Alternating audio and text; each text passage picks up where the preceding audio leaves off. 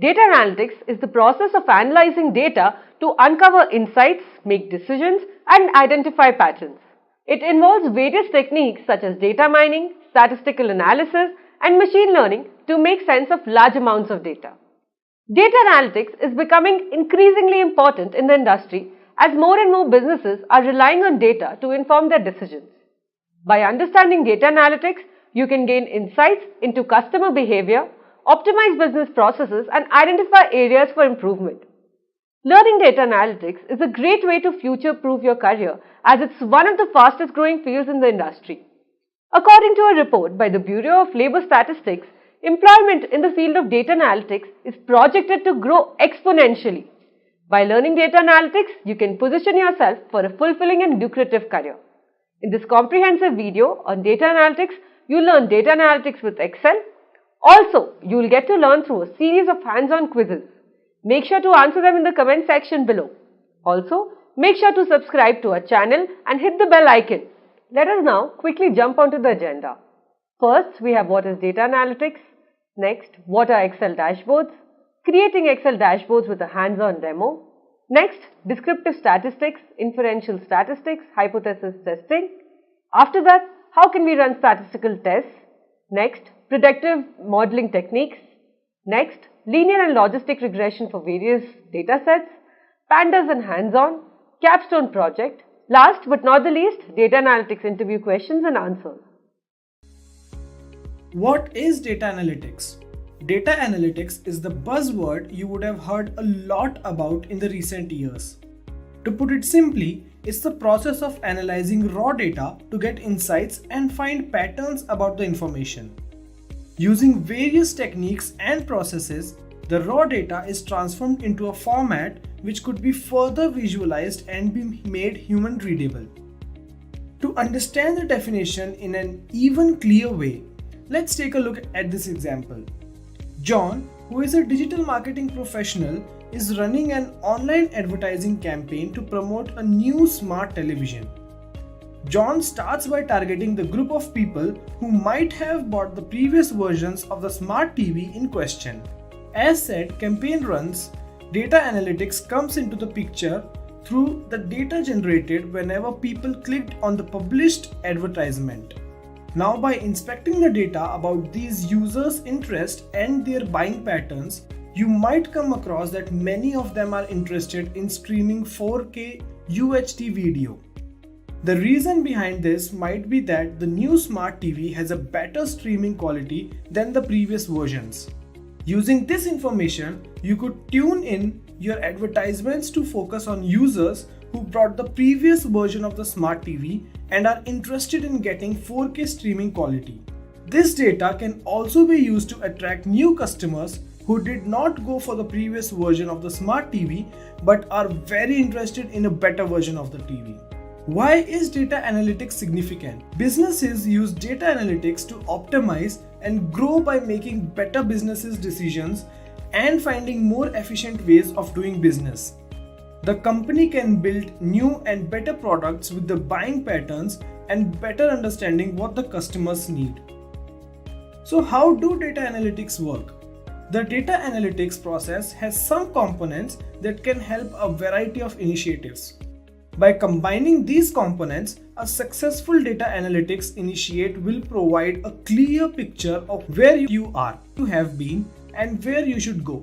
Generally, this process begins with the descriptive analysis. This is the process of describing historical trends in data. Descriptive analytics aims to answer the question, what happened? This often involves measuring traditional indicators such as return on investment. The indicators used will be different for each industry. Descriptive analytics does not make predictions or directly inform decisions. It focuses on summarizing data in a meaningful and descriptive way. The next essential part of data analytics is advanced analytics. This part of data science takes advantage of advanced tools to extract data, make predictions, and discover trends. These tools include classical statistics as well as machine learning. Machine learning techs such as neural networks, natural language processing, sentiment analysis, and more enable advanced analytics. This information provides new insight from data. Advanced analytics addresses what if the question. Data analytics affects every aspect of our day-to-day lives.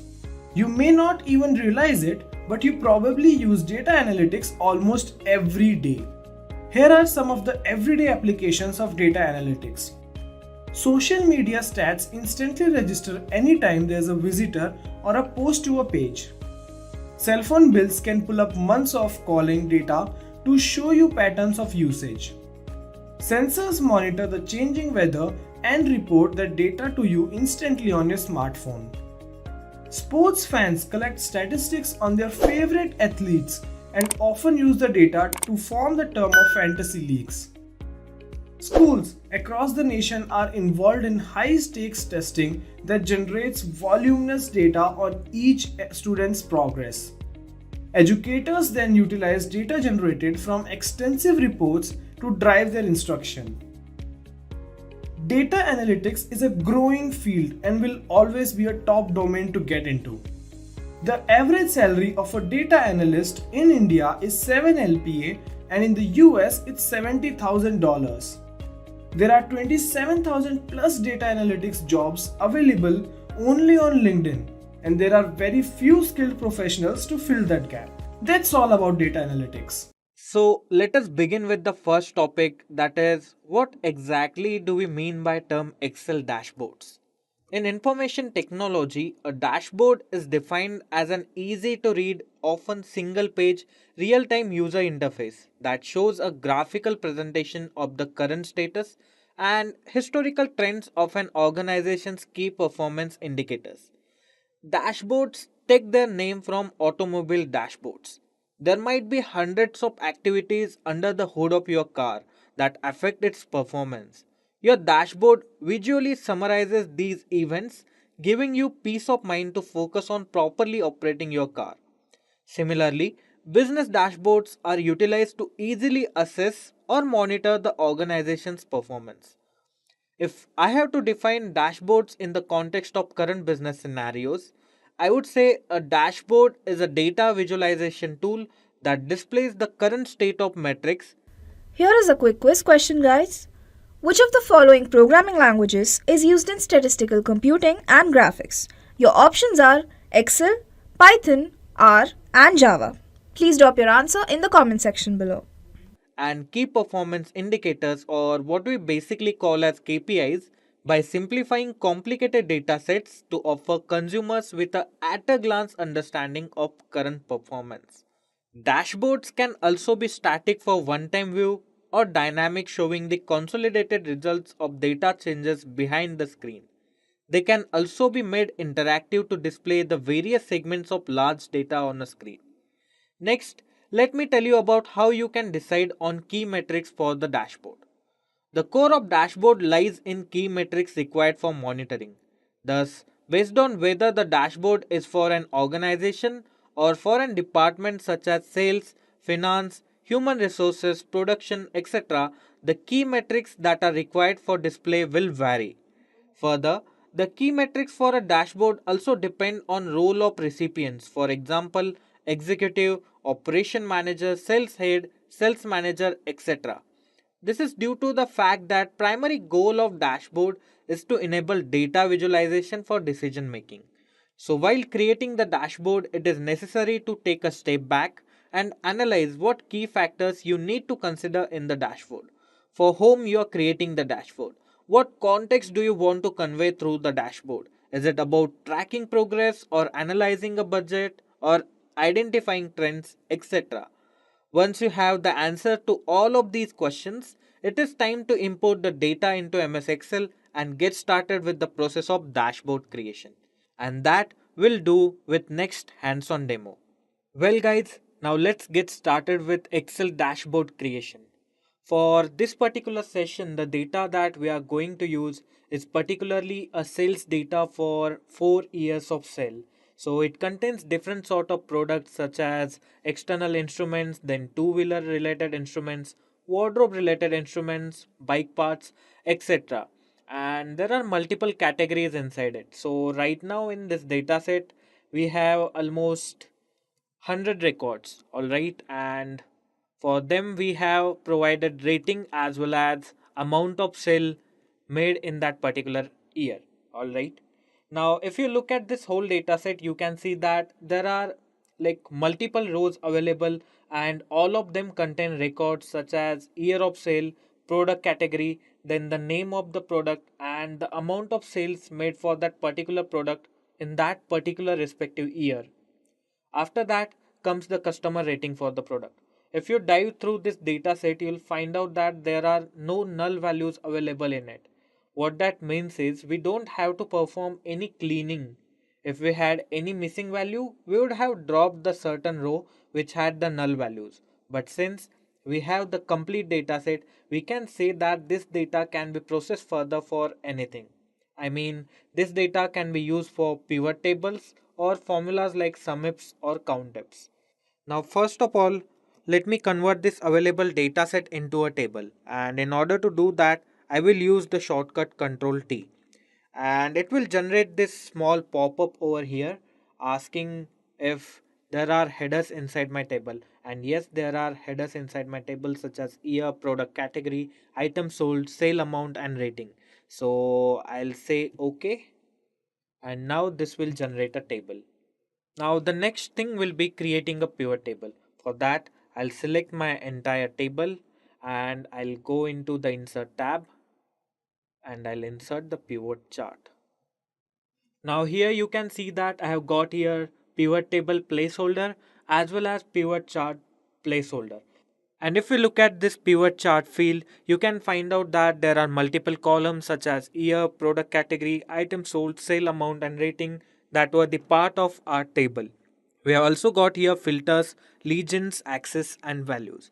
So in order to build my pivot table, the first thing I'm going to do is select the characteristics or the columns that I want to insert into my pivot table.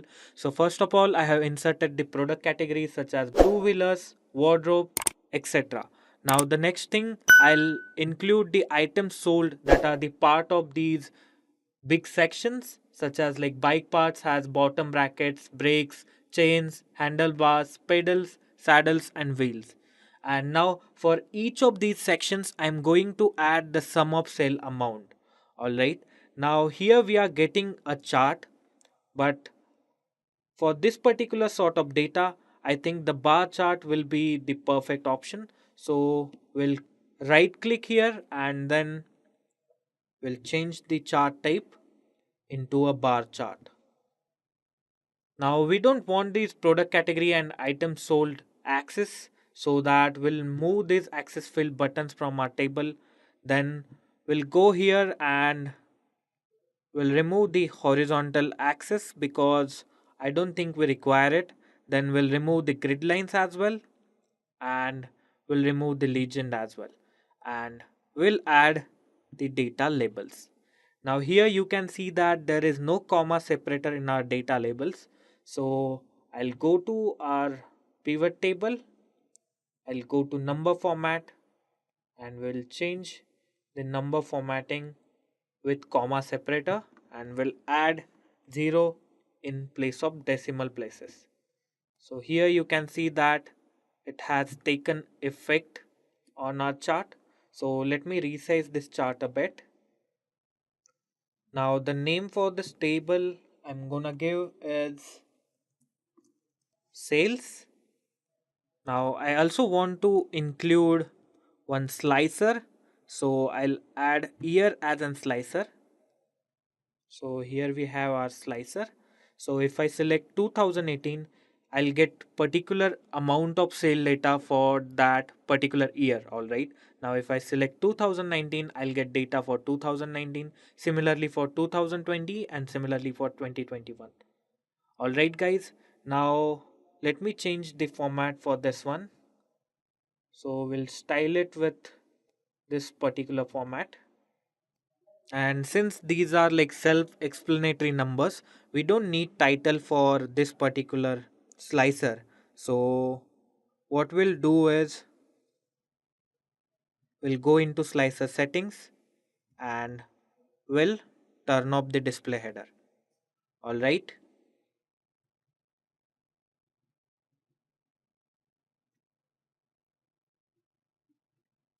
So let me adjust this into our chart. Now the next thing I want to do is I want to make sure that the data I have in the chart matches with the pivot table. So for that purpose, I'm going to click on this item sold section and I'm gonna use the shortcut Ctrl+1 and I'll arrange categories in reverse order. Now since we are in this area, I'll also increase the size of our bars. So I'll keep it to 70%. Alright. Now we do have our first chart ready. So let me paste this into our dashboard region. So here we have got our first chart in dashboard region. Now let's go back to our pivot table sheet. Now the next thing I'll do is I'll copy this pivot table, paste it again, and now with this table what I'm going to do is I'm going to showcase the product category versus year sale, right? So for that purpose I'm going to use product category as a column, then I'm going to set year as my row. Remove this field. Alright, here you can see that we are only getting 2021's record. So I'll go into row labels and I'll select all. I'll select OK. Now here you can see that we have data for 2018, 2019, 2020 and 2021.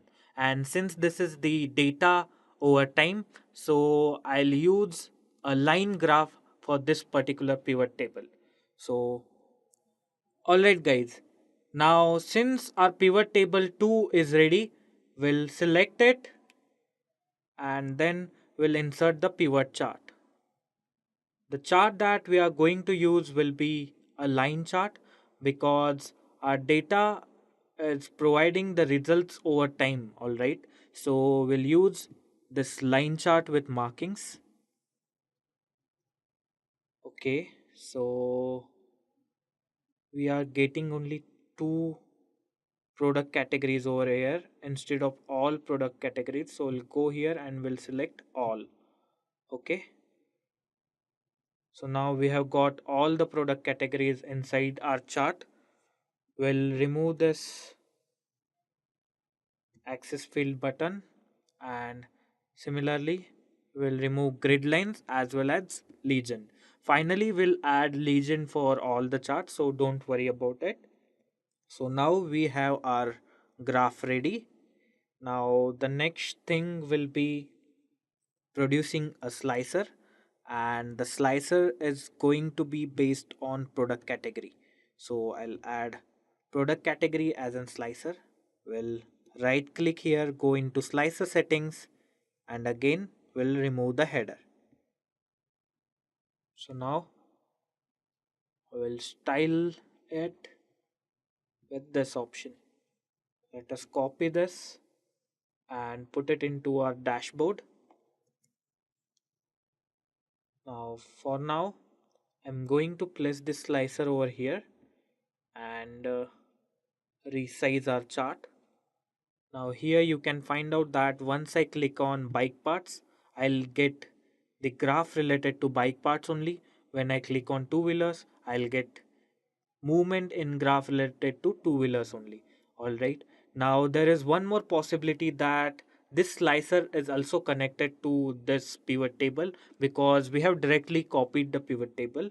So hence, so what we'll do is we'll go on this slicer, we'll right click on it and we'll go into report connection option and then we'll remove pivot table 5. So it's already removed, so we'll keep it like same.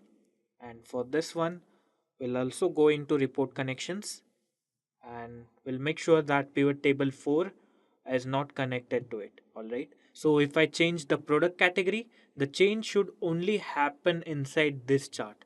Alright, and similarly, once I change the year value, the change should only happen in this graph. I hope this is clear to all of you guys.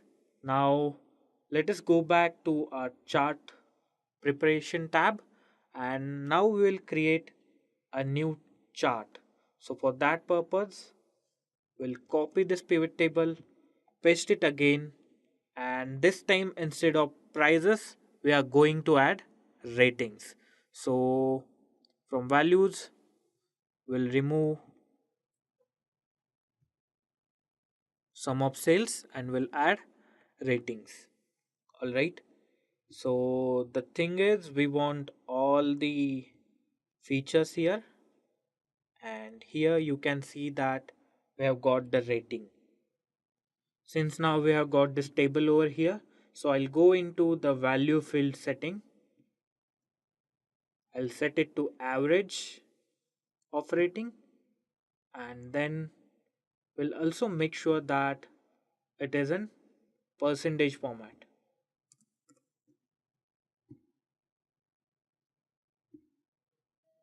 Alright, so here we are getting the clear numbers, I hope. Now the next thing will be creating a chart out of this. Again, this is going to be the data over time, so we'll again use the line chart. So let me select this table. I'll go into the insert section and I'll insert new pivot chart, which will be again a line chart. Now for this, I'll remove the grid lines, I'll remove the legends, I'll remove this field button as well. Now I'll add a title to this chart. So let's say this represents average rating. Alright, and similarly the previous chart represented the sales, right?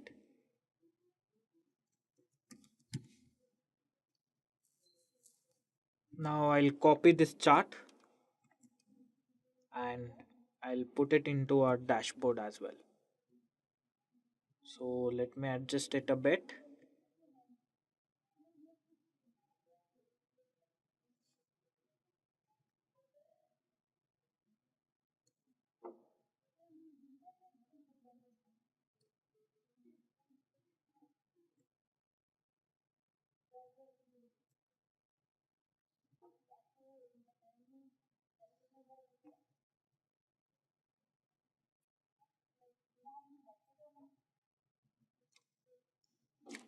Now for next two tables, what I'm going to do is I'm going to copy both of these tables.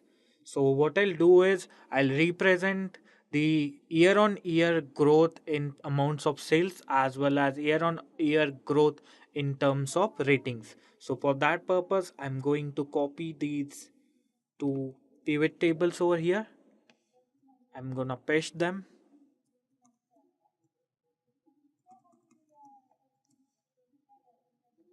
Now, as I said previously, what I want to show here is the year on year change. So with any of the values selected, I'm going to right click and show values as percent difference from, and the base item will be the previous year.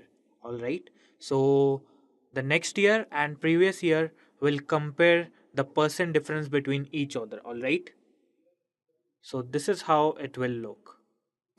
Now similarly, we'll do the same for this table as well.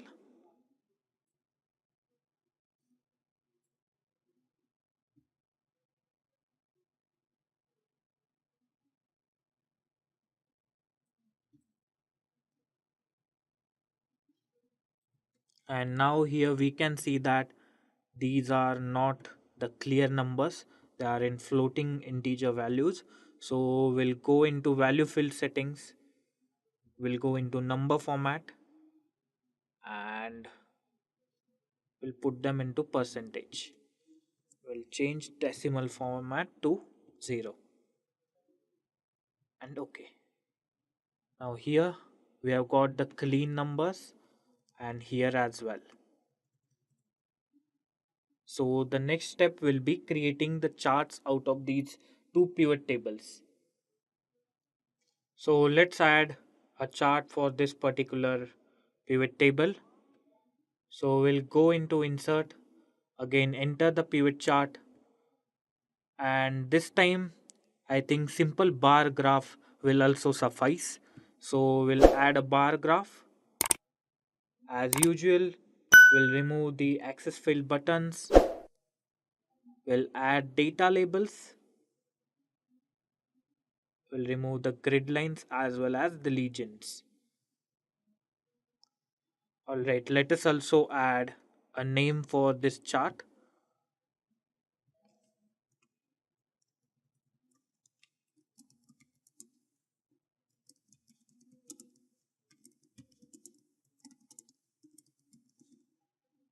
Now let's copy this chart and paste it into our dashboard. Now similarly, let us make a chart for the rating change as well. So we'll go into the insert button, we'll insert new pivot chart, and for this also we'll choose the bar chart. We'll remove the field button as well as the primary horizontal legend, and we'll add data labels. Alright, we'll also add name to this chart as rating change year on year.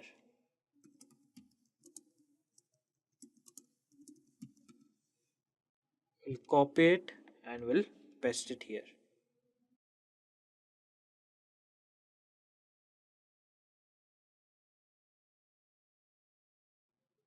Well guys, now you can see that my dashboard is almost ready. Now all I got to do is to add a legend for all these four graphs, that is sales, average rating, ratio change year on year, as well as the sale change year on year. Now in order to add the legend, what I'll do is I'll click on this graph, I'll copy it and I'll paste it again. Alright, now I have got. Now the next thing I'm going to do is I'm gonna add the legend to the bottom, and then I'm gonna remove everything. I wish you guys can now see here the legend option. Alright, now once I click on this bike parts, you guys can see that all the four graphs are changing over here, right?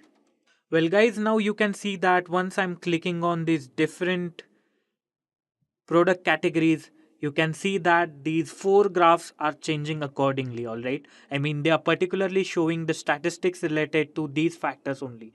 And similarly, once I'm clicking on these different years, I'm getting the data of sale for those particular years. All right, I hope this dashboard creation is clear to all of you guys. And now instead of looking at blunt numbers, you can analyze how your data is behaving in an easier manner as well as at a glance. So we are going to start this session with descriptive statistics. So what exactly is descriptive statistics? Descriptive statistics is the field of study where you can analyze the various metrics of the sample.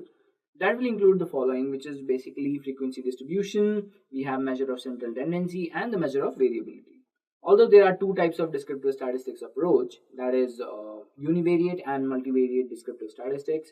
In the univariate descriptive statistical analysis, you have only one variable that you want to analyze. And in the bivariate analysis, there are going to be multiple variables that are involved in the descriptive statistics approach.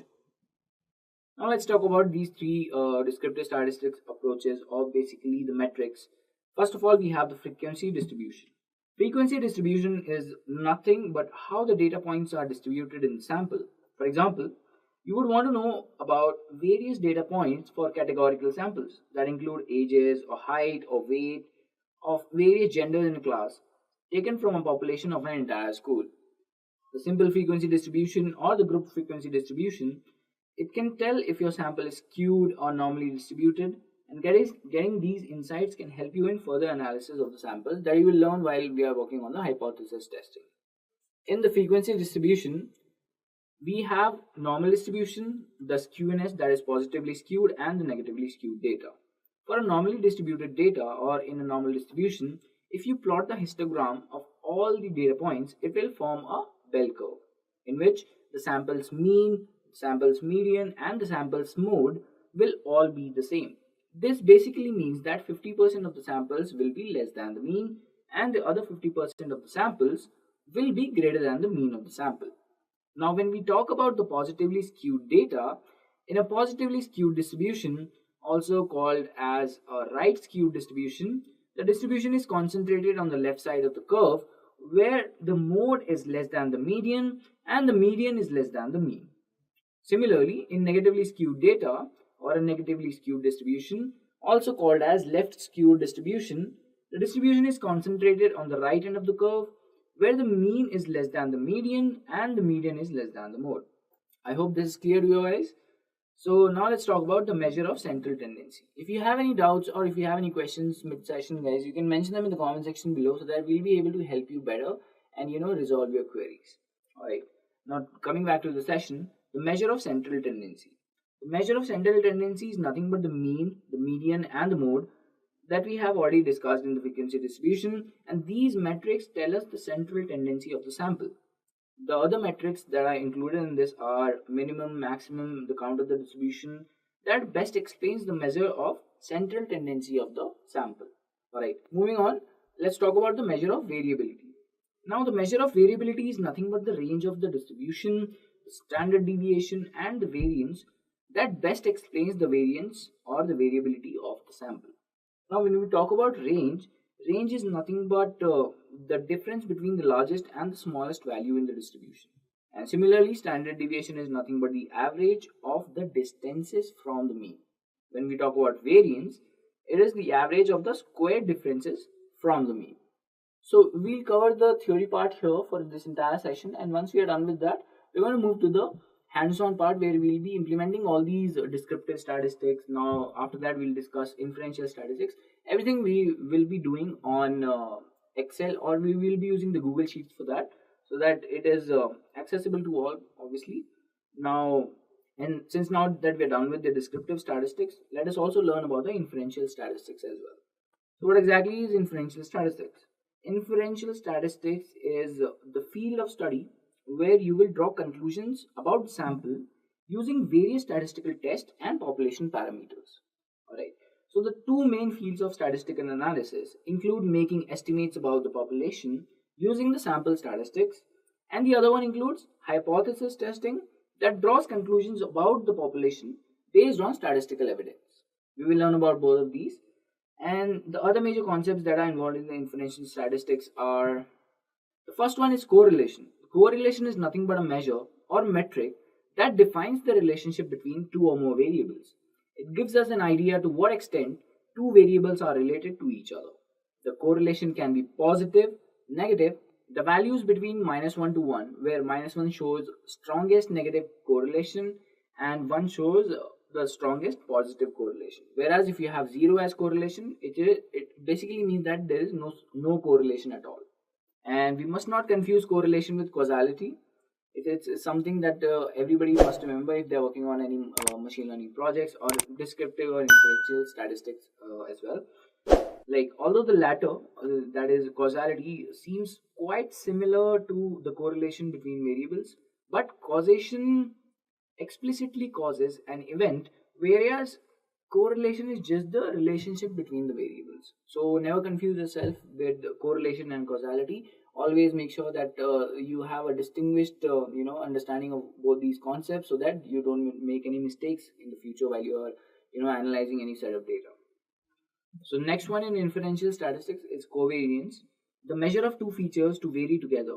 That is known as covariance. And to calculate the variance of two features, we calculate the average of the products of the deviations of the sample features from their means. And the objective of calculating the covariance, it can tell us the extent to which two features will vary together. It helps in estimating the direction of the relationship between the two features of the sample.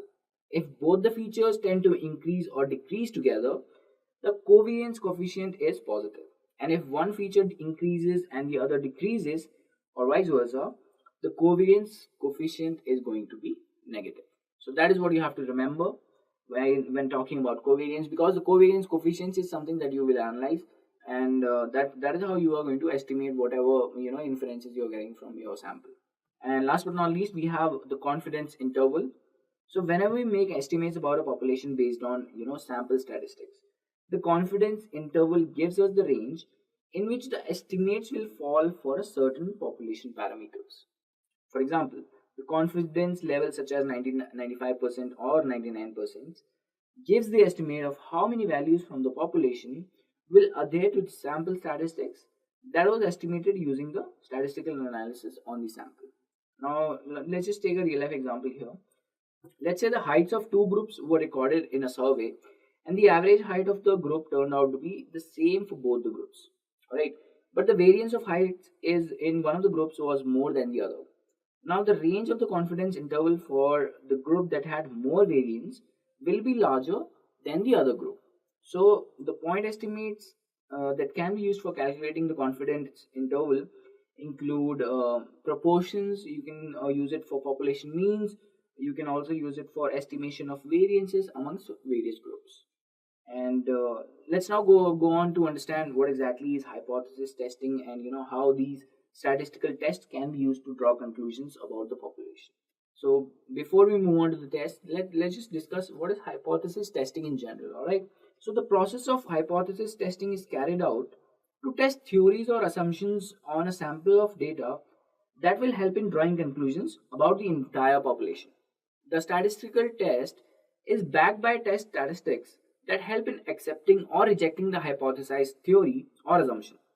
The following steps are involved in hypothesis testing. First one, formulating the hypothesis, which can be null and alternate hypothesis. For example, let's say if you are testing if the proportion or the mean of two samples is equal or not. So there will be a null hypothesis which will state, okay, the means of the samples will be equal, and then there will be an alternate hypothesis which will say no, they are not equal.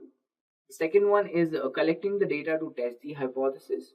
You have to collect the data in certain way. For example, if you are running a specific type of test, then you have to make sure that the data is according to the assumptions that are taken by that particular test. For example, if you have a AD Fuller test, we have a AD Fuller test where we check the stationarity of a time series. So to do that, you need a time series data. So that is what I mean when I say collect data to test the hypothesis. After that, we have performing a statistical test, which could be checking the means, checking the proportions. You can check for the variance, etc. Moving further, we have the fourth step, which is rejecting or accepting the hypothesis based on the test statistics. So basically, whenever you perform a statistical test, you have to make sure that whatever test statistic that you've got, you have to run it by a few pointers that we already have for each test. Now, based on that, you have to reject or accept the null hypothesis so that you can use it for the fifth step, which is form your conclusion about the population. So these are the steps that are involved in hypothesis testing. Now let's take a look at some of the statistical tests that we can use for hypothesis testing and that are also available in Excel for you to perform. Alright, so the first one is the Z-test. The Z-test is used to test if the means of two populations are different or not, like provided the sample follow a normal distribution. Now here we have to pay attention to this particular statement, which means the samples will follow a normal distribution, which basically means if your sample is following a normal distribution, you can easily use the Z-test to check if the two populations are different or not. Now the Z-test can also be performed on one sample, two samples, and for proportions as well. The Z-test can be classified as a one-tailed or two-tailed hypothesis test based on parameters. We will be taking a look at all these, the things that I'm talking about: the one sample, the two sample, the one-tailed and two-tailed test, while we are, performing the hands-on demo. Right. Moving back to the session, there are certain key points that must be considered when going for the Z-test, which is, first one is, the Z-test is performed on samples that follow a normal distribution, which I've already told you, and are greater than or equal to 30 in size. So for every sample that you have from the population, if the samples are more than 30 and follow a normal distribution, you can use the Z-test for any statistical analysis, basically for checking the means of the two populations. Now, it is also used to check whether the population mean samples are equal or not when the variance of the population is known. So, for you to perform a Z-test, you must know the variance of the population. That is also an assumption that we have to take, or that is also kind of a necessity while performing the Z-test. In a one sample Z-test, it is checked if the sample mean is different from the population mean when the population standard deviation is also known. So if you know the variation of the population, it is obvious that you can also figure out the standard deviation of the sample as well, or the population.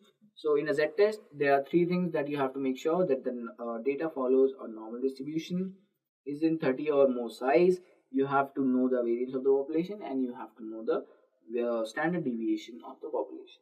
Now moving further, to perform a one sample Z-test in Excel, what we have to do is basically use the z.test function that is used to perform the one sample Z-test. We have to basically input the range of the variables in the function that we'll see while performing the demo. We have to input the population mean and calculate the test statistics. Based on the test statistics, we accept or reject the null hypothesis. Similarly, in a two sample Z-test, we calculate the variance of the two samples. We navigate to Z-test in Excel Miner. So that will be the add-on we'll be using while working on Google Sheets. Or you can use the Excel Miner add-on on Excel as well. We basically have to input the variable ranges, the variance, and the hypothesized means. For example, if we have our null hypothesis which says the means of the two samples are equal, we have to give the hypothesized mean as well, the mean difference basically. If those are equal, the mean difference will be 0. After that, we analyze the test output, which I'm going to show you while working on the demo. And moving further, we'll have to just reject or accept the null hypothesis based on our analysis. Now let's talk about the t-test that we have. So the t-test is also one of the statistical tests that is used in hypothesis testing, and it is mainly used to compare means of the two samples and determine whether they are different or not. There are three categories of t-test. One is the one sample test, which is basically if you are testing the sample for specific value, then we use the one sample test. And for two sample test, we basically use the two sample test when the groups come from different populations. Now, if the two samples or the two groups are coming from the same population, we are going to use the paired t-test for that. And with the t-test also, there can be one-tail, two-tail hypothesis test for means, based on if you are basically looking to get the directions for your assumptions as well. And there are mainly a couple of assumptions made during a t-test. First one is the sample is a random sample, so the sample has to be a random sample in the case of t-test with an approximately normal distribution, or it follows a t distribution, and there is homogeneity of variances amongst the group. Alright, so when we talk about the paired t-test, it is basically used when the two samples are taken from the same population. While using a paired t-test in Excel or in Google Sheets, you just have to navigate to Excel Miner. There you will have your options to choose from, and then basically you give the variable ranges, the hypothesized mean difference, and analyze the output to check one-tail or two-tail test based on your test statistics. And based on those, you reject or accept the null hypothesis based on the findings. Now coming to the two sample t-test, which assumes equal variances, you navigate to the paired two samples with Excel Miner, and then you select the ranges with the hypothesized mean difference, and the entire procedure is same. You just get the different test statistics and the output where you will basically have to analyze a few things, because you have assumed equal variances. Then the other option is unequal variances. So if you don't know if the variances are equal or not, you can use the f-test, which we are going to talk about next. And using that, you can basically go for either the two sample t-test for equal variances or the two sample t-test for unequal variances. So moving further, let's talk about the f-test. Now f-test is a statistical hypothesis test that is used to test whether the variances of the two groups are equal or not. Now, depending upon the problem, we can get the direction of the variances using a one-tailed f-test or simply compare the group variances with two-tailed f-tests. The f-test is performed on f-distribution, and it basically is to test the group variances, and depending on the f-critical and f-statistical value, the hypotheses are accepted or rejected. Now we have these steps that we can follow. We'll basically have to navigate to F2 test sample for variances in the drop down menu for Excel minor. Then we basically select the descriptive statistics from the menu, enter the columns to be analyzed, and output the format, check the output statistics, and we will be done. Moving further, let's talk about the analysis of variance or ANOVA, which is a statistical test that is used to analyze the means of two or more groups to find out if there is any significant difference between the means of the two groups. Now, depending upon the problem, we can use a one-way ANOVA or a two-way ANOVA test for the hypothesis testing. So we use one-way ANOVA or single factor when there is categorical independent variable, and the categorical variable must have at least three categories. Now, in a two-way ANOVA test, we use two independent variables to check how they affect the dependent variable, and we have two-factor with replication and without replication that we'll discuss while we are doing the hands-on for this ANOVA test. And now that we are done with the hypothesis testing and various statistical tests, let's learn how we can perform linear and logistic regression using Excel as well. So before we do that, we are going to discuss what is linear regression. So basically, linear regression is a predictive modeling technique in which one or more features are used to predict the outcome of the target variable. Now, linear regression is used for regression analysis, and the efficiency of the linear regression model is calculated by how minimized is the error between the actual and the predicted values. Using those intercept and coefficients, you can use the same to predict values on a new set of values. And let's also discuss what are the various steps that are involved in linear regression. First one is data preparation. You have to prepare the data. You check for any sort of correlation or relationship between the variables using scatter plots, or you can just get the correlation from any functions, whatever you're using. You might be using Excel or Google Sheets or Python or R programming. Then you use the add-in from the Excel minor, and you evaluate the statistic summary, or basically figure out what are the coefficients and the intercept for that particular problem. Now, when we talk about logistic regression is a predictive modeling technique which is used for classification problems, and the target variable is categorical variable in a logistic regression problem.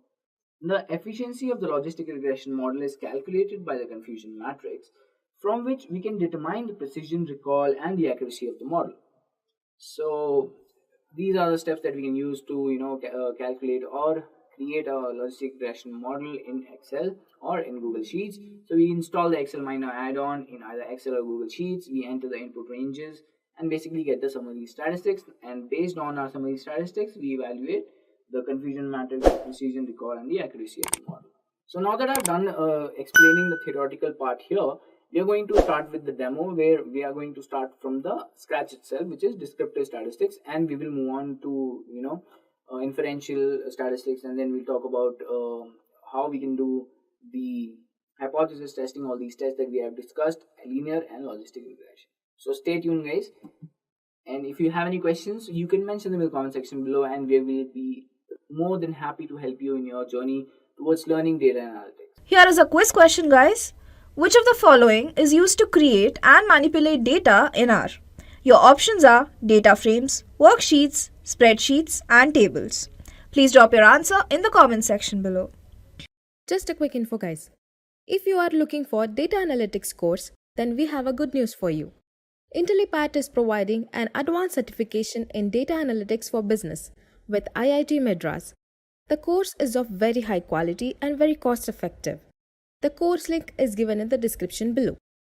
Now that we're done with the theoretical concepts, we are going to move on to the demo part, where we are going to implement everything that we have learned so far and see how we can do that in Google Sheets. Alright, so I'm using Google Sheets so that it's more accessible to everyone. People might not have this add-on that we'll be using the Excel minor if you don't have an official Microsoft account. So that's why we are going to use Google Sheets here, which is quite accessible, and all the features, mostly all of the features are quite similar only. So we'll begin with the frequency distribution that is part of the descriptive statistics. So just to have a little recall on this, frequency distribution is nothing but how the data points are distributed in the sample. It could be a normal distribution, a positive skewed or negatively skewed data. Now to do that, what we can do is, alright, so we'll just create a chart here. So we can insert the chart, and there are a few options here. So I have selected the, alright, so we'll select the histogram here, so that, alright, so you can have any other, we'll just have a normal combination chart. And you can see this is not a normal distribution, the years experience versus age. Alright, so we'll just select this one column. Alright, we'll delete this, and now we'll insert the chart. So it is for years experience, and we will have a combo chart. So since we can see it is not a normal distribution, slightly skewed, and that is how you check the distribution or the frequency distribution. You can do the similar things for the age column, and you can do the similar things for salary column as well. So if we select the salary column, and we'll delete this chart for now, we will select the combo chart again, and it will show the distribution of the salary column. It is also not a normal distribution. And if we select the age column, and if we create the chart again, so none of these are actually normally distributed. There is a slight skewness in the data, and that is how we check the frequency distribution of any sample. So in our sample, alright, so we'll delete this chart, this also. So we have somewhere around 22 entries for age, salary, and years experience. Now when we check the measure of central tendency, so if you recall the session in the beginning, we discussed the measure of central tendency is measured by the metrics like mean, median, and mode. So let's say if I want to check the mean of the year's experience, I'll just apply the average function here, and the values will be these. Now I'll just press enter, and alright, so as you can see, the average of the year's experience column is 4.27. Similarly, we can check it for year's experience as well. So if we take a look at here, we can just copy this entire thing. Instead of C1 to C23, we will write as B1 to B23. Alright, so this is the average of the salary column, and similarly we can change the values for age column as well. So that is how you check the mean or the average of the distribution. And after that, you can also check the other metrics like median and mode. So for median, you can use the function over here, that is, so we'll have C1 to C22. Alright, so the median is 4 for the year's experience. Alright, so it has to be 23 in fact. And if we check it for the salary column, have median, and we'll just write B1 to B23. So the median for the salary column is 380,000, and for the years, for the age of the employee, let's say, we'll also put the median here, that is A1 to A23. So this is about the median of these three columns, that is for the average or the mean. And then we can also check the mode of these columns by so we check the mode for age first, A1 to A23. Alright, so that is 58. We'll check the mode for the salary column, and we'll check the mode for years experience. So this is a simple way of doing this, and we'll also be taking a look at the add-on, that is the Excel Minor. Before that, I'm just telling you how you can get these values using these simple methods. And going further, let's also take a look at how we measure the variability. And for that, there are three things basically what you have to take in mind, which is the range, the standard deviation, and the variance. So to find out the range, we have to find the minimum and the maximum of column. Let's say we take the range for the age here. So first of all, we'll get the minimum value. So minimum for A1 to A23, so that is 28. So, and the maximum will be using the maximum column. Alright, so A1 to A23. Alright, so maximum is 60. Now for the range is equal to maximum minus the minimum value. So we'll just do F minus E4, and that is 32. So the range is 32 for our age column, and for the standard deviation, we'll just use the standard deviation formula, and we'll just put the values here, and voila, we have the standard deviation for the age column.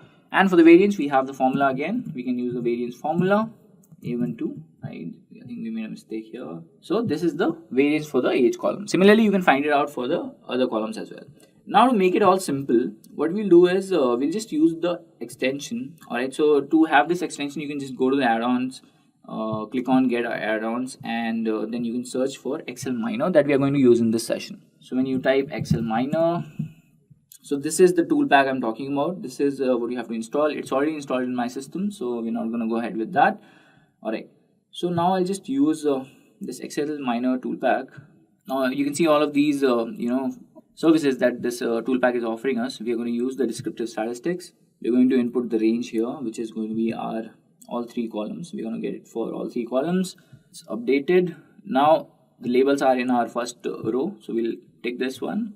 For the output range, we are going to use, let's say, E12, and the confidence level for me will be 95. Let's say what the output is. Alright, so when we analyze the output, this is for the age column, this is for salary, and this is for years experience. Now if you remember, the mean for the age column, did we calculate the mean for the age column? Alright, so we had calculated the mean for years experience, I think. So we'll just check for years experience, the mean is 4.27, like we have calculated over here. And from the mode for all these columns, 58, 60,000, 600,000 and 2, that is also there, the mode for the years experience column. Alright, so the thing is, we were calculating these values by using all these functions, but simply using the Excel Miner add-on, we are getting all these values for descriptive statistics, that is the mean, the standard error, even the median, mode, standard deviation, the sample variance, the kurtosis, the skewness. We have got the range also, the minimum, maximum, sum of the values, and the count, largest, the smallest, and the confidence level as well. So this is basically an advantage of how you can perform descriptive statistics on your sample or any data basically using Google Sheets. And the Excel Miner toolpack not only works on Google Sheet, it works on Excel as well. So you can use the same thing or the same procedure if you are using Excel also. Now moving further, we are going to discuss some inferential statistic concepts, and we're going to start with correlation, guys. So let's say we have the same data, and we have to check the correlation for these three tables, like how these are correlated to each other. Now the procedure is simple. We'll just open the Excel Miner toolpack, alright, and we'll hover to correlation, that is here.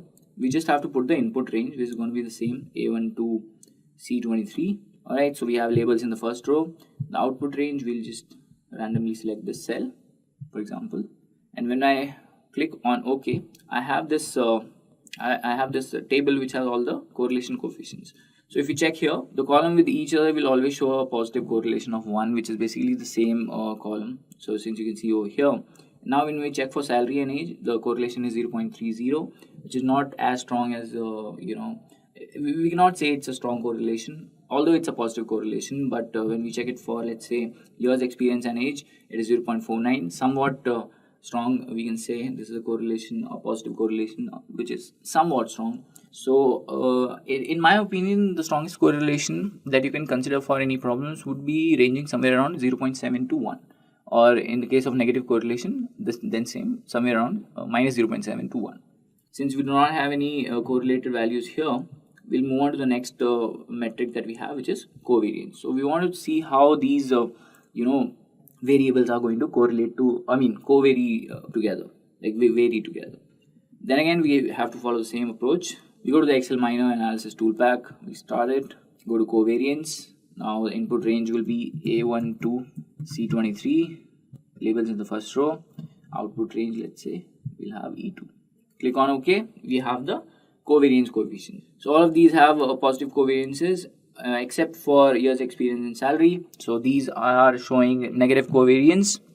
Now if you remember in the beginning of the session, I told you the covariance coefficient helps in estimating the direction of the relationship between the two features, and if both the features tend to increase or decrease together, the covariance coefficient is positive, which means that for all these values, salary and age, years experience and age, the covariance coefficient is positive, which means they're going to increase or decrease together. But in the case of years experience and salary, it is a negative coefficient, which means if one feature is going to increase, the other is going to decrease, or vice versa. Like let's say if years of experience is going to increase, salary might decrease. and if the year's experience decrease, the salary is going to increase, vice versa, which is quite bizarre for this sort of data, because in real life, if you check for these features, if the years of experience increase, the salary also increases. So I think that's going to be a problem with the data, and yeah, that's how you find out if the data is accurate or not, or if there's something wrong with the data. And that's how we do the inferential statistics and the descriptive statistics in the first place, to understand how our data is, how the distributions are, and all these values. Now for checking the confidence interval, it's quite easy, guys. So since we do not have any services or any functions here that can do that for us, we'll do it the conventional way. We'll use some functions, and after that we'll be able to get the confidence interval for our data. Alright, so we'll move on to that in just a while. Alright, so for the confidence interval, we're going to need three values. First one is going to be the average. Alright, so we'll create the confidence interval for, let's say, the salary column. So we'll check the average for our 2 to B23. That is going to be our average. Now for standard deviation, we will have standard deviation B2 to B23. Alright, and we are going to count the samples, or the sample size, to count. So we have all these values. Now to find out the confidence interval, we are going to use the formula. So we are going to use the confidence interval for the 95% confidence level, and for that we have to use the formula. The formula is T inverse 1 minus 0.95, and then so we are going to use the formula T inverse 1 minus 0.95, and then we have the degrees of freedom, which is going to be sample size minus 1, which is 22 minus 1, and then we will have to add, not adding, we have to multiply this with the standard deviation divided by square root of our sample size, and that is how we get the confidence interval. So that is how you calculate the confidence interval for any of your samples. And so now that we're done with the basic constructs of inferential statistics, the correlation, covariance, and confidence interval, we are going to move on to the hypothesis testing. So just to recall, for hypothesis testing, we have all these samples where we have to make a few assumptions, and after that we calculate the test statistics. Based on that, we reject or accept the null hypothesis. Alright, so we're going to start with the t-test first of all. So in the t-test, which is also one of the statistical tests that is used to check basically if the mean of two samples are equal or not. So in a one sample t-test, we are testing the sample for specific value, and in a two sample t-test, we use the two sample test where the groups come from different populations, and for paired t-test, we basically have the samples from the same population. So let's assume these two samples have come from the same population. So we are going to use the paired t-test on this. If it had come from different populations, we could have used the two sample test for this, and if it was just one sample test, we could have done that as well. Alright, so there can be one-tailed and two-tailed hypothesis test for means, and basically if you're looking to get directions, you can have the one-tailed or two test. So we'll just have a two-tailed for here, because we just want to check if it's equal or not. Alright, so the assumptions basically is we just assume that the sample is random and it's approximately normal distribution, and there is basically homogeneity of variances amongst the group. Alright, so to perform the t-test, what we have to do is go to the Excel miner once again, and we go to the t-test here. Now here for t-test, we have three options. So we have paired two sample test for means, which you can do assuming the samples are coming from the same population. And we can have two sample assuming equal variances. So we're going to assume the variances are equal, and for two sample assuming unequal variances. So now just to clear the air here, we just check the variance of these two samples. Alright, so to do that, we'll just use the variance formula, all these values. Now this for 4, and now we'll check for our other sample, the female in the sample. So the variances are obviously not equal, so we cannot assume that the variances are equal. So we are negating this one for now. We can't use the two sample assuming equal variances. Now the other one is 2 sample assuming unequal variances, which is okay, but now we are assuming that these 2 samples are coming from the same population. So for that we have paired 2 sample for means. I mean, if you use these one also, the procedure is going to be same. You just have to give the range of the variable 1 and 2, the hypothesized mean difference and everything. Alright, so for pair 2 samples, the mean difference is going to be 0. For the variable range 1, we'll have A1 to A16. For the variable range 2, we will have B1 to B16. So there are basically 15 samples here. Labels in the first header. The output range will put it to B. Alright, I think the variable range, the output range was not updated. So now if you check the output, we have all these values: the mean of the columns, the variance, the observations, Pearson correlation, that is basically, and the hypothesized mean difference. Now for that we have the degrees of freedom, which is sample minus 1.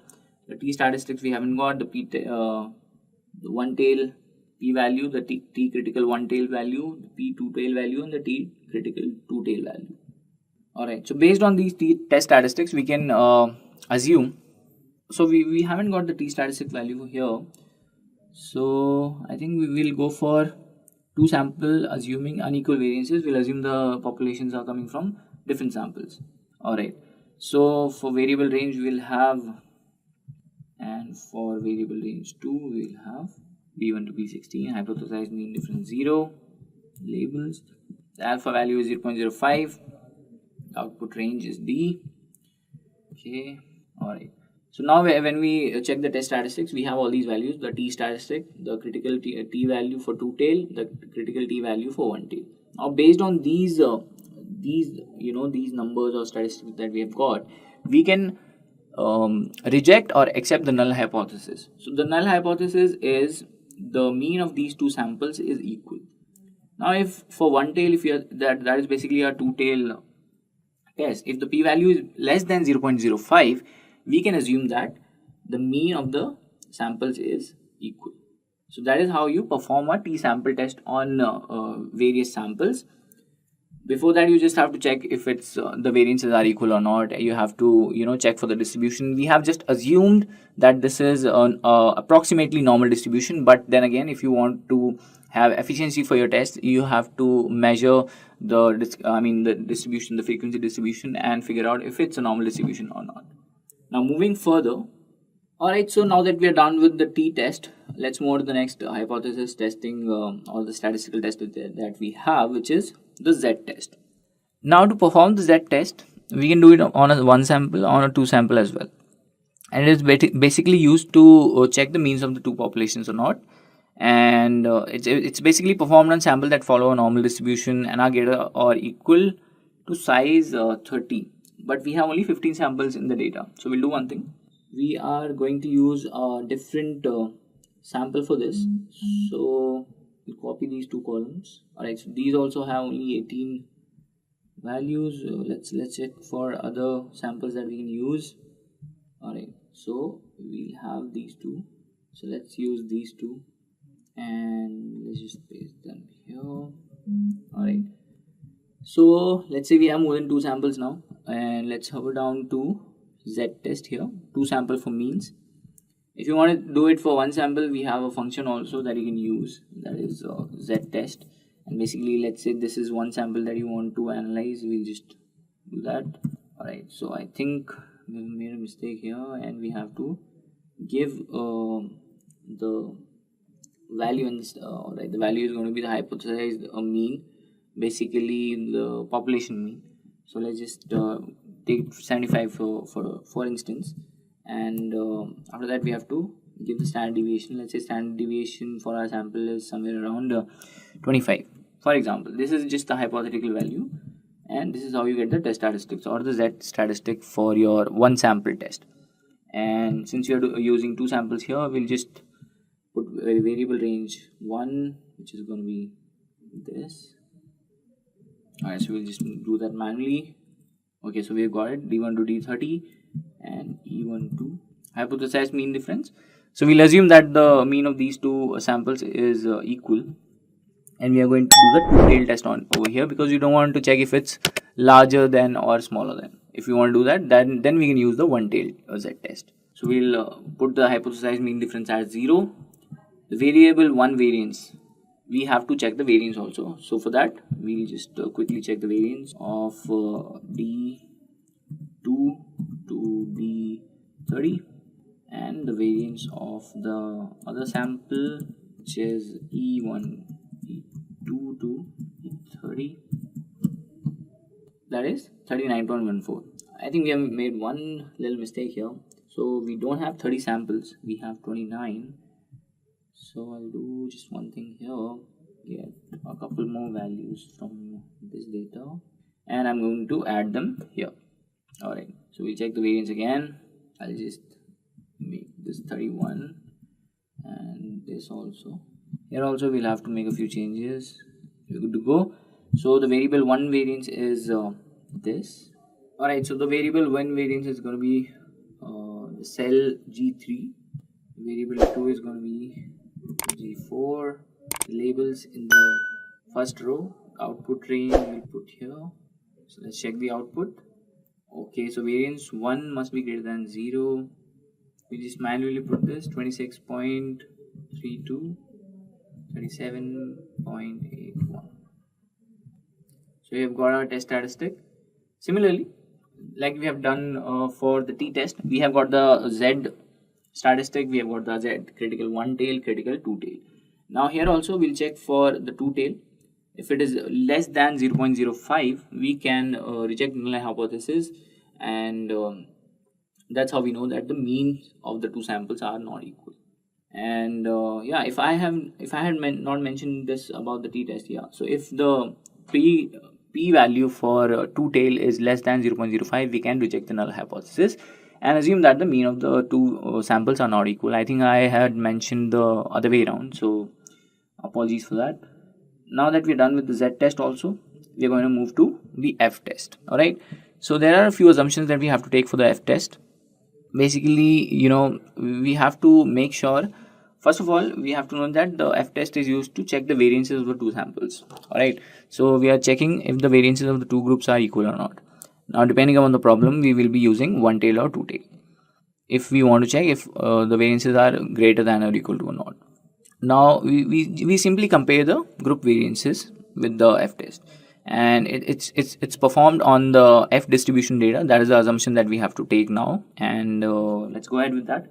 So now to get the f-test done, alright, so 2 samples for variances, it's pretty easy, guys. You just have to bring in the first sample. Alright, this is going to be B1 to B16.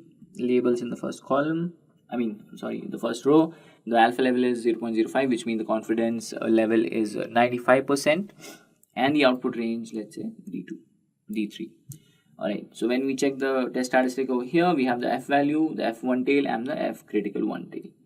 So so we do not have the 2 tail value for this. So since we do not have a 2 tail value over here, we can check if the variances of the groups are greater than or equal to or basically more than each other or not. So these are the test statistics. So if the f critical 1 tail or the p value for the 1 tail is less than 0.05, then we can assume or we can reject the null hypothesis. Since it is not, so we can assume, or our hypothesis says that the variances might be less than, the variance of the first group is less than the variance of the second group. Alright, so now that we are done with the f-test as well, let's go on and check how we can calculate the single factor ANOVA. So if we recall the session in the beginning, we use a one-way ANOVA or a single factor ANOVA when there is one categorical independent variable and the categorical variable must have at least 3 categories. So we have group A, group B, and group C. So 3 categories for us. Now we are going to perform the single factor ANOVA on this. For that we have to put the input range. Alright, label in the first row. The output range will have this E2. Alright, so we are getting an error over here. So let's just check what we are doing wrong. Okay. Alright, so I think the input range is a little, so we have to correct the input range. I think that's why we are getting the error. So the input range is A1 to C24, and we'll put the output range similar to that. Alright, so now we are getting the test statistics for all these groups, and we are getting the basically the DF, the F value, the P value, and the F critical value as well. So the P value can give us the between groups variance, within group variance is also given, and that is how you evaluate or get the single factor ANOVA for your sample of data. Now, since you remember, ANOVA is basically a statistical test that is used to analyze the means for two groups or two or more groups. We are basically finding out if there is any significant difference between the means of two groups, and these F values and the F critical value will play a very important part while doing that. So between group variance, we are getting 0.68, 3.13, and 0.50, that P value. And based on this, we can reject or accept our null hypothesis. Alright, moving further, we have the ANOVA two-factor as well. In ANOVA two-factor, the only difference is we use two independent variables to check how they affect the dependent variable. Alright, so we have two independent variables, which is basically male and female for gender, and we have all these categories over here. Now, to do the ANOVA two-factor with replication. Alright, so we'll do ANOVA two-factor with replication over here.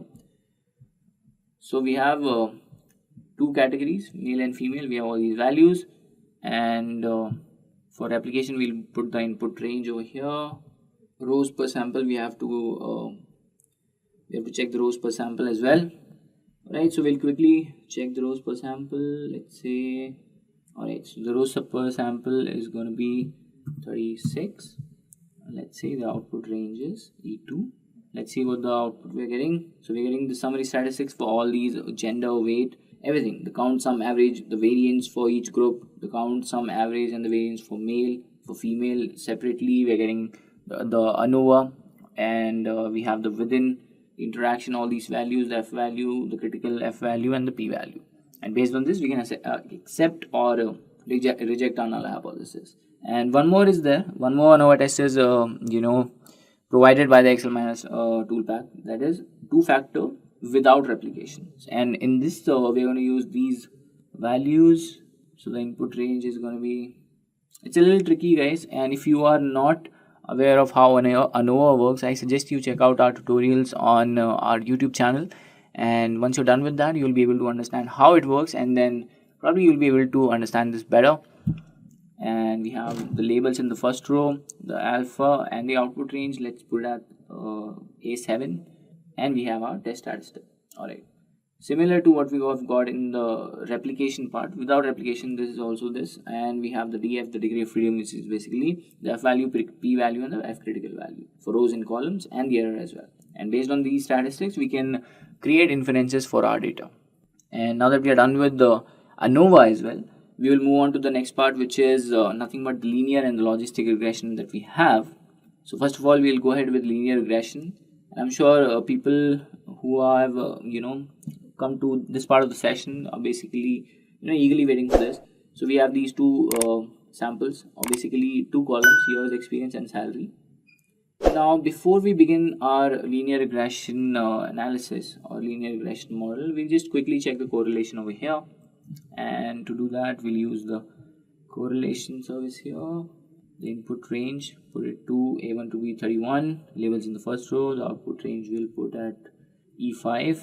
So this is going to be our correlation. Since it is showing quite a very strong correlation, very strong positive correlation with years of experience, we can go ahead with the linear regression model over here.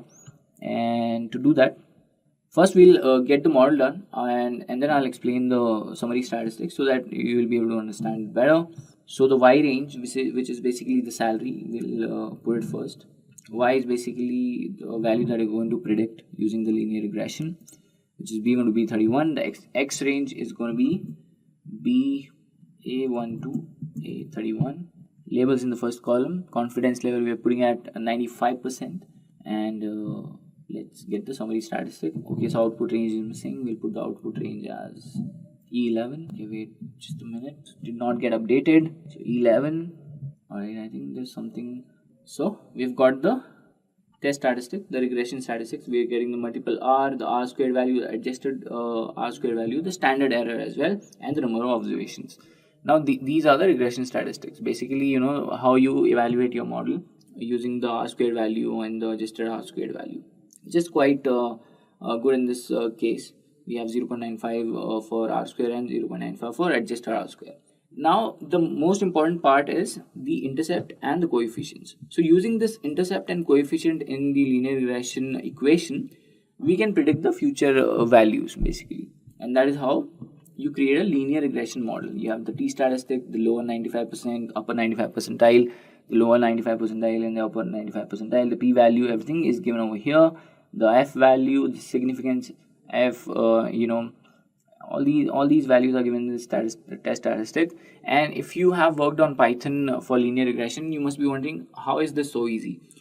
I mean, this is a very simple example of how you can use a linear regression to your avail for a single dependent variable and one independent variable, and that is how you create a linear regression model using Excel or Google Sheets using Excel Miner. Alright guys, so without any further ado, we'll move on to the last part of the session, which is logistic regression. As you can see, there are a few values here which are missing, so we have to do a few changes to the data before we can begin. So we'll fill all these the null values with the mean of our sample, which is basically the age. Alright, to do that, what we'll do, we'll use a simple form. Alright, so we have the data for the logistic regression as well, and so we have 4 columns. This is taken from the Titanic dataset. We have only taken the 49 samples here. We have the survived column, which is the Y, the Y input range, and we have the passenger class, the sex, and the age for those passengers. Alright, so what we have to do to perform logistic regression here, we just go to the Excel Miner tool pack, and after that we have to hover down to logistic regression over here. We have to put the input Y range, which is basically our A1 to A50, and then for the input X range, we're going to have B1 to D50 labels in the first column, and the confidence level is 95%. The output range, we'll put it to E2, and now when you press OK, you will have the summary output. Alright, so I think we have we have the summary statistics, which is giving us the chi-square value, the residual deviation, the number of iterations, that is 21, and the observation, which is 49. Since we have a very small data set over here, I'm just telling you how you can perform logistic regression. Then again, you have to make sure that your data is correctly classified into something that you use for logistic regression. For example, the number of samples here are very less, so that the training will not be very useful over here. We have the coefficients, which is the intercept, and the coefficients for each class over here. Now if we put these values into our equation, the logistic regression equation, we'll be getting the output value such as survived or not. So we have the standard error, we have the p-value, the odd ratio, the upper lower 95 percentile. Alright, so this is how you create a logistic regression problem or logistic regression model for classification problem, checking if the passenger has survived or not. Here is a quick quiz question, guys. What package in R is commonly used for data visualization? Your options are DLPR, TIDYR, ggplot2, and reshape2. Please drop your answer in the comment section below. Just a quick info, guys. If you are looking for Data Analytics course, then we have a good news for you. Intellipaat is providing an advanced certification in Data Analytics for Business with IIT Madras. The course is of very high quality and very cost effective. The course link is given in the description below. So import NumPy as NP. This is how generally we import the NumPy library, right? So generally in NumPy, the data input, the data container is something in the form of a array. So how do we create an array? So a equal to np.array is a function. Using this, we basically create an array. Play an important role. So here you need to use the open bracket, and again you need to use this particular square bracket, because an array is a list of arrays. Sorry, list of lists basically. So whenever you create this, it's a simple way, by the way. It's not so difficult process to create any array. So np.array, and you really need to use the right brackets to create an array. So once it is done, then you can ask for a print of array or a print of a. So this is one-dimensional array, whatever I have created. Now when I'm trying to create a two-dimensional array, so then you can see here, np.array. So here it is 1, 2, 3 is one dimension and 4, 5, 6 is another dimension. So, and importantly, as I said, that we need to create one particular brackets for both, right? So this is again a 2-dimensional array. So that's the one way of creating an array. So there are several ways of creating an arrays. So let's talk about one. Suppose like np.zeros using this particular function. If I say 3, 4, so it basically refers to 3 rows and 4 columns. So this is a array format that you could basically get on for. So right, np.0 3, 4. So it will also create a kind of an array. So this is like initializing the elements of an array. Next, arrange the numbers between x and y and interval of z. Means, suppose like I just want to create an array. So which should actually include from 1 to 10. That is the range that I defined. Again, at the same time, the interval should be 2. So when I said 1, 10 and 2 means, so 1, 3, 5, 7, 9. That means the interval became 2, right? So this is how basically we can create an array. So using np.arrange function. Next again, suppose if you want in between 10 to 20, it's not like these are all the standards always, right? You can play with different numbers also.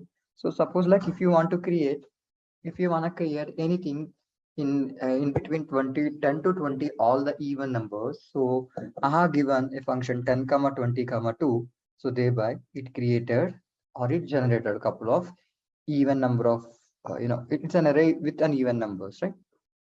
Next, arrange z numbers between x and y. It means I just want in between 5 to 10, I want 10 partitions. So in between 5 to 10, I want 10 particular values, including the boundaries. By the way, remember that we need to remember like including boundaries. So 5 to 10, whatever the number that if I say 10, all these 10 will come.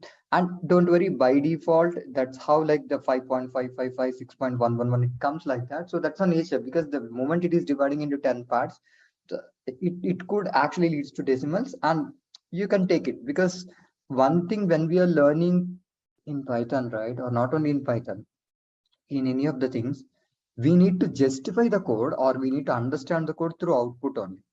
See, that's a best way that anybody should learn Python or any scripting languages. So sometimes we might not know what is out, once we might not know what is this code for. For example, the moment you look into the output, then you can confirm, okay, this piece of code can do this work, right? You need to always have that mindset, especially when you are dealing with scripting languages. Next again, np.linspace 0, 10, 6. That means in between 0 to 10, I want 6 numbers. So that's the reason it generated 6 numbers. Next again, np.full 2, 3, 6. That means I want 6 to be filled in 2 rows and 3 columns. So I have used a function np.full. Next, np.random. See, just like we want some sort of a random numbers in between 2, 3. So it's like, sorry, not in between 2, 3, in 2 rows and 3 columns. So that's the reason it actually generated some random numbers which are placed in. To be honest, it's not about too useful, because you will eventually get to know, right? So it's like it has its own role, I say that, but it doesn't mean that you are working on a complete project using NumPy. Let me finish it on this, okay? So np.random.random 2, 3. So it basically create an array with 2 rows and 3 columns. And again, suppose if you have an array and if you would like to know what is the shape of an array, so it's nothing but like you anyways know the answer. It is 2 rows and 3 columns, but still again with coding part, you can confirm that these are having 2 rows and 3 columns, right? Next, again, if I want to know this particular array, what is the shape? It's quite evident from this, like, there are 1, 2, 3, 3 rows and 4 columns. This is how s dot shape, I mean the shape function basically help us to understand what is the size of an array. So we are basically inspecting the array, resizing the array. So inspecting is nothing, resizing is nothing but, suppose here I have an array called A, which is basically, it's like these are all the corresponding values to them. But I just want to shape it differently, like 3 rows and 2 columns.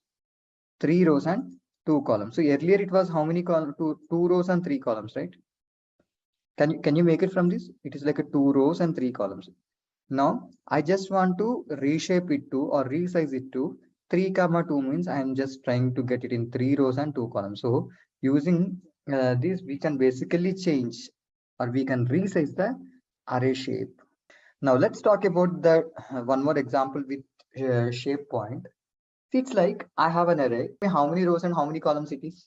It is 2 rows and 4 columns. Now again, see, I just want to reshape it. If I want to reshape it, now how do I want to reshape, resize it? So for example, I want 8 comma 1 means what? 8 comma 1 means what? 8 rows and 1 column, right? So 8 rows and 1 column. So the moment I say 8 rows and 1 column, so all the things displayed in a single row. I mean like single column with 8 rows. This is quite simple and quite easy. Now, whenever you are reshaping or whenever you are resizing, if I have to be precise on that, see, you cannot give, sir, I will give like 6 comma 8 or 6 comma 9 or something. You should not give like that. You cannot give that. First and foremost thing, whenever you are reshaping it or resizing it, you need to understand that how many elements are there in this. See, totally how many are there? Here I have 4. Here I have 4, correct? Totally how many elements are there? How many are there? 8, right? So whenever you create anything, right, the multiplication of this should always be equal to 8. For, see, if you don't remember this point also, nothing happens. But still, I'm just giving an example. So 8 into 1. So 8 into 1. So what is meant by 8 into 1? 8 into 1 equal to 8, right? So the number of elements in the original is also 8. The moment whenever you are reshaping it also, it should be 8. Suppose if I want, I can say 4 comma 2. If I say 4 comma 2 also, what will happen? 4 comma 2 means what will happen? How many rows it will create? And again, if I want, I can create 2 comma 4 also. Yes or no? Because the multiplication should always give the value of the number of elements in the original. And using shape function, what we can do? We can actually change the shape of an array.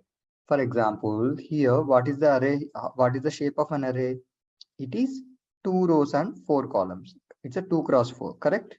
Now this 2 rows and 4 columns wala, I want to reshape it to change it to 8 comma 1. That means it will become like 8 rows and 1 column, right? I just reshaped it or resized it.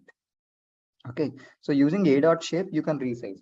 But one thing to remember is like whenever you are trying to actually resize it, you cannot simply ask 6 comma 1, right? Why you cannot ask for 6 comma 1? Totally there are 8 elements. Now definitely if you say 6 comma 1, you will get only 6 elements, correct? So you should always whatever the number that you are asking, it should be equal to the number of elements in your original array. Understood or not? So if I say 4 comma 2, I can create it. That means 4 rows and 2 columns. It means to say that 4 into 2 are anyways 8 numbers, right? And suppose if I want to create 2 comma 4, I can create 2 rows and 4 columns. Then also the number of values are totally 8 here. np.arrange 25. So what generally it does, you can basically, when you say np.arrange a25, np.arrange a25, it will generate an array, it will create an array with 25 numbers, right? It's like it will generate 25 in sequentially. That is important to remember. In what order? Sequentially. And again, we know that indexing in Python starts with what? 0, correct? So that's the reason you are able to see 0 to 24. Totally the number of elements in this array are how many? 25. Okay. Now here, just like ignore these comments, these are meant for something. Whenever you keep something in hash and write something, those are not the code, right? They are just comments. You ignore them. Now, just if I want to know the number of elements in an array, generally, what should I use? The function should be a dot size. Please make a note what? A dot size. The moment you say a dot size, how many numbers it will, what's the answer it should give? 25. NumPy is a function. NumPy is a package, is a library actually. NumPy is a library. Pandas is a library. So we are learning all the libraries now. Okay. Again, just like I'm trying to create one more, I'm just trying to create an array. Now you guys tell me which, what's the shape of this array? Like, how many rows and how many columns are here? 3 rows and 4 columns. Good. Now, if I say d dot size, if I say d dot size, what is the answer now? How many elements again, right? So here I said only size. Here also, whenever I said size, it will give the number of elements. So the simple answer, again, it's a kids topic. So the answer is 12. Quickly practice it. Now, see, find the data type of an array. See, whenever I created an array, okay, you know this story, right? Suppose like here, just look at it. When I create an array called A using np.arrange, it created, right? So what is the data type of this array? By looking at it, integer, right? Straightly integer, because all are like 0, 1, 2, 3. These are integers. So the data type of this particular function of this particular array is integer. Suppose if I would like to change the data type. Now see, a equal to np dot arrange 24. Now what I said here, d type equal to float, d type equal to float. Now if I'm asking to print this d type, now automatically it actually gives the saved in the float or converted into float or not. The simple thing is like here you can say 0 0.1 point 2 point, but earlier it is 0 1 2, right? So we converted this thing. What does array function do again? Arrange function is to generate the value, right? If so, you have to ask this question here. Arrange is a function. It will help you to create 25 numbers or 25 elements in a sequential order. Okay, in a sequential order. Okay, so np.arrange 25 means like it will create. Now, whenever I'm trying to do it here, the moment when I'm trying to here, I just want to create 1 minute, please, right? So the moment whenever I'm trying to change the data type of it, now it is basically saving it in what? Float format. So d type equal to float 64. That is basically the whenever the decimals are there, it will defaultly save in that format. The float is represented like float 64. That is the nature of Python. Okay, so how the int is basically displayed as int. Similarly, the output would be generated like the d type will be always like float 64 for that. I'm not sure whether that is true or not, but however, it's how that's been displayed, which or not kind of. But whenever the data type is like this in other than integers, it is a float 64. Exactly, it's related to bits only, but again, if we go to the topic now, that is might not, people keep asking what is bits and also that is not anyways mandatory to know. That's the reason I'm telling like it, you will definitely get to know the standard answer. Like it will be anyways like 64 is the answer, you can understand. Or if it is float also it is okay, float 32 is also it is okay. Okay, it is a by default. Now let's quickly do some other operations. Like we deal with NumPy array mathematics. That means some of the mathematical operations we can do now. Okay. Now np.sum, I'm just using the sum function 10, 20. The moment I said automatically it is giving, automatically it is giving what? The answer 30. So it's a sum is nothing but a total, right? Simple. np.sum 10, 20. The moment I said this, so it will actually sum these two values. So 10 plus 20 equal to 30.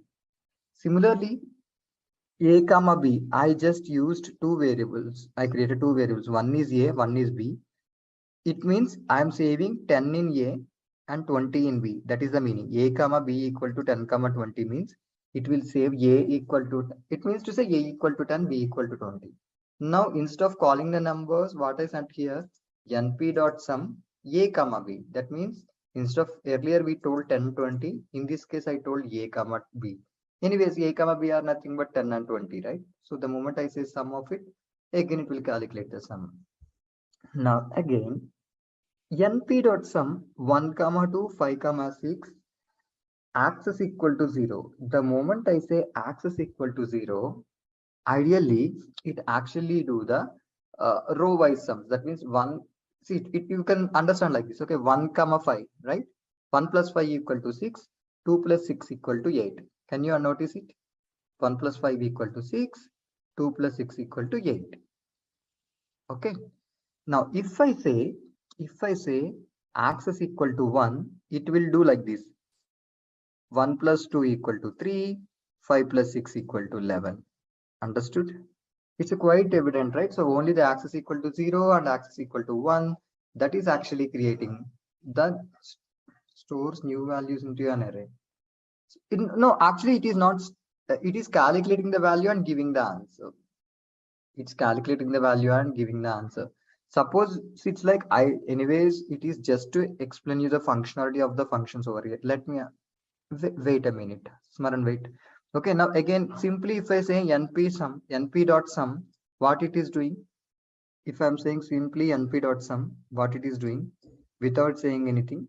So it is calculating 1 plus 2, 3, 3 plus 5, 8, 8 plus 6, 14, adding all the elements, right? Now, in this case, I'm just calling the function and doing the operations, but I did not save this in any other array. Understand that. So suppose if I say Nitesh equal to np dot sum and all, if I say like that, or a equal to b equal to, then all these results will save in a or b. But I just want to call the functions and do the work. So I'm not saving them in any of the array. Suppose if I want to save it in any of the place, what should I say? Nitesh equal to np dot sum of all the things. Just I will put a name to that, right? Nitesh equal to. Then if I want to see the answer, I will ask for Nitesh. If I call Nitesh, 14 will be the answer. But when you try to, once if you try to practice without seeing that, then you will know how many errors you do. Everything that's where I don't want you to really remember everything, at least to get a basic idea. When I was basically doing for the first time, right? I still remember my struggles when I was basically practicing. And again, I didn't learn Python anyway. So well, on job only I started working on. That's what it was. So I used to copy paste it and generally used to do my work. See what and all things that you are learning, it is just first to know the concepts and get into industry, right? Once you are inside, everybody does copy paste. So I also used to do the copy paste and happily work on my projects. But when I was teaching Python for the memorizing of all these ones, that is slightly. But when I was teaching, right, so it's like I have a habit of teaching whatever I learned. So initially, first batch when I was teaching Python years ago, I thought, okay, fine, it's a easy only, like it can keep it, I can teach it. Okay, fine, I could teach it. I know my strength. So, but when I was trying to we create files, right, before I start teaching. So we need to keep my files ready for the session, whatever I should do. And always first batch when I used to teach, I used to practice once before I come on. Or we never know what sort of questions people keep asking, right? So for the safer side, just to not lose face in front of people, I practice once first when I'm teaching for the first time of any concept.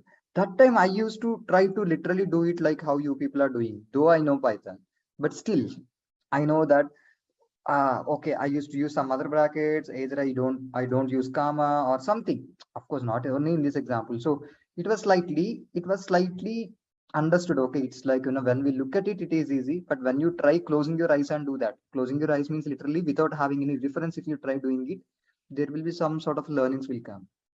But you know what learnings I learned that time? I know definitely I cannot memorize all the codes, but I understood. Okay, functions are always like these, the brackets that I need to use over here like these. So slowly there are some learnings. Okay, yeah, that whenever somebody is talking about, if a person who listens to the session like that and a person who listens and practice the same session once again, there is a difference in the learning, I can assure you that. Let's move to subtraction. Suppose like if you like to do subtraction, np dot subtract 10 comma 20, just do that, you will get an answer minus 10. Similarly, if I want to do see, so why are we talking about numpy stands for numeric Python, correct? The numeric means what, always only on the numerics we can do addition, subtraction and everything. That's a capability for to deal with any numeric variables, right? So similar, if you want to do multiplication, yes, multiply. If you want to do division, you divide it. So practice till 25 quickly. Now let's see that. Now earlier, like it was just now I'm creating an array. Okay, I'm creating an array called A and I'm creating an array called B. Now whenever I will say multiply A comma B, how is it multiplying? Now you can confirm through answer how it is basically multiplying it. And first and foremost thing, these things are not required. It is like a warm up for you, right? Just to get the familiarity of this particular numpy we are trying to do. But ideally, like this is of not much importance in real projects. But without doing it, So don't subtractions have access equal to or you can keep it. You can keep it, but however, which we already learned for some, right? That's the reason we are not using same for now. Next again, similarly, you can use some other, it's like since it's a numeric, you can do the exponential, right? You can do the square root and all the trigonometric functions like sine, cos, and again the logarithmic and everything. So all these are deals, all these can be dealt on the numeric data. So that's why even NumPy has an ability. NumPy has an ability to perform these particular operations of, either a mathematical or a trigonometric or geometric, whatever, all can be done. So just like either you can simply say, sir, please, sir, how can this help me in developing? No, that is altogether a different question. I see this gives a start of it, but it's not like API gateway you directly develop with NumPy. It's like Python has an application. Python can be used in data science area. Python can be used in development area, right? You know that, correct? In your first class, it might have taught you somebody when you are learning Python on day one. So Python has a multiple applications. And Python roles is like you can work Python developer role is entirely different than Python data science role. Understand? You can create some sort of a web applications using Python. You can do some modelings using Python, right? So whatever it is, those two are two different distinct roles. But remember one thing, it is Python again. It is Python again. See, right now you are learning ABCD. We are learning ABCD. Now, if you know ABCD only, then you can write a leave letter or any other letter that matters, right? Application letter or whatever. So these are must to know. How you use these things to write your letter, that is important. Understood or not? So it doesn't mean that you complete your project using ABCD. Okay, so you need to know. It's not like without this I can do directly. That doesn't help. So you should know ABCD and how you use it in your work. That depends on your requirement. Okay, fine then. So please do the exponential of a, square root of a, sine of a, cos of a, log of a. So it will give the answer. Suppose in between, right? Can you guys tell me what is this called? What is this kind of, see, whenever you write something before that like this, what is it called? So if you don't use these things also, still if you use the function directly, you will get the answers. Okay, but in between that, I want to just, display them. It's not always mandatory that you need to put it in a dictionary format or any other format. Okay. Again, like element wise comparison, right? So I have three arrays A, B, C. Now A is 1 to 4, B equal to 2, 4, 4, C equal to 1 to 4. I just want to know whether A and B are same or not. Now, do you really think like A and B are basically same? I mean, it's like element wise comparison. 1 is here, 2 is here. So it is false. 2 is here, 4 is here. It is false. So 4 is here, 4 is 4. It is true. So that it's like element wise comparison. If I do it, I did it live and the file, whatever I kept it here is here. If I do the same thing, if I put it here, it is to ensure that the same thing, that if I'm doing it along with you also, it is same, right? Do you really think any difference in the coding matters? Nothing. Here, the same file, whatever I kept it here, this is the same Jupyter file I do have. Array-wise comparison. Yeah, you can try with C also. Whenever you say A comma C, you can try. Please do try. Then you will automatically get to know. You always have it. Put comma C and do that. Then what it is dealing, you can actually try. But mostly it is comparison between two only. See, when we compare, mostly the comparison we do between two values, not basically three. Okay. Now, when I'm talking about array-wise comparisons, it's like values in an array comparison. Now it is like array comparison. So here it is A, now here it is B, here it is C. Now what function I used over here? Array dot equal. Earlier it was just an array. Here it is an array dot equal. Okay, now whenever I say A comma C, then it will automatically give the value. Now let's move to the aggregate function. Some of the functions like, see, it's like we know some, right? So we calculated some I have three, arrays A, B, C, which are basically here, right? Now I'm just calculating the sum. Then I will say np dot sum. Then it will calculate the total. Similarly, if I want, I can calculate the minimum value. So minimum, what is the minimum value of 1, 2, 3? Similarly, I can calculate the mean is nothing but average. There is something called median, which we will discuss in upcoming classes, these basics of statistics and all. Just understand the coding part a bit. Okay. You can calculate the mean, you can calculate the median, you can calculate the correlation coefficient, you can calculate the standard deviation. What is mean, median, correlation coefficient, all these things will come in your statistics class. When I am teaching there, you will learn, but at least try to know that this is a piece of code to do that. Just repeat it once, nothing will happen. Okay. I repeat, you don't know what is median, you don't know what is correlation coefficient, you don't know what is standard deviation. But we do have a dedicated statistics session. We will learn about it. But right now, why am I teaching? Though it is not known to you, means we are talking about NumPy, right? NumPy, right? NumPy can do these things. So that's the reason. Just remember only the function names. Now, since I have an array which is like np.array, it is A, and I have one more, it is B. Okay. Now, what I'm trying to say, this is A, this is B. You have you heard about it? Like, the moment if I want to write something, so print. Now I just want to write something like a print array here. Now, you know, what does this symbol mean? What does this symbol mean? Hash and that. It will move to next line. That means this first line is first array. See, now you can see over here, right? Then the A is an array, correct? It's a new line. So it has to, after particular line, then again A has to print. Now again, I just want to maintain some next thing, whatever the second array is there, I want to write it over here. And in the next line, I want to print something. And again, in next line, I want to print something. So that is the moral of that particular, that is the use of this particular thing. And this is a piece of code. Now, what are we trying to learn here? See, I have an array. Now in A, how many, what are the dimensions, like, and how many rows and how many columns are there? In A, how many rows and how many columns are there? Right, it's 4 rows and 3 columns, right? Now in B, 1 row and 3 columns, correct? Now can I say that this is long one and this is short one? Can I say that it is long and short? Now you can see that, right? This is A. Ideally, this is the first array. The same thing, whatever I kept it here, just I put it in this form.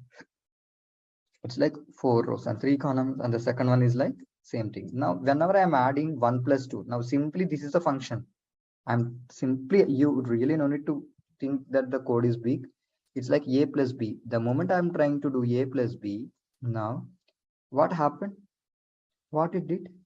Still the dimension is same, right? The bigger array dimension only. What it did? It added, right? That means 0, 1, 2, 0, 0, 0 plus 0, 1, 2. Okay, so the answer is 0, 1, 2. 1, 2, 3 plus 0, 1, 2. So it has done the addition, right? That means when the small one is exposed to or submitted to the larger one, it will actually perform the same sort of addition to each and every line over here. You can understand it like this is called a broadcasting concept generally. Not much used, of course, but still, since it's a part of the syllabus, I'm trying to answer. So this 0, 1, 2 will be added to all the rows over here. Understood? So this is the final output. DT, it is next line. Like, suppose like this thing, again, it will come to next line and it will come to next line and it will get some spaces. Can you see that? See, it's like I have an array called A, which is basically first. See, A is a first array, B is a second array, right? That you understood. Now, first array is of like, what is the, how many rows, what are the dimensions? Like it is like 4 cross 3, right? 4 rows and 3 columns, 1, 2, 3, 4 and 1, 2, 3. And the second one is having how many? Like it is just having 1 row and 3 columns, correct? Now I just want to add this small one. Exactly. I want to add the second one with first. The moment I'm trying to add second one with first, since it has 4 rows, it has only 1 row. Now the addition happens like for every row, it will get every row it adds 0, 0, 0 plus 0, 1, 2. Now the answer is 0, 1, 2. 1, 2, 3 plus 0, 1, 2. 4, 5, 6 plus 0, 1, 2. 5, 6, 7 plus 0, 1, 2. So that's how it adds. It's called broadcasting. That's what they say. So just keep the heading indexing and slicing in Python. Yeah, somewhere around that N only. Meanwhile, indexing and slicing in Python, let's talk about it. So I have a particular array here, so which is basically like Monty Python. Okay, Monty Python, right? Now, did you notice it, like, this is the entire thing, and it actually has one blank space also, right? Guys noticed? Now, this is slightly, we need to pay attention, okay? Because even I get confused sometimes when when I actually teach. So I'm just trying to ask you, I'm asking you people to slightly attend to. Now, indexing starts with 0 in Python, right? So 0, 1, 2, 3, 4, 5, something, correct? So whatever may be the numbers it is, it will. Now, I'm just asking from 2 to 9. I'm just asking from where? 2 to 9. Now, what is 2 in this one? It is 0, 1, 2. So 2 is n or not? Is that position is n, right? So then again, it start reading with n. And again, till 9 means what? 0, 1, 2, 3, 4, 5, 6, 7, 8, 9. Correct? 9 is h position or not?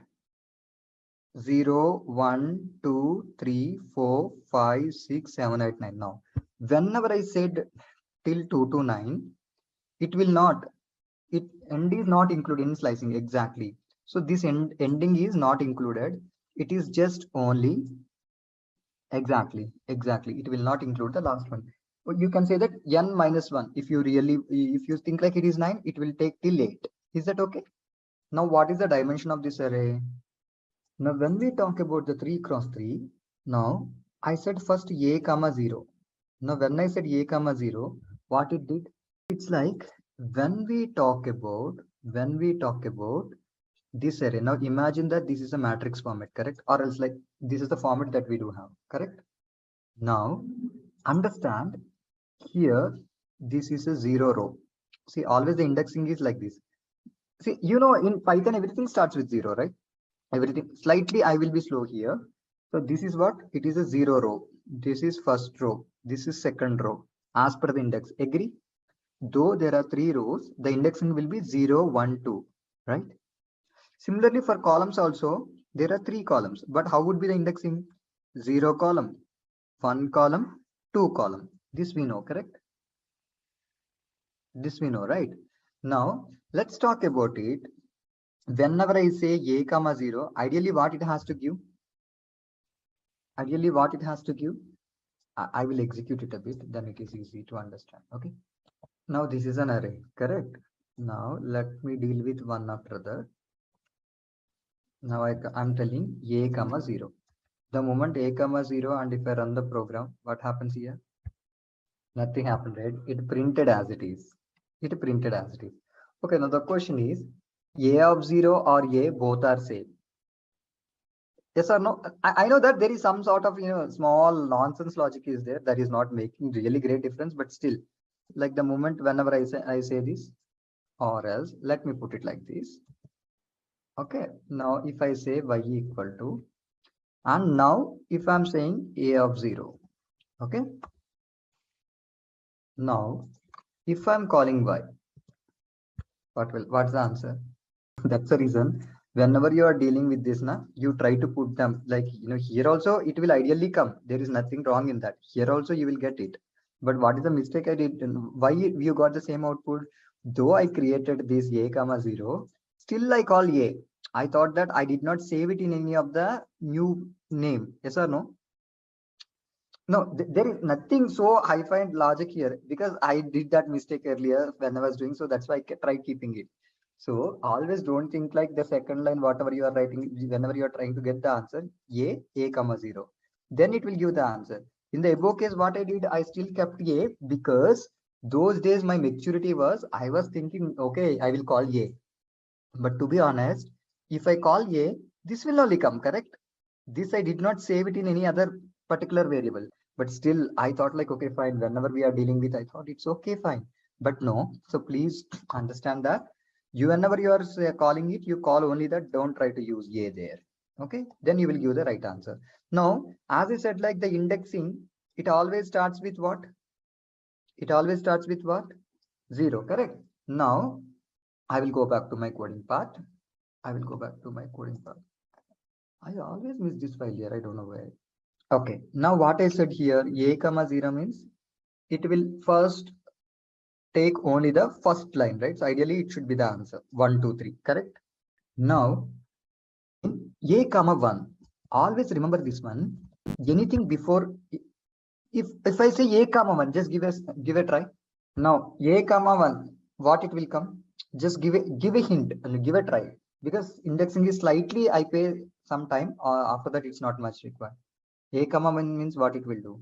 Still it gave the first row only, right? So a comma 0 or these both are same. At least agree that. Agree that. What does it mean? It is like from and to. Okay, this is what from. I know I'm slow. Please give me time. I will definitely explain it in a way that you will understand for sure. Okay, it is like from and to. I want everything till first row. I want everything till but anyways, exactly, like from here to till before that everything I want to come. So obviously like till here to 1 means before that it is 0, right? That means a comma 0 only, yes or no? So it's like a comma 0 or till, if I say a colon 1, this is also same. The reason being is like I want everything before 1. If I'm telling everything before 1, that is still 0 only, right? The moment I say this is the matrix, right? Please imagine this. Please imagine this 1, 2, 3, 4, 5, 6. Correct? 1, 2, 3, 4, 5, 6. So it is 3 rows and 3 columns. Now this is the 0th row. This is first row. This is second row. This is 0th column. This is first column. This is second column. Right? That much we know. Now whenever I say a comma 0, then it will fetch only the first row of it. Is that okay? The first line, first row of it. Now again, you need to understand one concept. There is something that ideally, I better tell this first, then it is easy for you. Whenever I say comma, anything before comma is row operation. Anything after comma is a column operation. Please remember this RC rule. I always remember like this RC. So R comma C, that means whatever I am trying to do before comma, that is related to what operation? Row operation. Whatever I am trying to do after column, that is called column operation. Can you remember this word first? When I am talking about this here, I did not mention anything, right? I just mentioned there is no comma involved. So whenever there is no comma involved, by default it is applicable to row only. Is that point okay? I'm repeating once again. Whenever you have any comma, generally the format is like here it is row operation, comma, and after that it is column operation, RC. Now, if you don't have anything in place, then it is called what? It mostly it applies to only for row by default. Now, see, I told that 0 comma 1. That means what? Ideally, the position is like here. The indexing starts with 0, 1, 2, correct? 0, 1, 2. See, now I said 0 colon 1. That means I wanted. I am telling till here. But whenever I say 1, 1 will not be included, right? Only 0 will come, right? Yes or no? Like in the above case, when I said 9, 9 did not come. Till 8 only it came. Now also, when I say it is completely row operation only, because without comma, definitely the operation works only on row only, right? So that's the reason. The moment when I said till here to here, 1 will not include, only 0 will include. So the answer is the same as 1, 2, 3 or not? Now let me talk about one more example. Now I want to get these two. Now I want to get these two values. But then why 1? 1 means you need to tell till that only. Always you need to get the index. If you give 1, then it will take till 0. N minus 1 rule. I told, right, in the above case also, when I need till, that's what I'm talking about. When I say 2 to 9, it will take till 8, correct? Similarly, here also, if you want 0, you need to mention 1. That means always minus 1 will come. Okay. Now understand this particular thing. This is a matrix. Okay. Now understand this box first. From here, we will get to know through this example in this format only. I have this, correct? I want to fetch 2 comma 3. What I want to do? I want to fetch what values here? 2, 3. Now, if I want to fetch 2, 3, first and foremost thing, these 2, 3 are in which row? First row.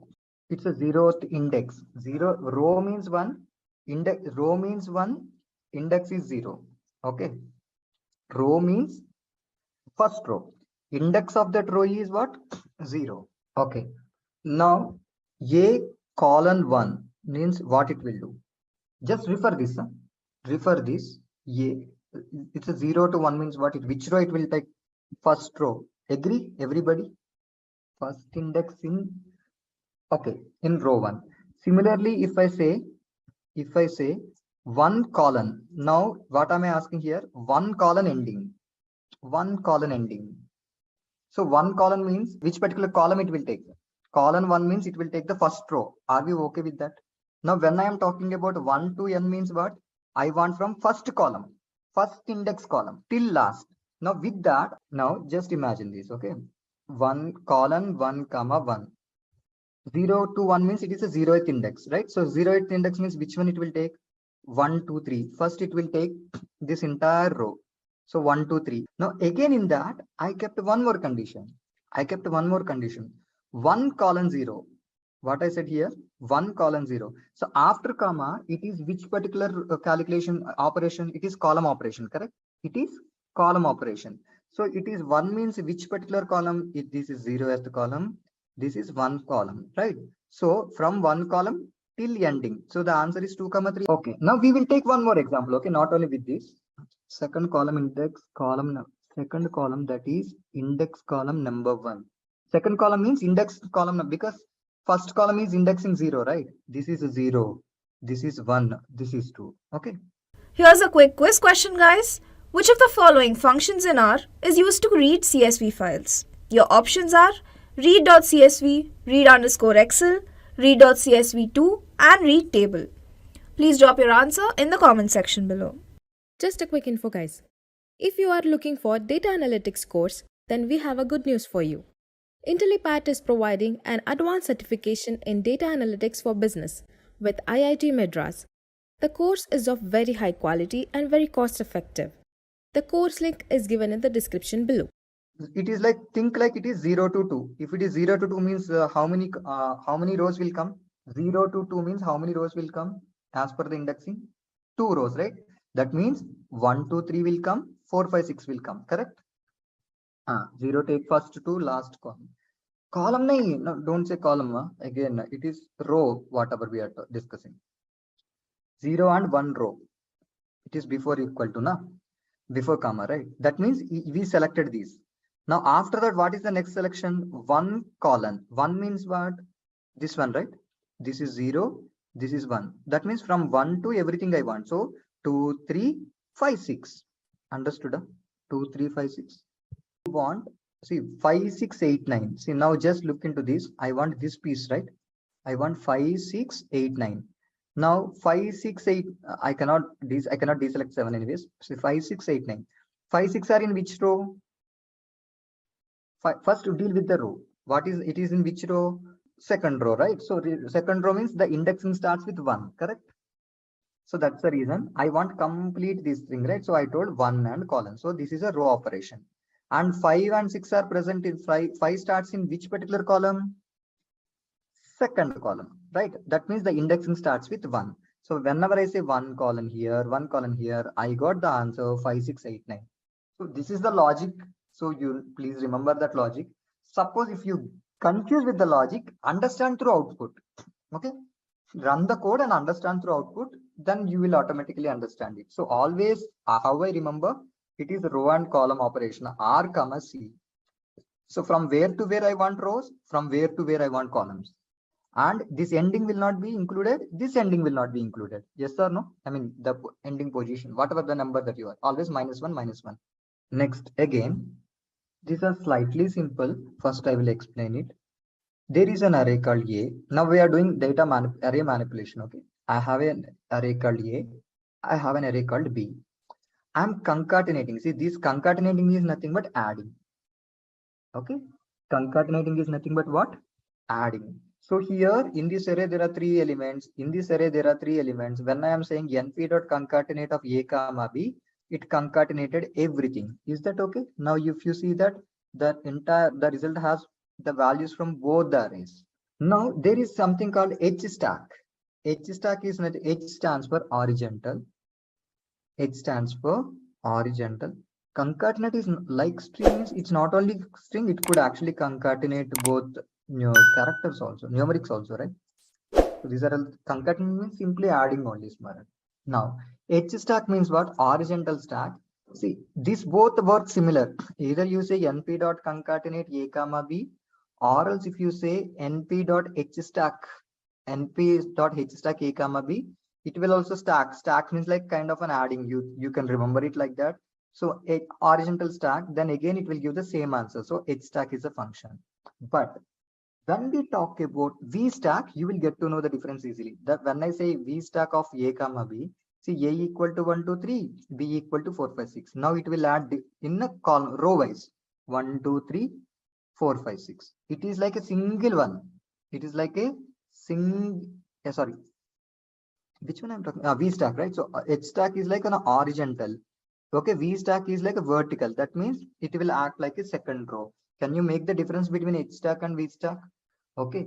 Now again, if you say np dot column underscore stack, now it will add column wise. See here 1 2 3 4 5 6 came. Now here 1 2 3 4 5 6 came. Right? Concatenate means like adding one after other. Concatenate means simply adding. Now see a equal to 1 2 3, b equal to 4 5 6. If I'm concatenating a comma b, 1 2 3 4 5 6 came. Yes, Prasanna? Simply adding them one after other. Now H stack means what? It's like horizontal stack. That means here also horizontal means what? 1 2 3 4 5 6. It is also one after other only, right? These both will give the same answer. Horizontal means one after other only. I mean this not like this, adding next to each other. I mean adding the numbers, sorry, adding the elements. Now again, when I talk about np.v stack, then the elements will start automatically adding in a vertical. Now you can see that it's a row wise, right? V stack means 1 2 3 4 5 6. Now the elements are added in what style? Row wise. Yes or no? If I say column underscore stack, then the values will add in column wise. Concatenate and H stack are similar. V stack is like it will add the values in, see, vertical means like this. Okay, that means row wise. Now whenever you are talking about column underscore stack, it will add column wise. V equal to vertical. Call stack same as reshape. Not exactly. Not in the reshape, you can reshape however you want, right? 3 cross 4, 4 cross 2 or something. But here it has its own format, right? So that's the reason it cannot be exactly same. That has a different functionality. This has a different functionality. Next again, there are two things only left. Next is splitting array. Splitting array. Okay, for this only I opened a separate file because I get irritated when I was learning this at time. No, when I was teaching this, because that is not much useful, but still that is something. Okay, see that same example I kept it over here. Just understand it. Okay, I have an array X. I have an array what? X, which is basically with these 16 values. So X is a one, which is basically having these 16 elements. Okay. Now I want to split this. H split is for horizontal split. Okay. Now whenever I say H split 1 comma 3, slightly attentive. Okay, this is nonsense one, but still it has a logic which we don't use, but still it is a part of syllabus I am teaching. 1 comma 3 I said, correct? np h split x np dot array 1 comma 3. How it is splitting? First it will split from, whenever you say 1 comma 3, first it will split from only 0. That means before 1, right? See, it is 1, it is 3, correct? Before 1, what will be there? Before 1 means what? 0. Stay there. I know that I am talking too much like a baby. Now 0, right? So that means it will first print the 0th one. What is the 0th one? 0 4 8 12. So now you can say 0 4 8 12. Agree? Is that okay? The first point. Why we got 0 4 8 2? The moment you say 1, it will print before 1. That means 0. Okay. Next one, automatically next step what it will do? It will print 1 comma 3, right? Again, now what it will do? 1 and 2 it will print. That means before 3, whatever is there, it will print. That means it's like 1 and 3 also, right? So basically 1 and 2, correct? So 1 and 2 also will come. Okay, 0, 1, 2 will come, but 0 is already taken, right? Before 1, already 0 displayed, so that is taken off. So before 3 means what? Here you will get only 1 and 2. Ignore about 0 in this logic. Understood? Huh? So 1 and 2 means what and all will come? Now you tell me 1 and 2 means in this case, this is 0, this is 1, this is 2, this is 3, right? 1 and 2 means 1, 2, 5, 6, 9, 10, 13, 14. 1, 2, 3, 4, 9, 6, 13, 14. This is another split. This one I'm talking about. Okay. And again, it will basically use 3 plus. That means after 3, everything is there, that will print 0, 1, 2, 0, 1, 2, 3. Now what actually it got printed here? From 3 means what? 0, 1, 2, 3. What is the third one here? 3, 7, 11, 15. So 3, 7, 11, 15 got printed. Understood? Huh?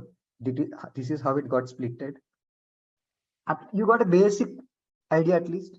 Now I will repeat it once again. See, ideally speaking, we are splitting columns. That is true. But however, the thing is that I was like literally, see, why we do this, but still like I was not getting how to put it while teaching. Okay, that's the reason I kept these numbers also here. I will ask a question after this also. You guys need to answer. Okay, when I say 1, 3, for example, if that is my split requirement, if I'm saying 1, 3, first what it will do, it will print before 1. That means, see here, it will print 0. Okay. And again, it will split 1 and 2. Why 1 and 2 here? Since we said 1, 1 colon 3, before 3, 1 and 2 it will print. 0 will not print because 0 is already taken care. Before 3 it is 1 and 2, right? So it kept 1 and 2. Now again, it will split one more. 3 from 3 to everything. Okay, from 3 to everything. So this is a standard syntax. Finally, I arrived to this conclusion that this is a standard syntax that you basically need to follow. Understood? And moreover, we have nothing to do with this one, but since it is part of your syllabus, I don't want to, skip this. So that is how the nature of splitting happens here. Okay.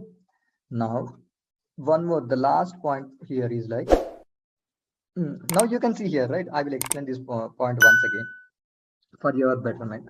I am just creating an array called x, which is basically np.arrange 16 reshape 4, 4. Now, what does it mean? It basically creates 16 numbers here. It starts with 0 and 15. Totally, we have 16. And I want in 4 rows and 4 columns. This story you know, right? Okay. Now, np.split x, 2. The moment whenever I am saying x, 2, what it will do? It will split it in 2 rows, right? This is one thing. Whenever I say split x, 2, see, this is the answer. 0, 1, 4, 5, 8, 9, 12, 13, 2, 3, 6, 7, 10, 11, 14, 15. This is easy. Now, but whenever I am telling 2, 3, now you tell me what and all it will print first. You can conclude it over here. And again, what is the next thing it will do? Before 3. Before 3 means what it will come. 0 will not be included, right? 1 and 2 will print. After that, from 3 to everything. Same logic, if you notice it, you will get the same output. I took it on different example. Here it is a different example, but both are same. Advantages of NumPy over a list. You will be having list, tuple, dictionary, and everything, right? Now, somebody is asking, what is basically the difference between advantage of NumPy over array? There are two things that arrays and NumPy is better than a list. One is that it will occupy less space, and the second thing is like that means less memory. And second thing is like it is faster. So these are all the two. See, if I don't show these examples, also nothing will happen. But still, I would like to keep it over here. So what are the advantages of NumPy over list? NumPy occupy less space, and again at the same time, NumPy is faster than list. Now let's prove it practically. Just have a look at it. Import NumPy as NP, import sys. Sys means it's all like system configuration, system requirements. You remember it like that. Why I used it, you will get to know. I'm creating a range, okay? I'm just creating a list here. Suppose like L equal to range of 1000. So that means it has how many numbers in that ideally? Range of 1000 means. Now size of a list. Now I am telling that print size of a list. I want to know the size of a list. Exactly correct. Sys get dot size of L. What is the size of this? I just want to know. because anything, whatever you create a list, it will occupy some space in that memory, right? Yes or no? It will occupy some space. So that's the reason here what I want to know the sys dot get size of is a function which will help us to understand. It is like, since I install this import sys, I can use this function. Okay. Now it will give some value, but trust me, that value will be so small now, something like 0.28 or something it will be. So what I tried doing is like, I just want to multiply with the length of length of L, then I will get the size of that particular list. What is the size of this list? 28,000, just to get a bigger number. Similarly, I created, this is a list. Now I'm creating an array of 1,000. Now, whenever I'm trying to understand the array of 1,000, now again, if I want to know what is the size of it, here for list, you need to ask like this. Exactly. Now, again, here you really need to ask it like this, because that is an advantage one. A dot size into A, item size. So item size is like number of elements in that array or not. Starting we discussed when we are talking about. So whenever you are calculating that particular size, in list you need to ask like this. In array you need to ask like this. One benefit here is that, okay, when I get the answer, it is 2,800. This is 4,000. Which one is taking less memory? It is 2,800. It's 4,000. Okay. And one more advantage, the coding, right? Here you need to write so much of code. But if you can simply use a function, the coding is also slightly simple. Is that okay? So it proved that NumPy is better than list in terms of its memory size. Okay. Now similarly, I just want to prove that it is more faster than list also. So what I'm trying to do, size is like how many, size and range are not same, right? So definitely, like if you are, range means how much you are saving it, but it doesn't mean that always it should be the same size, right? It is just to understand like what is the size of this in terms of memory. Yes, size means in the sense in terms of memory size. Okay, now let's talk about this one. I'm just creating, I want to know which one will be faster, which one will be slower. Try to understand the logic. I'm creating a function called time function. Okay, so it's like sorry, I'm importing time here. So since I'm dealing with time here, now I'm creating a function using list, because I just want to know how much time it will take if I use list. So my function name is using underscore list, just for naming also self-explanatory. That's the reason. Now t1 equal to time dot t. So I created a function called what? T1 equal to time dot t. Then what it will do, it will give the initial time, or it will give the starting time. So what do you mean by starting time? I am doing an action here. X equal to range of 10,000, Y equal to range of some thousand, Z equal to Xi plus Yi. That means I am have two different lists. I'm add with a couple of values and I'm adding those two. Okay, I'm adding those two. Now for whenever I'm adding these two, for I in range length of X, that means for all the values of X, for all the values of Y, I want to add these two and I want to save it in Z. Now what I'm trying to do, it's like it calculated the starting time. Now time dot time minus t1. That means it is like to perform this particular action, it will take some time, correct?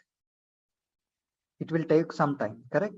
Now in the overall time, how to put it simple?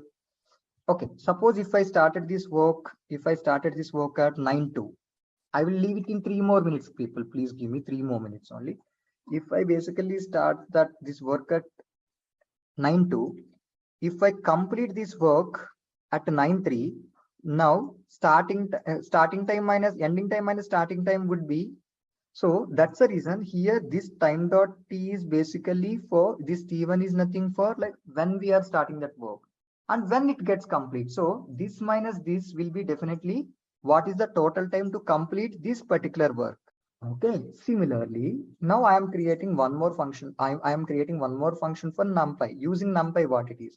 So here also t time dot time a equal to np arrange, b equal to this. Now whenever I want to add 2, right, in list I have to do like this, xi plus yi. But whereas in arrays, whereas in NumPy we can do arithmetic operations also, na? So that's why I use z equal to a plus b. Understood? Now return time again, like to start this work and this work, I mean To do this, how much overall time it is taking, that is what been mentioned. Same thing here, the plus operation is like this in list, the plus operation is like this in array. Here we are doing plus, here also we are doing plus. Now I created two functions, right, using underscore list and here using underscore numpy. Now I'm just telling like list underscore time using, that means what is the time taken using list. Again, what is the time taken using numpy. Now I'm just printing it, print list time and numpy time. The moment I say that, the time for list is how much? 0.002, and the time for numpy is how much? 0.001. Which one is more faster? Which one is more faster? Obviously numpy is more faster than that, right? Numpy is more faster. It's okay. Suppose if you want to know how much faster it is, you can ignore this line, but still if you really know some sort of mathematical logic, print in this example, this is how many times faster? List time divided by numpy time. If you divide it, you will get, right? So list time divided by numpy time, that means this is 2.9 times faster than list. Can I say that if I divide this with this? So that's the reason entirely, like, it is to prove that numpy is better than list. But however, you no need to know, there is no use, right, like to know this, but you can learn how the coding is generated in Python. At least there are some learning, but even though without doing this also we can conclude that numpy is better than list. So t1 equal to time dot time, right? Yes, exactly. Okay, I need to minus it now. Since t dot, see, this is particular time that we do have, and I need to have the system time. For example, think like it is 9.93. Think like it is 95. Then only like I will get to know 95 minus 993 means it took 3 minutes, correct? Yes, time is inbuilt function. For that, you need to use this first of all. Thus, you need to import this sys package, sys library. That means all the system requirements, time, memory size, and all these things are there in that. So that's the reason you need to write. Mostly, actually, these are inbuilt. There is an array where in this like there is something being written like Monty Python or something. Okay. Now, generally indexing in Python starts with 0. So that means here it is m is 0, it is 1, it is 2, it is 3, so on. So the indexing starts here with what? With 0. Suppose if I want it from n to somewhere around till t. Okay. If I would like to extract this kind of a strings or a characters or something, then what I'm doing here, I just need to give the I need to index it accordingly to get my desired output. So here it is 2, right? It is 0, 1, 2, correct? So from 2 and again see 3, 4, 5, 6, 7, 8. See here, whenever you say 9, it will not take till 9, it will take till 8 only. That is the nature of that indexing. Okay. So 2 to 9 means what? Ideally, it will pick the data from 2 to 8. So that's how you need to ask for to get the required string or to get the required values. Okay. So this is about like how to get the data of your own choice in a particular array. Now, again, when I talk about it, now you can see here, see, this is a one-dimensional array, right? It is a one-dimensional array. Now, when I'm talking about the two-dimensional array, now see here, there is an array which is having like np dot array 1, 2, 3, 4, 5, 6, 7, 8, 9. When I do have this, now when I say a comma 0, a comma 0 means it will actually give it the first row. Okay, a comma 0 means what? It will give the first row. Now, understand one thing. If you want me slightly elaborate, I can elaborate that also in Excel, just to, suppose like if you need any more clarity. Okay, just imagine this is like this. Okay, 1, 2, 3, 4, 5, 7, 8, 9. Okay, think like this is your array. Okay, now indexing will be here. It is 0.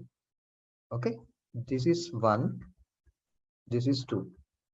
Sorry, this is 2. 2D array. Exactly. Not a list. This is array. Similarly, this is 0th column. Indexing is 0. Here it is 1, and here it is 2. Okay, indexing for row and column.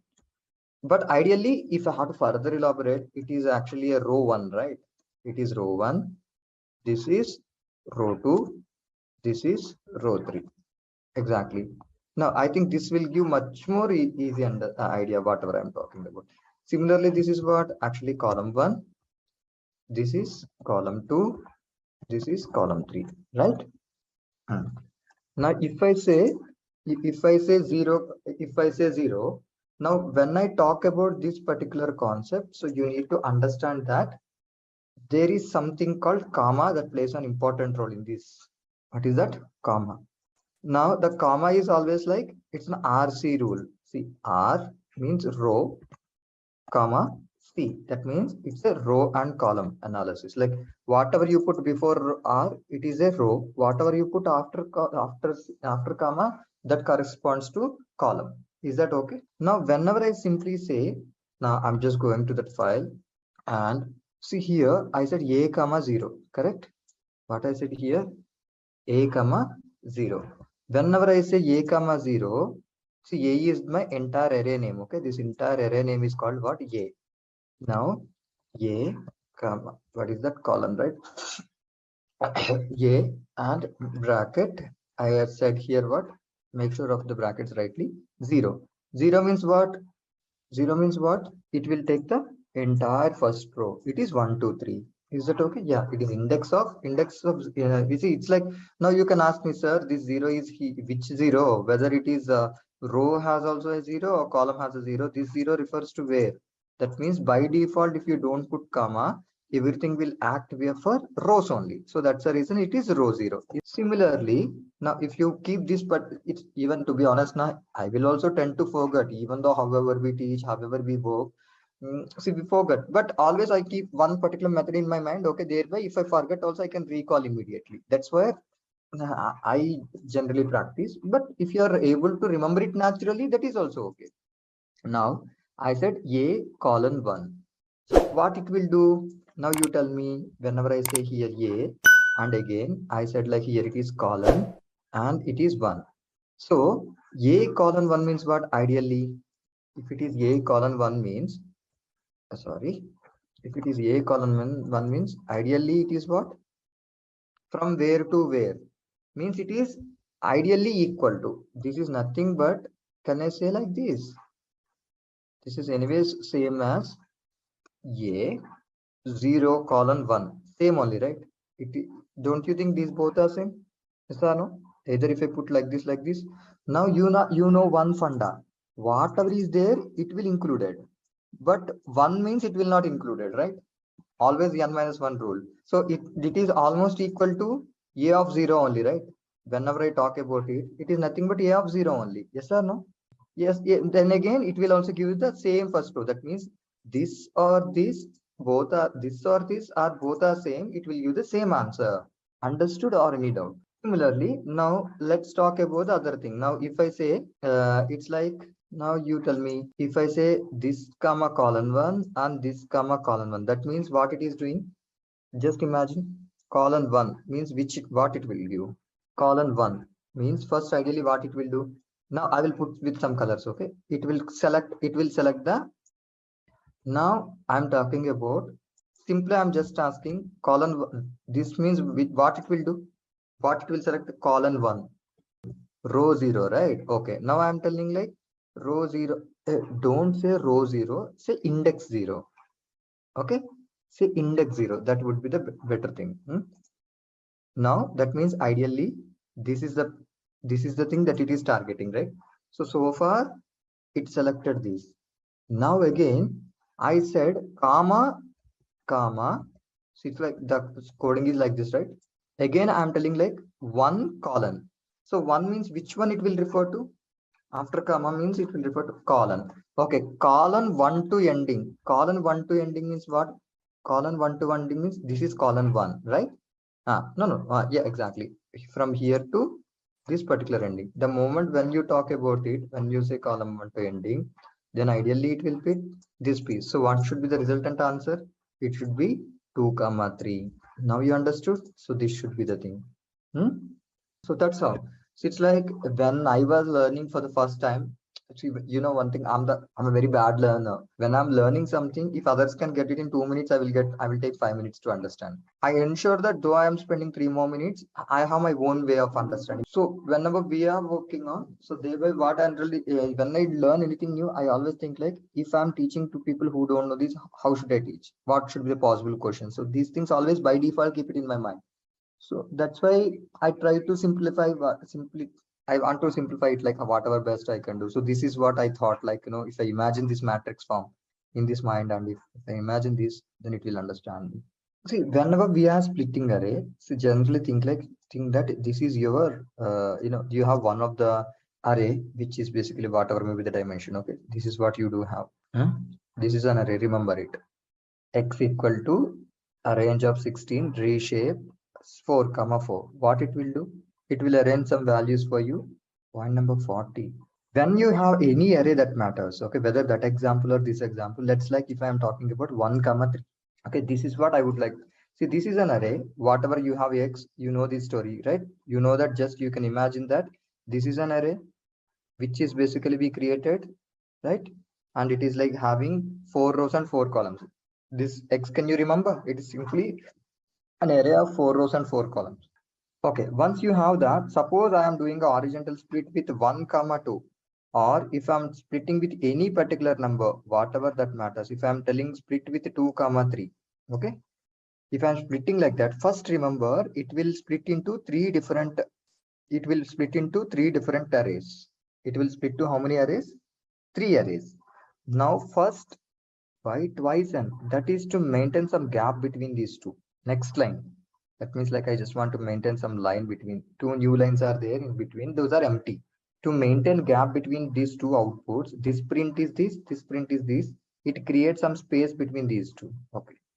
Now whenever I say that 2, 3, see first it will print one array which is basically before 2. See you can understand, right? First it is print a of 2. Whenever it is telling a of 2, that means before 2 whatever it is there, everything it is printing. So before 2 what will come? 0 and 1. You will get the 0 and 0 and 1 over here. This would be one particular array. Understood this? First it will print till colon to 2. Next again it will print 2. That means it will print only the index 2. That means what is the respect to index 2, it will print. Then again in the third one, it will print everything from 3.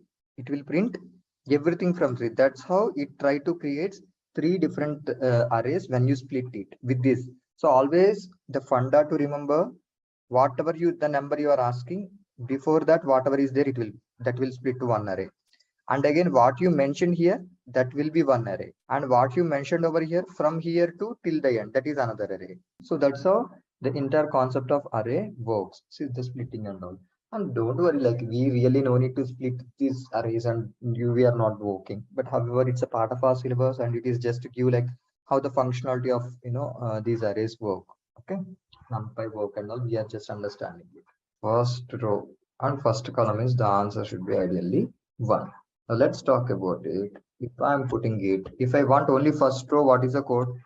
If I want only the first row, then the index, it is ideally the index should be in the 0, right? So that's the reason. First, what I'm trying to do, I'm just trying to use a colon 1. Okay, now I got the first row. Half the story done. Correct. Now I want the first column also. Now whenever I'm trying to divide column, what should I do? I need to use something comma. And first column means what? Again it is index row. If I'm index row means what I'm trying to do, again I'm trying to put, I want to say this. The moment I say, if I run it, I will get this. So it is a first row and a first column. Understood? See, that's all. Like, prepare your mind. Even if you whatever I teach you today, if you have doubts tomorrow, definitely we can spend on that. So my objective is not to complete the class. Something I want to teach, whatever best I can. Okay. So can you give other example? For what? For what you want me to give other example? TT. So you have these things that already the file. Did you practice that file yesterday? We start with pandas. See, it's like I just want all of you to do along. Okay, quickly you do it. Now, how the numpys have, it's like numpy has its own what we call the utility rate or the usage rate. Mostly NumPy stands for what? Numeric Python. So whenever you are trying to deal with NumPy, whenever you are trying to deal with numerics, so definitely you use NumPy because you can do all the arithmetic operations and you can actually do the mathematical things and whatever the logical things that you tried doing it on numeric variables, we did everything, correct? Now there is something called pandas. First learn pandas completely, then I can tell you what is the difference between NumPy and pandas, right? So if you know A and I cannot compare with B until and unless you know B, right? So first learn it, it is easy to understand. And once after it is done, then I will tell you the theory around the pandas also. Then I will tell you the difference between NumPy and pandas. For that, first at least you should know pandas, or else there is no use if I start at the beginning. Okay. Now here, how you imported NumPy? Like you imported NumPy, like import NumPy as NP, correct? Here you need to import pandas, like pandas as PD. So you can use any name, but as a community practice, we use it as PD to ensure that it is a pandas. Okay. So how do you import it? How you import this library? Import pandas as PD. The pretty straightforward. Now, like how we have a list concept, how we have dictionary, how we have all the things, right? So generally we had some couple of data types in Python. On day 1 or day 2 classes, you might have learned, correct? Similarly here, when we speak about NumPy, what we created, NumPy's nature is what sort of a container it holds? NumPy creates what generally using NumPy? Just a quick info, guys. If you are looking for Data Analytics course, then we have a good news for you. Intellipaat is providing an advanced certification in Data Analytics for Business with IIT Madras. The course is of very high quality and very cost effective. The course link is given in the description below. Arrays, right? So everything in NumPy, we create array. So that's the nature of that, everything. If you want to work anything on NumPy, you need to create an array, correct? The nature, you have to create an array. On that array, you do numerical calculations. Yes or no?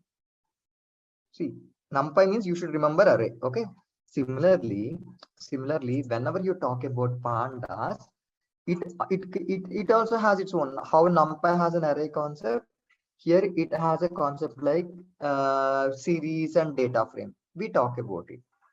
Whenever we are talking about NumPy, the arrays concept came, right? Even that array is also one-dimensional array, two-dimensional array we discussed, correct? Right? Similarly, when we talk about pandas also, here also you have, there is something called series, there is something called a data frame. Okay. Now, when we talk about these things, now first I want to start with the series. What is a series? We will see a couple of examples. Then we will create data frame in further examples. Okay, we are starting from the beginning. See, pd.series is a function. Pd.series is a function. It will help you to create a series. I repeat, how that arrays function help you to create an array. First, I'm trying to create what? I'm trying to create a series, right? So what is the function pd.series? And remember, this is capital S. You really need to use. Some people will use small s and sir, I'm getting error. In advance only I'm telling. So it is pd.series and I'm just using these brackets. When I do this, it will, since I did not pass any values over here, right? I did not pass any values, correct? So that's the reason it will create what? An empty series only. So that's the reason, just for the namesake, I name this particular series name also empty only. Okay. So empty equal to pd.series. Then when I say print empty, it has printed, but there are no values, correct? But there are no values. So by default, whenever you create any empty series, it saves in float only. That's the nature. Anyways, there is nothing to do on this. That is by default. Understood that pd.series is something that we are trying to create. Now it is like empty series I created using pd.series. There is something called list, correct? There is something called list, tuple, or I'm sorry, dictionary, set, and all you create. Now here the terminology changes. So here now, whenever you talk about pandas, you need to remember there is a concept called series and data frame. Okay. Eventually you get to know, no worries. Now I have a list. List, right? 1, 2, 3, 4, like the one of the data type. Now what is the name that I have given to this list? The list name. A panel also we will discuss. Just give me some time. First, you try to understand one after the. Okay, I will come to that point when it is required. So data. Now I'm just trying to say that there is a list that I created. Now this list I want to convert into a series. The list I want to convert into it was as what? A series. Now what am I doing? I just gave the name as series 1. pd.series is a function. And what is the list that I would like to convert here? Data, right? So I mentioned over here data. So this list called data will automatically convert it into what? A series, because I used pd.series. So the moment I call series 1, because I named it as a series 1, right? The moment I said series 1, it will actually display the value like this. This is a series now. So this is what example, we created a series using list. We created a list using series. It is not two outputs. This is index, right? In Python, everything you will get as an index 0, 1, 2, 3, 4. It is index. The output is 1, 2, 3, 4 only.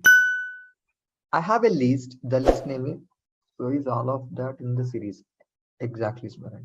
Now see that there is a data set called, I have a list called data. This list I would like to convert into what? A series. So how am I creating? Series 1, I have given a name. You can give any name before equal to, right? So pd.series of data. The moment I say this, it will automatically create a series.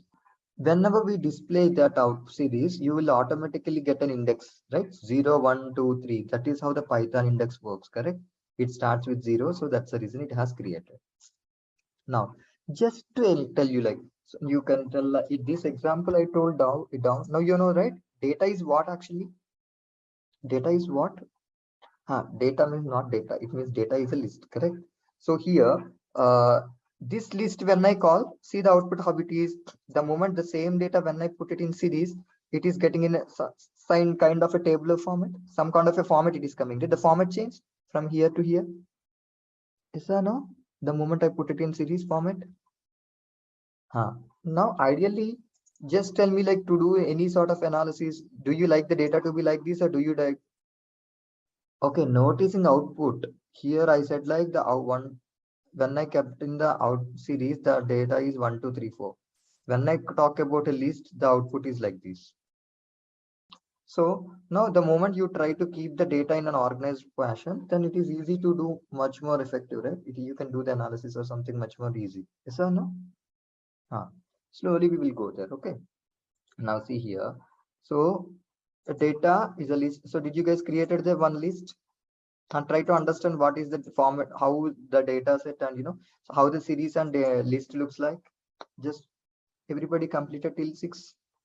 So again, what I'm trying to do, type of a variable, like I want to know what is the even in arrays also we try to understand what is whether it is a one-dimensional array or two-dimensional array, whatever. Anyways, let's talk about it. Type is a function. It will helps you to understand what is that type of that particular series. Now, what is the type of that particular series 1 that we created? So the moment I say type of series 1, so the answer is basically a series. So this is how it displays pandas.core.series.series. Okay, that is it's not my intention. The moment if you actually type it, it will automatically give this answer. It means that it is a series. Is that okay? Now, one thing to understand in this series, generally whenever you're trying to create a series, right? Here, whatever, if you want to create a series, I can create one more series over directly also, right? pd.series 1, 2, 3. I can do that also. So one thing to remember, whenever you are creating a series, ensure that the entire data type is same. That means either it should be a numeric or it should be a character. That means all the elements should be of the same data type. That is important to remember. That means it's like I don't see whenever you are creating 1, 2, and again you are keeping some characters here, that's okay. That works with the list on everything. But whenever you are trying to create a series, ensure that these are all numbers only. That's it. You are trying to, this is slightly important to remember, whenever you are trying to create a series, the series should be of same data type. Either it should be all the numbers or it should be all the characters. It should not be mixed of both. Okay. So ensure that the series should be of the same data type. That means all the elements in that particular series should be same. It should not be different. Next again, yes, we discussed like whenever I created this data, and this is a list, and I created this particular series one, correct? The moment I created this series one, you understood like there is an index by default associated 0, 1, 2, 3, correct? We didn't ask it, it is by default. So now it came by default. Now what I'm trying to do, I want to change this index values to something else. Suppose like this index, I want to show it like ABCD. I want to name it like that. I want to name it like that. So then how should I do? Same code, series one pd dot series data. One extra thing that you are trying to do is like index ABCD.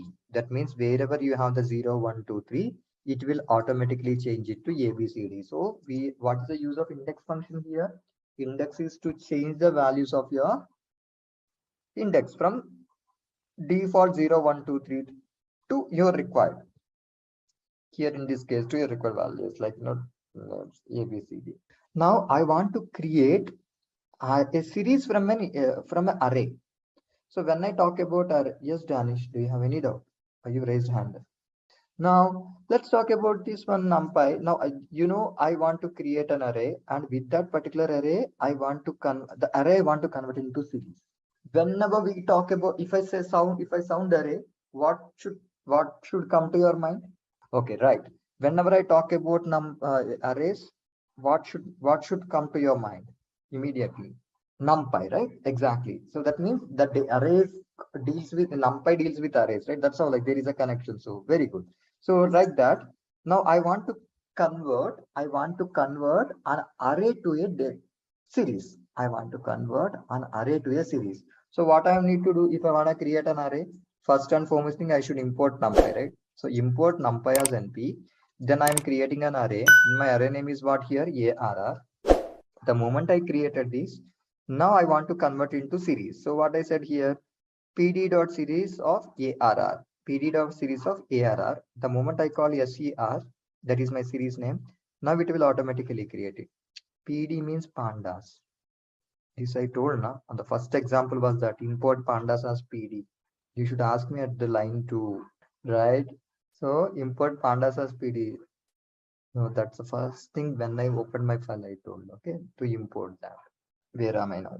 Okay, this one, right? So pd.series. So series is a function. So the moment I do this, ser equal to pd.series arr. Now print ser, then it will automatically print it. Create an array and convert into series. Using the data type string, why it is object? No, because it will show by default like that only. Whenever you create in this particular pandas, whenever you try to create any characters or strings, it will show it as an object. That is by default. Now shall I move to next example? See, so far like this example already done. Import pandas as PD, data equal to 1, 2, 3, df equal to pd dot data frame. Understand one thing. In Python we string, and in pandas we call object. Exactly. You still remember like it is like a character only, okay? Because see, on a broader sense, we need to remember, right? If pandas is telling something, and if another place it is telling something, sometimes we might not pay that much attention. Okay, that is called like a string. Here it is called like an object. On a broader, you summarize it like these are characters and these are numerics for you. How it is saving internally, it's good to know, but at a large level, you understand like categorize them into numerics and characters in your mind. Okay, in your learning. So far, whatever we create, like it is like a Python, whatever the series we create, it's like a one-dimensional array only. It is like what? One-dimensional array kind of a work. But however, now so far we created just a series. Now I want to create a data frame. Okay. Now what is data frame? Now first thing is series. How to create a series in pandas we learned. Now we are trying to create a data frame. Okay, now data frame is nothing but here you will understand like it is more than one dimensional. Now let's see the output. Slowly you will understand. Don't think too much. First of all, now import pandas as PD. There is a list which I have here, right? Now using list. The moment df.pd.data frame of data, earlier you used data.pd.series. Now I'm telling data frame. The moment I say this, now it will still appear like this, but however, it is in a data for this is called like data frame. It is called what? Data frame. First create it. Don't ask any unnecessary questions at this moment. First create it. If you see 2-3 examples, you will understand it much more better. Okay. First create it instead of pd.cds. Now you try to create a pd.data frame. Now I want to convert this dictionary into a data frame. I want to convert this dictionary into what? A data frame. Now how am I converting? There is something called dic. So fruits is the keyword and these are the values. Count is a keyword. These are all the values, right? So the moment I say df equal to pd.data frame dic, now it will create a data frame, correct? Can you see this data frame? Now fruits and count. Now the data frame is like, now if the data is like this, can you do any work further? No, right? So we generally expect the data to be in a kind of a tabular format, correct? Or else in a proper format, right? Now this is how we are trying to convert it. So that's why using data frame, what we can do, we can create say, can you guys hear me? Okay, so using the unit data frame, you can create the data in this particular properly organized format. For timing, understand it like that. So we converted it. Practice it. Earlier we created through list. Now we are creating through what? A dictionary. Now I have an array, this one, which is having, it's like, it has salary and name. Now what I would like to do is that I want to create a data frame, name as numeric array, salary as, see, it's like, in array, right? So first and foremost thing, when I created this array, you know that the index is 0. This is 1, correct? Yes or no? Please reply quickly. In array also the indexing starts with, now it is 0 and it is 1, correct? Now what am I doing? df equal to pd.data frame name. I am creating a variable called name. Okay. From this numeric array number, I gave that name like that. I told 1. 1 means what? 0 and 1. That means this is the 1, correct? Yes or no? So 1 is, these are all the names. So it will automatically come. Exactly. And similarly, I am creating one more variable called salary and I referred the index as what? 0. 0 means these things are not. So those are considered as salaries. Okay. Now try to create them. Here, when we are creating an array has an index as a zeros, right? Array will have index first. So this is what? The first part is 0 and the second part is 1. Is that okay? This is 0. This is 1. The moment when I am creating name, I said the num array 1 means all the names which are the index of this particular name is 1. That's why I created this name and automatically I refer to this index. They are considered as names. Okay. Okay, great. Everything that matters in Python starts with 0 only. The indexing starts with 0. No. It's not 5000 equal to 0. You need to understand. The row is no, not, you should not break it like that. Okay, you should understand this is like, right? It is the array that we created. Even in array session we discussed, correct? Now this entire thing is 1. Sorry, 0. This entire thing is 1. So this is 0. This is 1. Like that you need to remember. Okay, it starts with row equal to 0. Row index 0 means what? First row. Not row is not 0. It's index 0. So here the rows are actually like 1, 2, 3 only, but index is 0, 1. Understood? Indexes are 0 and 1. Since most of the people are saying no, I will teach from the beginning. If people know this, but still attend it, okay? Because for the benefit of people who don't know, I'm teaching from the scratch. It's a merging means like a combining. Let me put it in Excel first, then thereby you will understand it, okay? Think like there is a table called A. Okay. There is a table called B or whatever table or a data set or whatever it is. In this, it has employee ID, it has name. Okay. It has age. These are all the 3 features that I have. Okay. There are 3 variables like employee is 100, 101, 102, 103, something like that. Okay, if you want, I can put 104, 105, right? Employee name is something like PQREQ. Now I cannot type full name Daniel and all.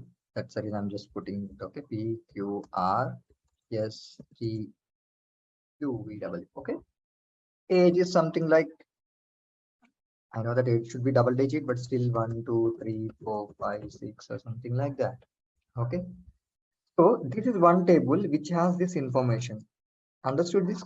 At least like, there is one data set that we created with something, whatever we want, with the required age, required name and required employee ID, name and age. Okay. Now, this piece of information is available in these. Now, in another data set, now let me put it out like this. Okay, this is one table. These are all the column names, correct? Now, similarly, I have one more table. So this table name is called what? A, right? This is called what? A table.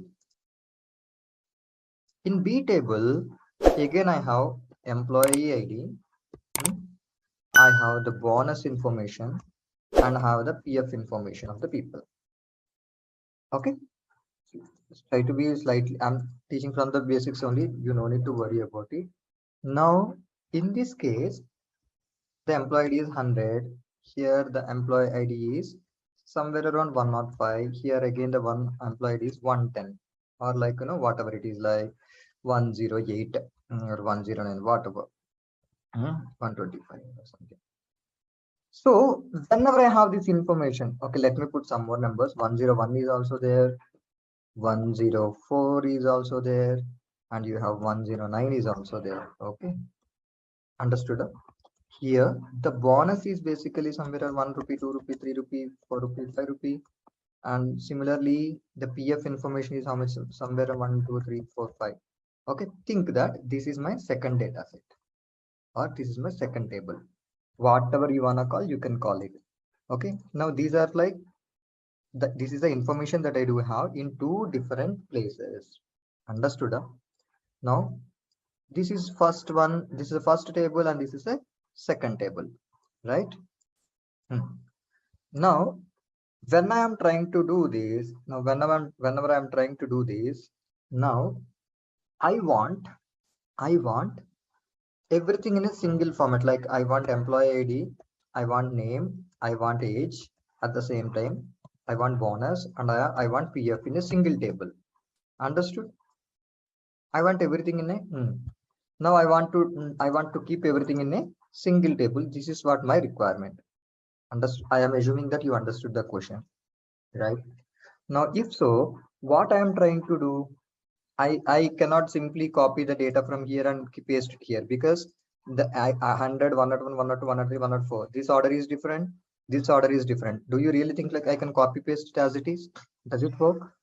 Answer no, right? It will not work. Now what we need to do, we need to join them smartly. That means whenever we are joining, it's merging or joining. There are two names generally they call about it. Now we need to join them based on the concepts called, what we call that is like merging or joins. In that we do have different types of mergings or joins. One is inner, second one is left, third one is right, and fourth one is like, okay, next one is what? Outer. Okay, these are some of the outer or full, whatever it is. First, okay, because it varies from database to database. In Python, what supports, I need to look into once again. Okay, so these are all the things that we do have here. These are the names. Now what inner join will do, see, whenever I'm trying to join any of these particular things, I need to have a common column between both. So what is the common column between both? Employee ID, correct? So this becomes as my primary key. Okay, this is called what? Primary key. Or you can say that common variable. If you want, common column, you can tell like this, or you can say it is like a primary key, because the one that is available in both the places, that is called what? That is called what? Primary key. Okay, now in this case, what is the primary key? In this case, what is the primary key? EID, correct? Now I need to join them based upon the employee ID. Correct? Understood? Right. Now what inner join will do? What inner join will do? Inner join will do, it will actually match the common values between the both the data sets. Okay. What are the common employee IDs in both? What is common in both? 100 is here, 100 is here. Can you say that? So 100 is 1. Next, what else? Quickly tell me. What is common? 101 is common, 104 is common, and 105 is common. So these are all common in both, right? 100 का name क्या है? Like P. 10 is Q. 104 is what? T. And 105 is what? U. Correct? Now what are the, you can understand, right? So what is the respect to ages and respect to everything can be filled accordingly. Understood or not? Think like the rest of the values are similar, like you need to fill the corresponding respective values. Understood or not? So what is inner join will do? Inner join or inner merge, what it does is that it will match the, it actually takes the common values in both the things or common observations between both the things and it will start merging. Understood? This is a simple English language to talk about. I'm talking about left. What left join will do? Left will display all the observations from left. Okay, all the data from left and matching from right. So what does it mean? That means it will take all these as it is. Okay, it will take as it is. And these two you anyways need to get from the right table, right? So left, yeah, imagine like this A is a left, A and B are there, right? One is like on the left and one is right. One is like a what we call right. This PF and bonus information you need it from what table? Right hand table, correct? Now it will get the PF information from do you have PF for 101? 100 do we have PF? Bonus and PF? 1 and 1 we have, correct? For 101 also we have. What is the answer? 3, 3. Similarly for 102, we don't have anything for 102, right? Correct? We don't have anything. So NA, somewhere like think like this, if no value or something for time being. Okay. For 103, do we have? Again no, right? So it's again no. For 104 we have? Yes, the answer is 4 and 4. Great. Okay. For 105 we have anything? 2, 2 now. Okay, we have something, right? 2 and 2. Okay. Now this is what about a left join means. What left join will do? It will take all the values from the left hand side table as it is and matching from right. And matching from right. Understood? Now what is right join? What is right join? It is simply reverse to that, right? Right join is nothing but it will display all the data from right. It will display all the data from right and matching from left. So what is there? Like you will get, you need to get what here ideally? You need to get the name and age, right? These two, we should get it from the first table, correct? Left side table. Yes or no? Now to what and all the values you have, only for those things only, you will get it. Now here, do we have chances to get NS or not? Okay, can we get NS? Because see here 109 is here, but here 109 is not there. So this there will not be any name for that particular employee, correct? I mean, there will not come. So that means what you will get the corresponding names as per the employee ID. And if nothing is not, if nothing is there, you will get NAs. Understood? Exactly. So this is what, now if I have to put it in English, what left join will do, it will display all the data from left side table and matching from right. What right join will do, it will display all the data from right side table and matching from left. Right join. Right join is like it will display all the data from right. So this is the complete data from right, right? Display all the data from right hand side table. And it will pull the corresponding matching from left side table. So for these employees ideas only, you will get names and ages. That is called exactly. EID is a matching variable. You should have a matching variable for everything, or else you cannot merge it. Understood? So next again, there is something like full join or something. For if that what it will do, it will take everything. That means if I'm talking about full wala, right? It will actually get it like this, or else I will put it like this. Okay, and again, we need to get the bonus and PF, right? So it will also come till here. And other than that, you will get this particular information also. Like that means to say, if it is common, it's okay, ignore it. It entirely come like this. And if it is repeated, you please ignore, nothing will happen. That means there are chances like wherever they now here 101 is here, 101 doesn't come again. Okay. Okay, here it will not repeat once again, but however it will display like 104 is here, so 104 doesn't come. Anything repeated here? I can't see. 100, 101, 102, 103, 104, 100 again it will not come. Okay, but one thing to remember. Okay, let me put it simple. I'm telling something now. Okay, now it will take everything. It will fill the values accordingly. What does it mean? Now it can get the name for all the names available over here. For bonus and PF, you will not get bonus and PF for everything, right? For example, here 100, 101, 102, you can get bonus for these particular values. Yes or no? Bonus and PF can be available only for these employees. Yes or no? That means it will fill the bonus and PF details accordingly. Now wherever there is no bonus for these guys, it will show it as NA. Yes or no? You know that point concept, right? See, that means it will club everything. Similarly, here 109 is there. This 109 has, for example, 109 has PF and bonus. What is the PF and bonus for 109? 5 and 5, correct? Then it will become as what? NA. That means it will consider everything.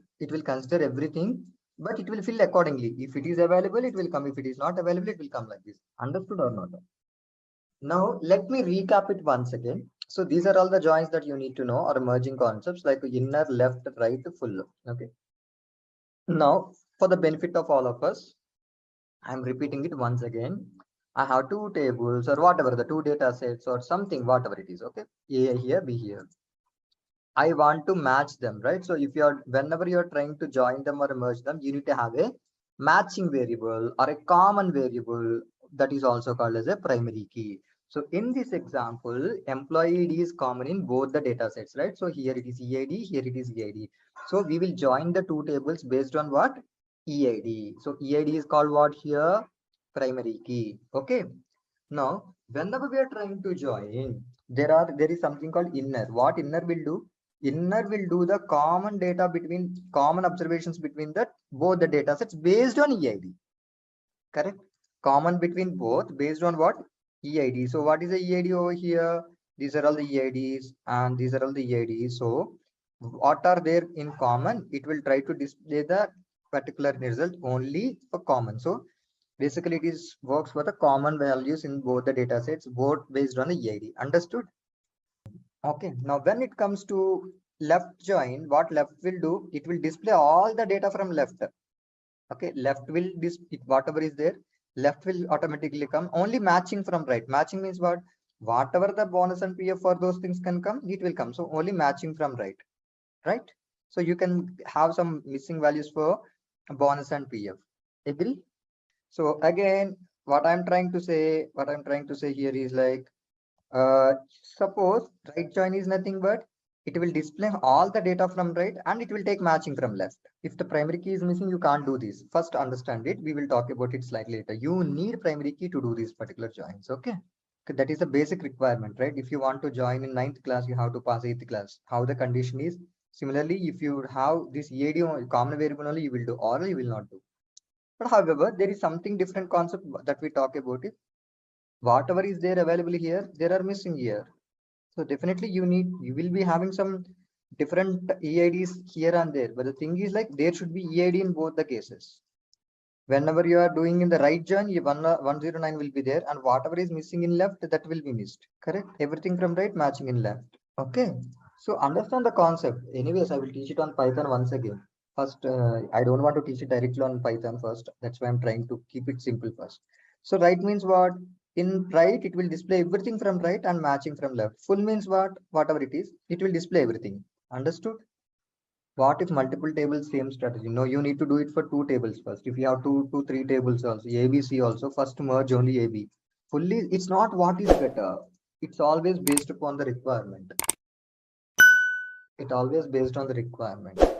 Full written all the when there is a matching in either left or right. No, whether there is no matching, non-matching concept doesn't work. It will return everything from both the tables. Now again, it will take from here. See what is there. This data, this full data will create in a table, and it will fill the values accordingly. If it is not there, it will show NA. If it is something here, it will actually fill accordingly. Full means everything will be considered. See, you can simply remember like this, okay? Inner means matching employee IDs, correct? Left means all employee IDs from left, matching from right. Right means all employee IDs from right and matching from left. Full means all employee IDs in both the tables. Okay, so but I employ in this case employee ID, but in other case example can change, right? So that's the reason we generally talk about it as a common variable. Okay, and there should be a matching variable in both the datasets. Okay, now we will discuss about it in what we call Python. Okay, so think that I'm creating a data frame like import pandas as PD. I'm creating three particular variables like player, points, and title. Three lists, correct? This is list one, list two, list three. Player is one list, points is another list, title is another list. Now I'm converting it into what? A data frame. So df1 pd.data frame player points title. That means the name player means all the players should come here. Points means all the points should come here. Title means title should come here. Is it understood? You already know these, right? So already I told how to create a list. Similarly, I'm creating one more table or one more data frame. Player power title. Now, what were the earlier examples? Player points title. Now, what I have tried creating here, player power title. So this is another data frame I have. Right? Understood so far? I created two data frames. Now I want to merge them. Okay. Now what I'm trying to do, I want to merge them. If I want to merge them, there should be a common variable, right? What is the common variable in both the data sets? Common. Player and titler, to be honest, common, right? So let's talk with, I would like to take it like a player as a reference variable. Okay, this is my primary key. I'm considering player. So it will become my primary key. Yes or no? Now, if I use inner join, what will happen? Inner join means what it will do? What I told, if it is inner join means what it will do? Common players in both the data set, correct? Common things in both, correct or not?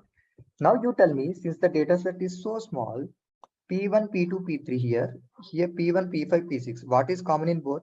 P1, correct? Now, see the coding part. In Excel, we did like that. Now the code is so simple. df1 merge df2. I'm merging this df1 with df2. Yes or no? This is df1. This is df2. Now I'm merging df1 with df2. On what variable you want to merge? What variable you want to merge? You need to tell using on only. On is a part. If you want to merge based on any variable, you need to mention like. Now the matching whatever on what variable I'm merging here. 1 minute, please stay online. Now the moment I said on equal to player, that means the merging will happen based on what? Player variable. Understood? Next again, suppose here there are multiple mergings, right? Inner is there, left is there, right is there. Now how means what? I need to tell the name of that particular join or name of the merge. I told like it is inner. Understood? So df1 dot merge df2 on player, and I want to do inner join. Okay, so that's the reason I'm doing inner join.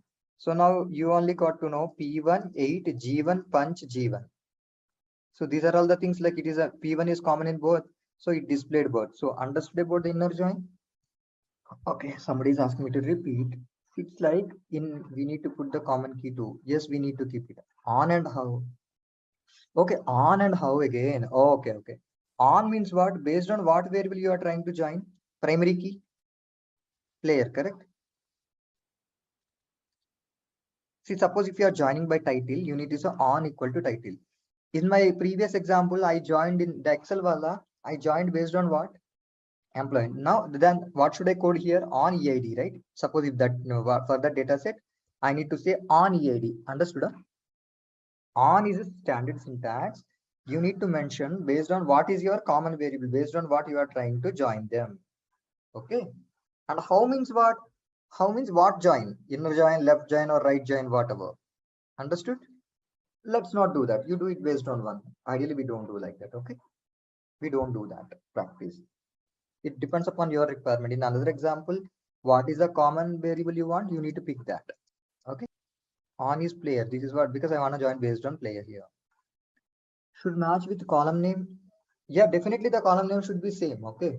Suppose here it is like your intention is like it is a player.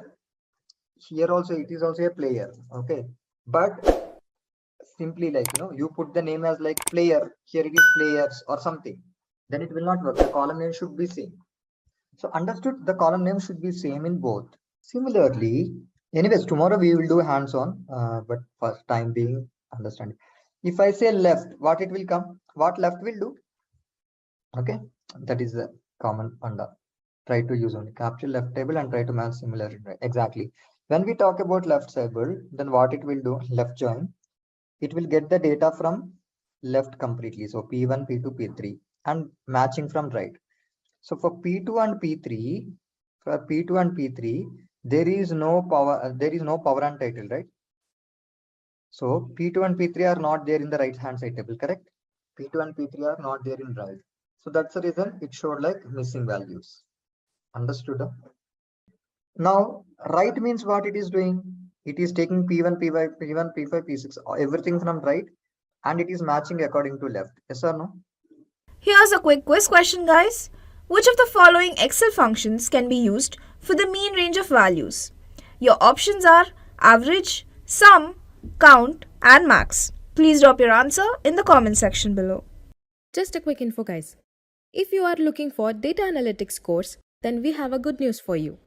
Intellipaat is providing an advanced certification in Data Analytics for Business with IIT Madras. The course is of very high quality and very cost effective. The course link is given in the description below. Simple, whatever you keep it first, that will be your left. Whatever you keep it here, that will be your, ideally like, right hand side table. We are merging this one to this one means it is your left, right? Like that. Okay. Now right join means what it will do? It will display everything from DF2 and matching from DF1. Understood? I mean, it will display everything from right hand side table and matching from left hand side table.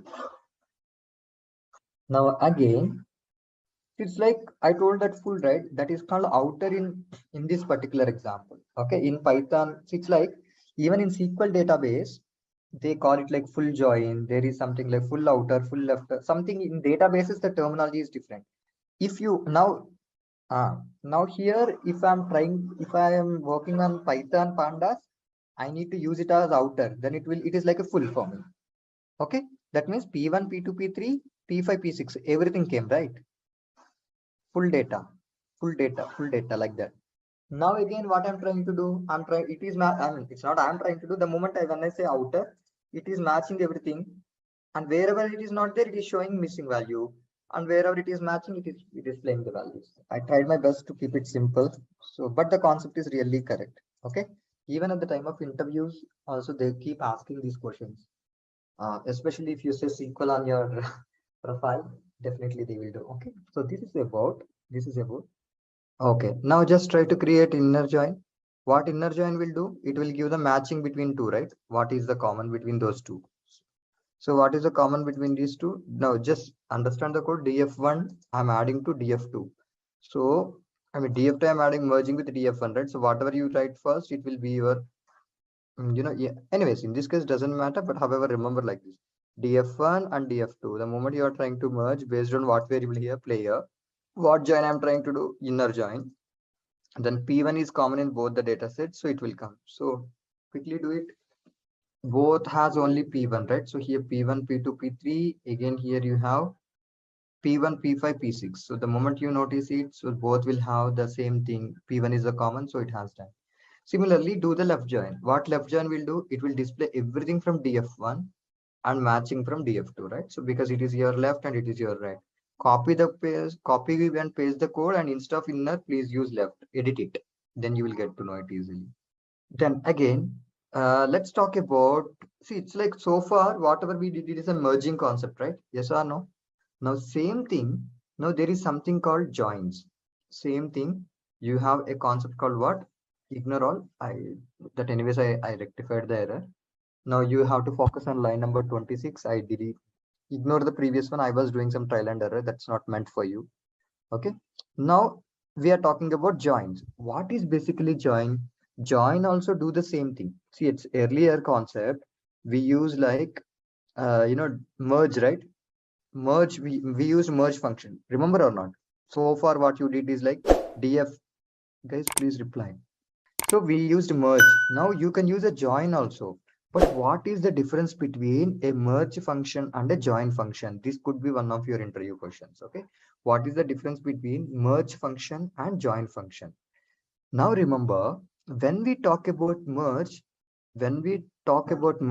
what happens? We are merging based on a common variable. Yes or no? That means player is there in the both the places. So based on player, we are merging them, correct? But when comes to join, you no need to have a common variable. That means suppose a player or title are not there in both the data sets also, still you can merge them. But based on what you will merge them? You will merge them based on index. You will merge them what? Based on index. Now let's see. I just want to, even though there are common columns, even though if there are no common columns also, you can join them with index. That is a major difference.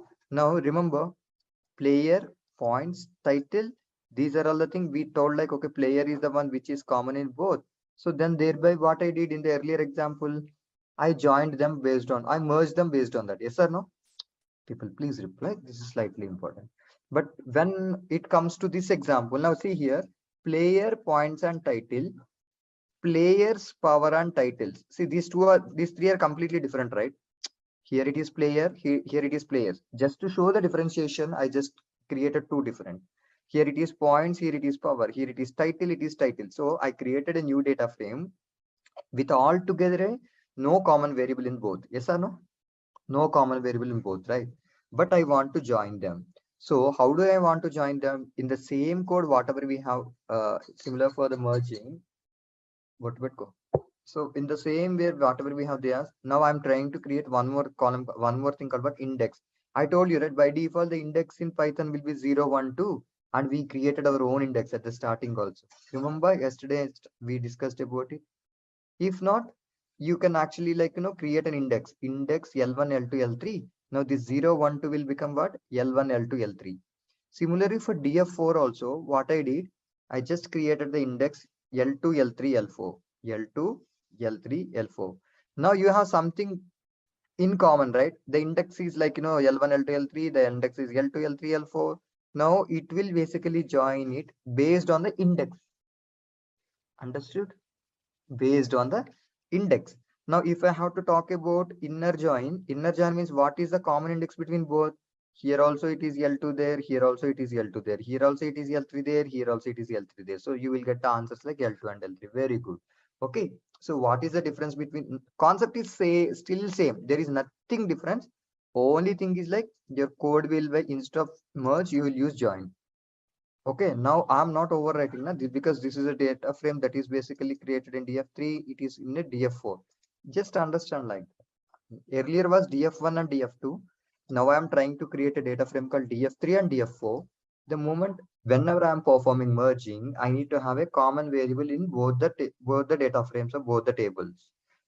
Then only I can do the merging. But if I use join, exactly. If the merging happens based on indexing. Okay, that is the difference. You don't need to have a common variable between both the data sets or both the data frames or both the tables. You really need to have what? Indexing. So based on indexing, it will then. So the moment we created df3 and df4, what we are trying to do? We are trying to use the inner join again. So here we are using the join instead of merge. So it will display the values based on that. So once you're done with the inner, the same copy and paste the code. Now please use instead of inner left, you will get it. And again, instead of left using right, and instead of using right, you can use outer. So you will get the similar outputs. Of course, same outputs also if you type the same data.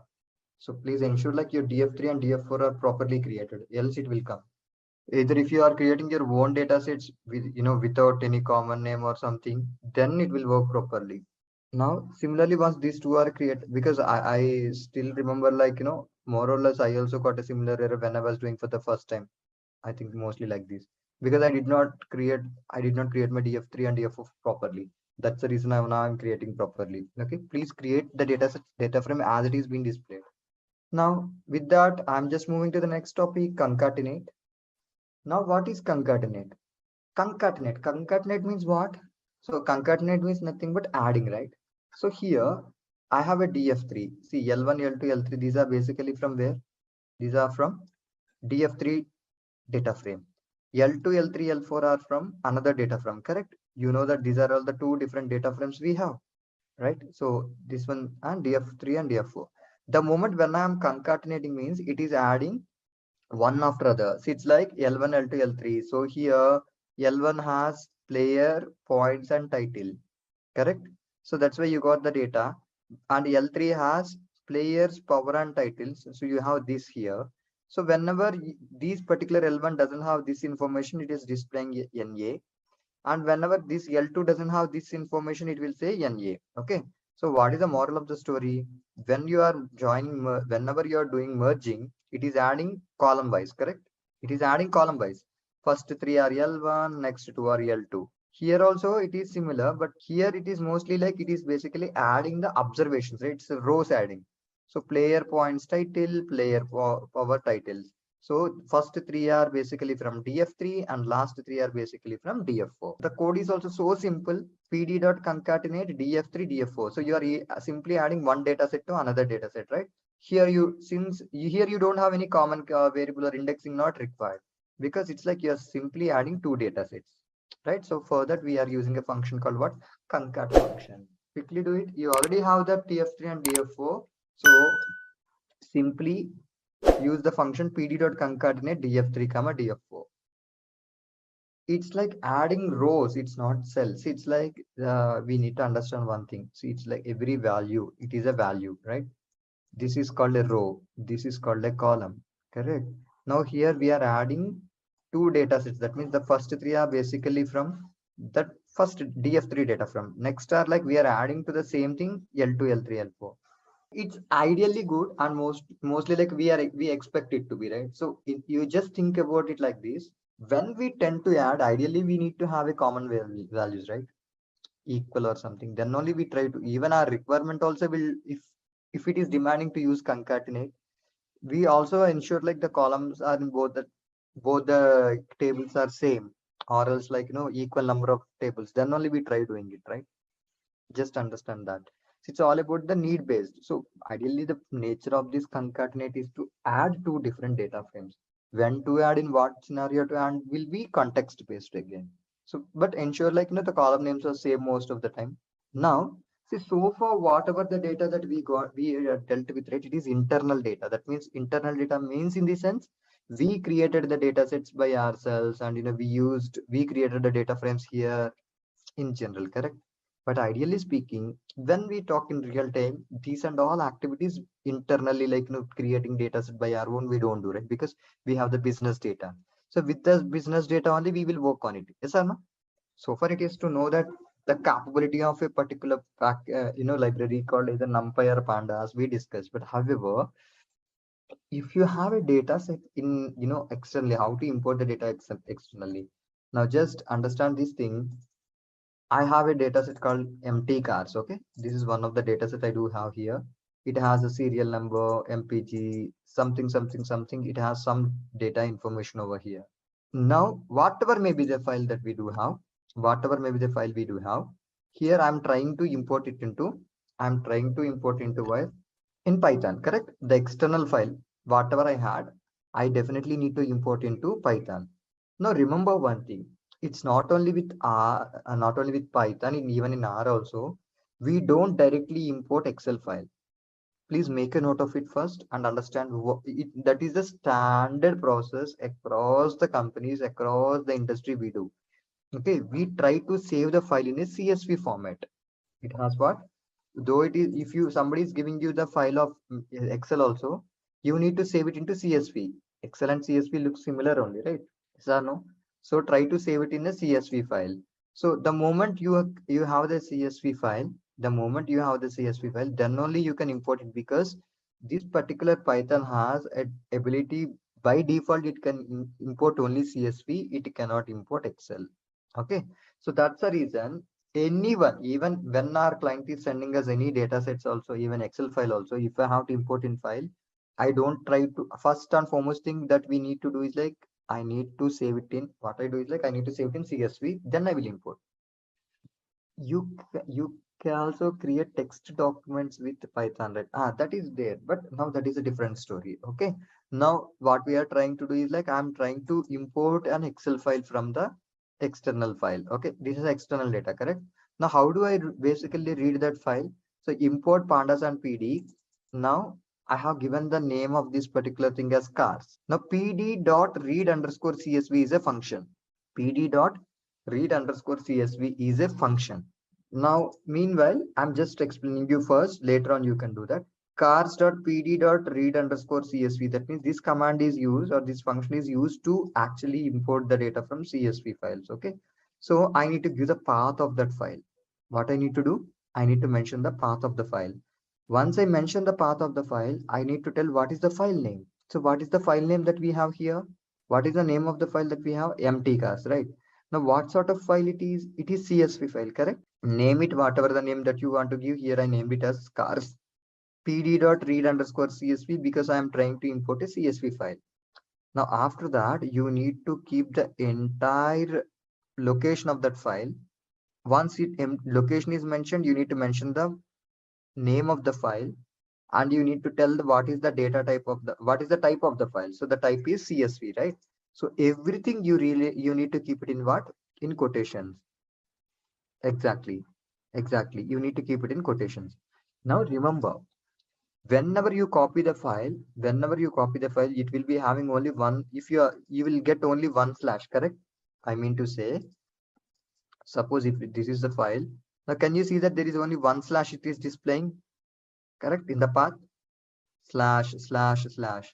But Python, 1 minute. So that's the reason whenever you basically see a single slash in that, but Python cannot recognize it. You need to use either two slashes instead of one slash. That is a condition. So whenever you are trying to whenever you are trying and copying the path, you definitely have a single one, one slash, one backward slash. So instead of that, please use two backward slashes. Okay, because if you use one backward slash, it will give an error, because Python cannot recognize it. So you need to use what? Two backwards. In Windows or Unix, I think mostly, but Unix will be having any separate extra commands we need to know about it. But even in Windows, it is so easy to actually, do this. But in Unix, if it is prompting for any extra command, I'm not sure, but ideally it should work there also. See, my file is DT. My file is located in this material, correct? In this folder, correct? Okay. Now I will click on this. So whenever I will click on this, I will get this particular path. This path, I will get it. Now I will copy this path. After that, I will paste it here. Whatever the thing is there, right? So I copied and I pasted over here. Now again, I need to give in this particular file path, what is the file name here? Empty cars, right? There can be a number of files, right? But I want to import empty cars as my file. So this is CSV file, correct? So that's the reason. What I tried doing here, I just mentioned what is the file name. Then again, I kept the extension name as .csv. Okay, this is how the path would be mentioned. This is how generally, like, the data set in real time, we don't create our own data, right? Because it's like in arrays, whatever we created, or else in these data frames, whatever created df1, df2, these are small pieces of data, so we can create it for understanding the nature of that library. But if we are dealing with, huge data, yeah, definitely we need to get that. We need to import the data from external sources. right? You cannot sit and create a data like how we created for DF3 and DF4, correct? Oh, how to convert Excel file into CSV? Suppose if it is an Excel file, it is an Excel file. How I need to save it as CSV is like file, save as, give the location wherever you want to save it. Okay, give the location wherever you want to save it.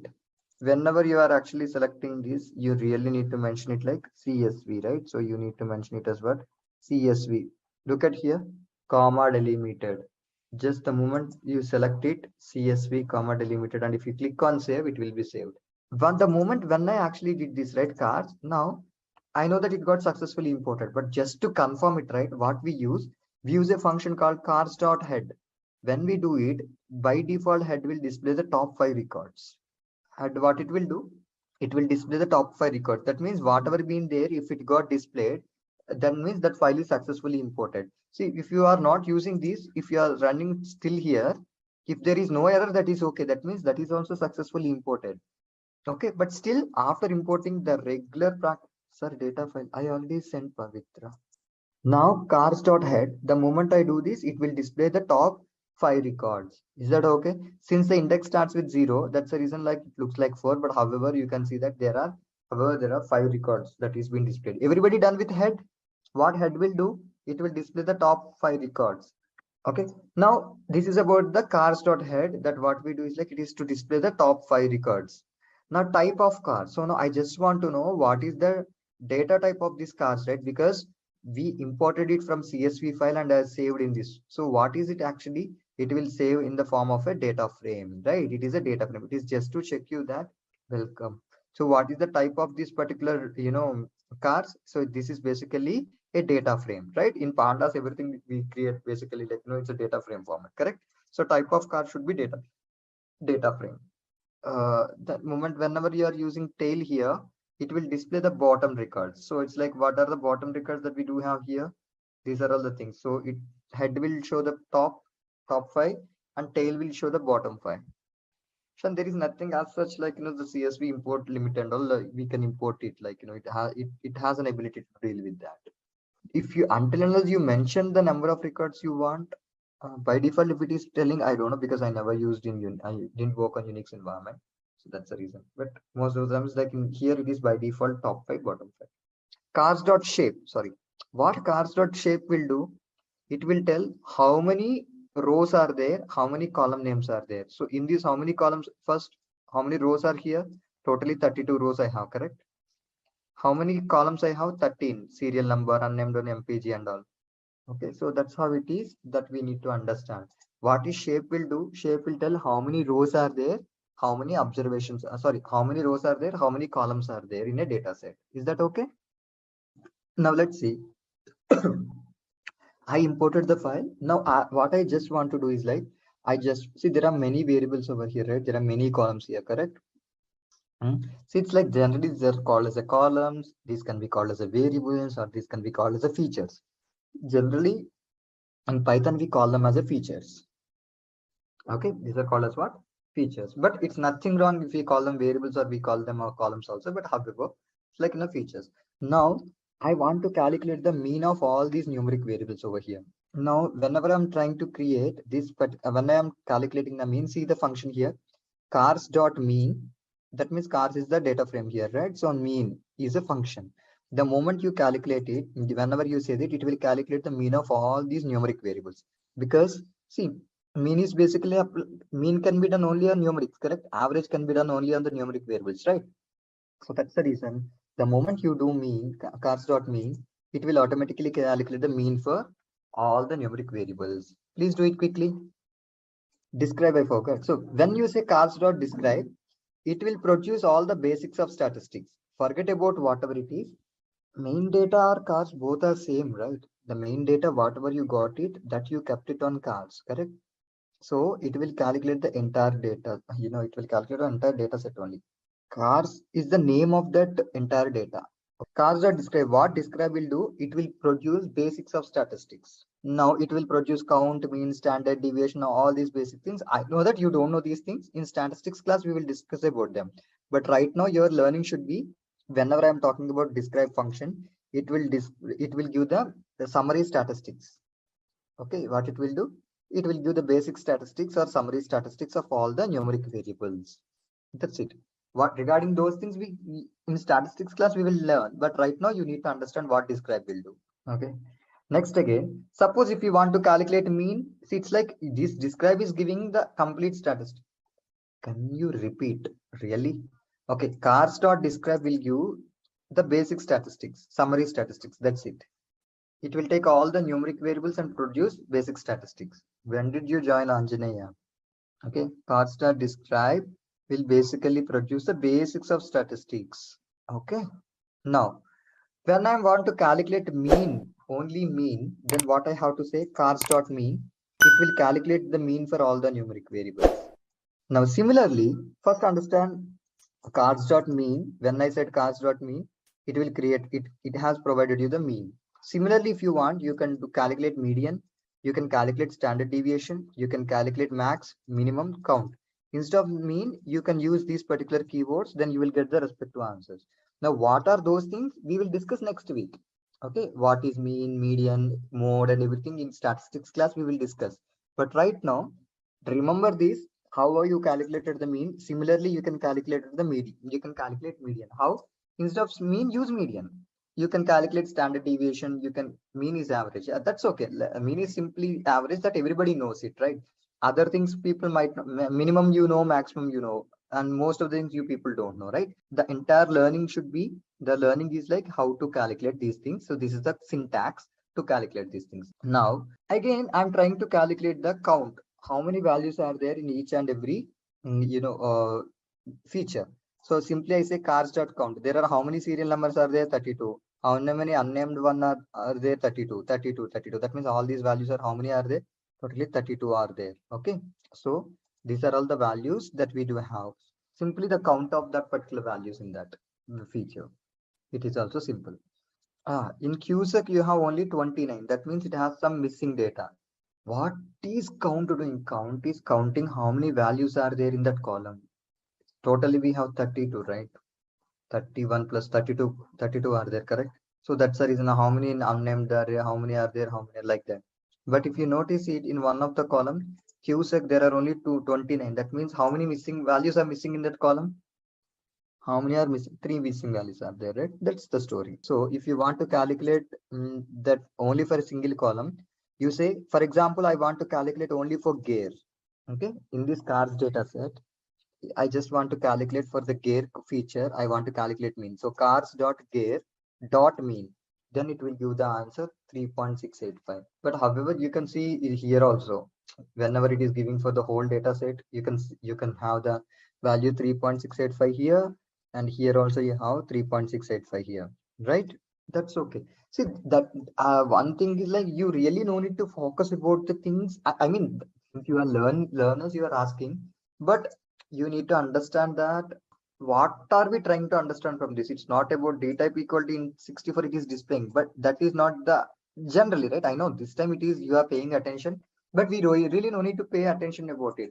No, the entire thing is like, okay, how many values are there? Okay, from this the attention should be like, okay, this particular thing has 29 means it has some missing values. That's how our entire thinking should be. Okay, really no need to go for so much of other things at this moment. It's okay. Okay, but we need to know for what reason we are doing it. That is important. I'm saying that here, how to calculate mean, that is what we are talking about. In which scenario we need to apply mean, that is not the point. That's what not I'm teaching right now. We are trying to understand what is the code to get it. In which scenario you are doing mean, I'm not talking about it, right? So definitely you have to mean at some places, median you have to use some places based on the requirement. Right now we are learning the coding only, not the scenario when you need to use what. Okay, suppose if I am asking you to please use mean on a variable, you need to know the code. This is the code. That's what we are at this moment. Okay. Just a quick info, guys. If you are looking for Data Analytics course, then we have a good news for you. Intellipaat is providing an advanced certification in Data Analytics for Business with IIT Madras. The course is of very high quality and very cost effective. The course link is given in the description below. create a context, does it make sense or not? If it is a numeric variable, generally we can apply, that is what we apply mean only on the numeric variable. That is what I'm trying to say. But now I'm not teaching you whether it is right application or not. The point is like how to create mean on a variable. That is what I'm trying to explain. Okay, did you guys notice it? There is one variable called unnamed one. Now what I want to do, I want to rename it properly. So what I'm trying to do is like I just want to actually change it to model. What I'm trying to do, this unnamed one name, I want to change it as what? Model. That means see here, like this I changed. I want to change. Now how am I changing it? Cars equal to cars dot rename. Rename is a function. Now columns, on which particular column I'm trying to do unnamed one, I want to change it as model. Now the moment I run this code, then it got successfully renamed from unnamed one to model. Pay attention towards brackets rather than unnamed is one of the variable in our CSV file. If you guys open your CSV file, now if you guys open your CSV file, there is one particular column, it doesn't have any column name, correct? Did you notice it? No column name, right? No feature. So when you import it, by default, it will actually save it as unknown one. Okay. What I'm trying to do, I just want to name it to something else. So I want to name it as model or a brand or whatever. Anything you can say, change it. Okay. So this is the way that I want to rename it. And remember one thing, okay, don't use the word modify. Okay, like we are telling that rename, because most of the times, right, these function names we should remember by the actual names only. Modify instead of saying that to rename any column, like that. These particular brackets are used for dictionary, like that. Now don't bring the dictionary list or something as such. Okay, now don't relate it. Now the entire thing is our object towards, it's like if you try to integrate many things, yeah, it's only syntax. Try to understand it like that. So mostly why am I telling is like even for dictionary also we use similar brackets, right? That's what I tried telling you here. Okay, so just try to understand that this is a syntax and a standard syntax and a proven syntax, right, to change a column name. Okay, try to understand in that particular area. Here the name by default gave it as unnamed dot colon one. By default, when there is no column name externally, you will get default name as unnamed column one. That we are trying to change it. It's like we realized one fact, right? Like there are some missing values in QSEC column, correct? There are some missing values in QSEC column. How do we know that? When we looked into the number of records in that, it got only 29. That means there are some missing values in that. These things, see, understand the concept, okay? That is slightly important. When we learn statistics, then we use these codes. That time you will know the concept, okay? Now, this is the QSEC column. Now there is a missing. It's evident, right? If you open a data set, you can see that here is a missing value and here is a missing value and here is a missing value, correct? There are some missing values. Like since if it is small data set, we can view it. If it is huge data set, we cannot view it, right? We cannot get to know how many are there. Since when I open my Excel, it is at the top. Yeah, it is visible, right? That's the reason I could say that these are three. If there are many, I really cannot know, right? So, but however, we got to know that answer directly through coding saying that, okay, these three are the missing values, correct? Now, what I am trying to do is like, whatever the missing values I do have, right? I want to fill them with average of that column. That means just look at my Excel file first. What is the average of this entire column? Average means mean. What is the mean of it? Can you guys see here? It is 17.67, correct? Now what am I trying to do? Wherever there are missing values, I want to replace with mean of that column. Understood the context? Understood the context? Okay, stay there only. Okay, now why mean, why not something? Let's not get to that. Now the entire objective is like I want to replace the entire values of missings with mean of that column.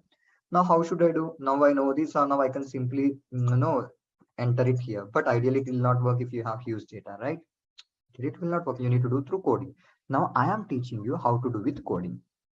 Now just think about it. Cars.qsec, right? For qsec only we have missing values, right? So again, cars.qsec dot fill na. Dot fill na means what? Fill all the missing values of that na.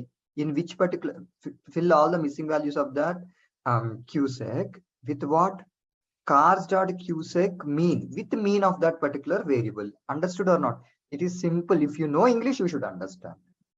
There is no logic. Okay, I'm repeating once again. cars.qsec, right, equal to cars.qsec.fill_na. Okay, cars.qsec is a cars is a data frame. Qsec is a column name. Dot fill_na means fill the missing value. How am I asking to fill the values in that cars data frame? Calculate the mean of qsec. I have a question for you. How do you confirm now whether the missing values are successfully replaced or not? How do you know? Again, you do one thing. Use the command cars.count. Again, the moment you do it, then what it will do, it has to show 32 here also, right? Yes or no? Very good. Very good. Okay. That's how you really need to do that. Now, see, now today what we are learning is only how to do a particular action using pandas, right? What is the right action, what should be the right method and all, that logic changes. So understand the concept. Now, once again, I'm telling, when I am teaching statistics, that time I will tell the concept that, okay, how to deal with, how to replace with what. That time we will not discuss on coding part, right? That's where the coding part is mostly focused over here. That time our attention go on concept. This time our attention is through code. So first code, next concept. So please remember, that is what I am, because these things will always, you need to know these things for sure. Okay, you need to know these. Next, again, dropping the unwanted column. For example, whenever you have the data set or a data frame, I don't want a draft. Suppose, like, think like I don't want this column, I want to drop it.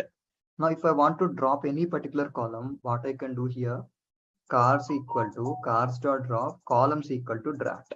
So the moment you do this, so what actually happens, it automatically removes this draft. So when I am talking about head, now the draft didn't come. Now what I'm trying to do, I want to replace that missing values with average of that column or a mean of that particular column. Now what I'm trying to do, cars.qsec, now I'm telling like cars.qsec.fill_na. That means fill all the missing values in this qsec column in cars data frame with mean of that particular column. Understood or not? Right. That means it will calculate the mean of this qsec column and it will replace that missing values with that particular mean of that column. Understood? Exactly. If we are not using head, and if you say, right, all the 31 records will be displayed. That's the reason, just for sample purpose, we always practice only head, because it will show only, you know, couple of values, first 5 values. Okay, so that's the reason. Once you drop it now, just try to, you know, ensure like what you drop it, or like again you cannot retrieve it. Okay, now please ensure like you are dropping what you are, once you are sure of it, you drop it, or else don't drop it. Right. Next thing, correlation. See, there is something like a concept called correlation, which will find the relation between two variables. Okay, now to be honest, talking about correlation at this time is really so much advanced. I mean, it's like not so correct. See, whenever I'm teaching statistics, even just to tell you this point, because you must be thinking, sir is saying that it will come in future and all. Yes, that is true. But however, I'm trying to explain you that there is, from Monday, like there are a couple of topics that I need to teach you people. Exactly. So there are a couple of things that I need to teach for you. This, all the things will be taught. What is mean, what is median, what is mode, what is range, variance, standard deviation, all these things. During that time, you will get to know what is correlation also. Okay. Now let's, if now what I'm trying to say now, why am I telling this story to you is like, now I just want to teach you one thing, that if you want to find the correlation between any two variables, if you want to know the correlation between two variables, you need to use a function called CORR. You remember that. That is okay for me. You want to find the relationship between two variables. Now, I want to calculate the relation between MPG, CYL, and QSEC. Think like there are 3 numeric variables, right? Now, the moment I said correlation, it will calculate the correlation between this to this, this to this, this to this. Okay, so that's how this function will do. Now, what are these things? You will not understand, because for this, if I have to teach, I have to teach you so many things. Okay, during my statistics, I will teach you that. But however, my question for you is only one thing. The answer should be from you is only one thing.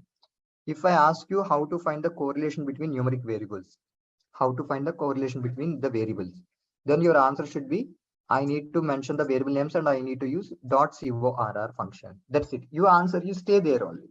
Understood or not? You need to answer this. So how to find the correlation? Using correlation function. Do that for time being. only coding part. Now changing the data type. Whenever I talk about a data type, now you guys are able to see, right? Whenever I saw here, if I want to know what is the data type of a variable, I need to use a function called what? Cars.dtypes. The moment you say cars.dtypes, it will display what are the data types of that particular variables, right? It's an integer, it is something, something, something. Now, my intention is, see, this particular data type is there, right? This particular data type is there, right? For example, MPG, it is a float. Now, what I'm trying to do, I want to change it to integer. Suppose I want to change this to an integer data type. Now, what is the code? Please focus on the code. cars.mpg equal to cars.mpg as type of int.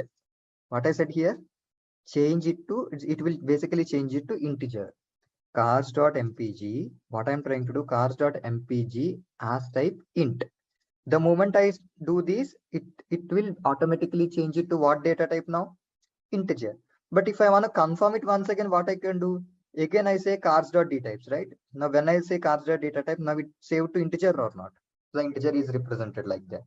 32, 64 also, we no need to bother about it. But however, can you please try change the data type? Now, the moral of the story is how to change the data. See, whatever you are learning in projects, we will use all these pieces in differently with the same theme. Okay, that's why I'm spending time on these pandas much. For visualizations and all, we no need to spend that much because those are standard codes that we generally use to create a graphs and all. But these are something based on the requirement we work. So that's the reason I'm spending some time here. Okay, this is basically the entire concept of changing the data type and everything. So now, coming to the first question, what are the steps involved in data analysis? There are several steps involved in data analysis. So now, talking about the first step in data analysis process is to define your objective. And in data analytics, this is sometimes called the problem statement. Now let's move to the second step, that is collecting the data. Once you have established your objective, you will need to create a strategy for collecting and aggregating the appropriate data. A key part of this is determining which data you need. This might be quantitative data or qualitative data. Moving ahead, the third step is data cleaning or pre-processing. Once you have collected your data, the next step is to get ready for analysis. This means cleaning or scrubbing it, and it is crucial in making sure that you are working with high quality data. Key data cleaning tasks include removing major errors, duplicates, and outliers. Also, it is used to remove unwanted data points and bring structure to your data. So now, moving ahead, we are having next step as data exploration. Data exploration is used to explore and visualize data to uncover insights from the start or identify areas or patterns to dig into more. Next, we are having data modeling. Data modeling is the process of analyzing and defining all the different data your business collects and produces, as well as the relationship between those bits of data. The next step is data validation. Data validation is the practice of checking the integrity, accuracy, and structure of data before it is used for a business operation. And last, we are having implementation. So in this, we're going to implement our business operation. So these are the important steps for data analysis. So now, let's jump into the second question. What are the key differences between data analysis and data mining? Talking about data analysis, it involves the process of cleaning, organizing, and using data to produce meaningful insights, whereas data mining is used to search for hidden patterns in the data. Also, data analysis produces results that are far more comprehensible by a variety of audiences than the results from data mining. So this was the difference between data analysis and data mining. Now moving to the question number 3, what is data profiling? Data profiling is a methodology that involves analyzing all entities present in data to a greater depth. The goal here is to provide high accurate information based on the data and its attributes such as the data type, frequency of occurrence, and more. So this is all about data profiling. So now, moving to the question number 4, what are the top tools used to perform data analysis? So there is a wide spectrum of tools that can be used in the field of data analysis. Here are some of the tools. The first one is the Microsoft Excel. As we know that Microsoft Excel is used in major companies for the data analysis. Along with that, we are having Power BI, Tableau, RapidMiner, and many more. So these are the top tools that are used to perform data analysis. So now, let's check out the next question. What is an outlier? Outliers are the data points or observations that are significantly different from other data points because of their abnormal distance from the rest. Here you can see that in this graph we are having the outlier present, that is marked with an orange color, right? So as I told you the formal definition, that outliers are the data points that are significantly different from the other data points. Here you can see that the data points are having some pattern, right? But this is an outlier that is significantly different from other data points. Now talking about the outliers, there are two types of outliers.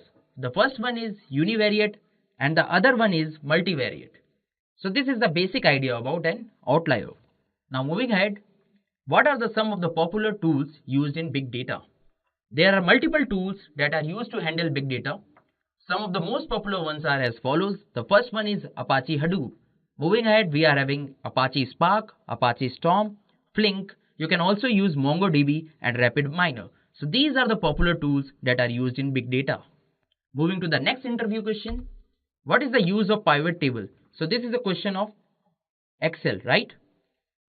So talking about pivot tables are one of the key features of Excel.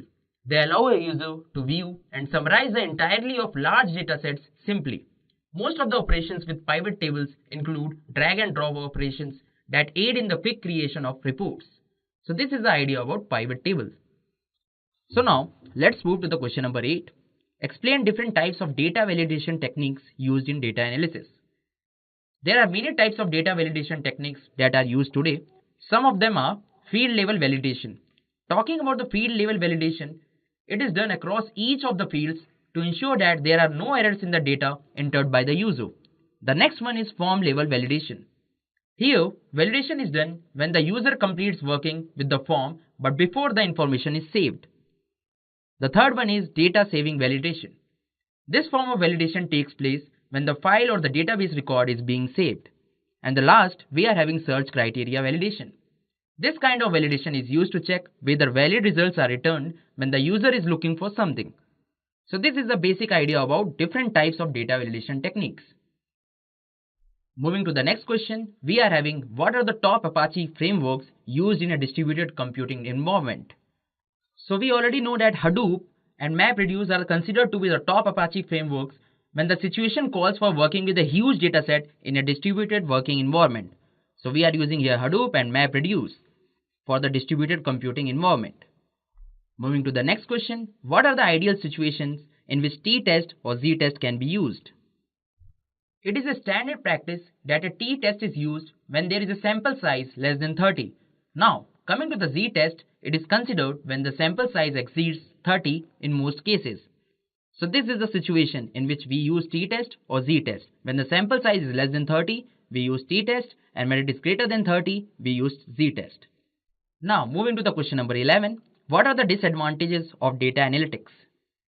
Compared to the plethora of advantages, there are few disadvantages while doing data analytics. Some of the disadvantages are listed below. The first one is data analytics can cause a breach in customer privacy and their information such as transactions, purchases, and subscriptions. Moving ahead, some of the tools are complex and require prior training. So this is the biggest disadvantage of data analytics. And the last point, it takes a lot of skills and expertise to select the right analytics tool every time. Alright guys, it's time to move to the next question. Moving ahead, how can one handle suspicious or missing data in a dataset while performing analysis?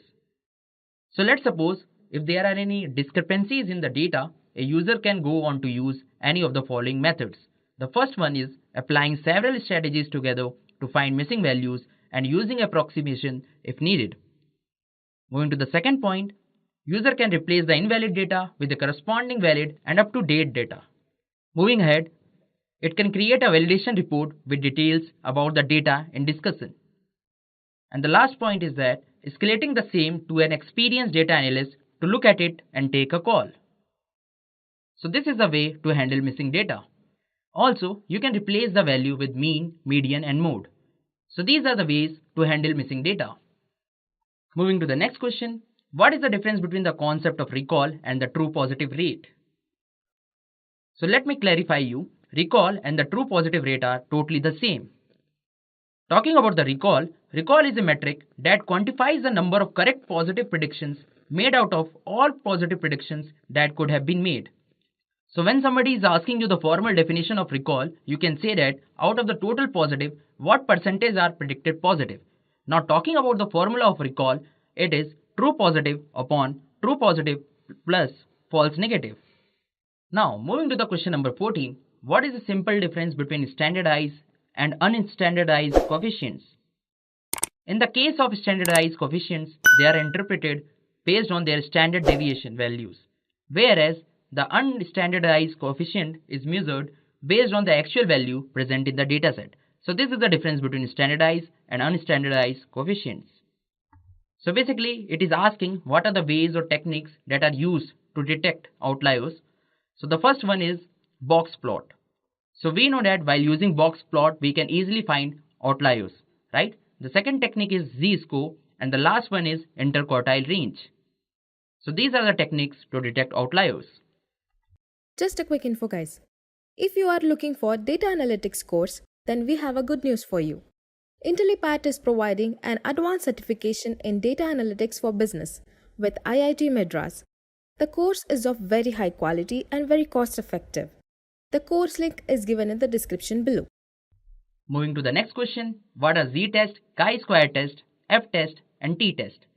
As I already told you about the t-test is used when your sample size is small, basically when the sample size is less than 30.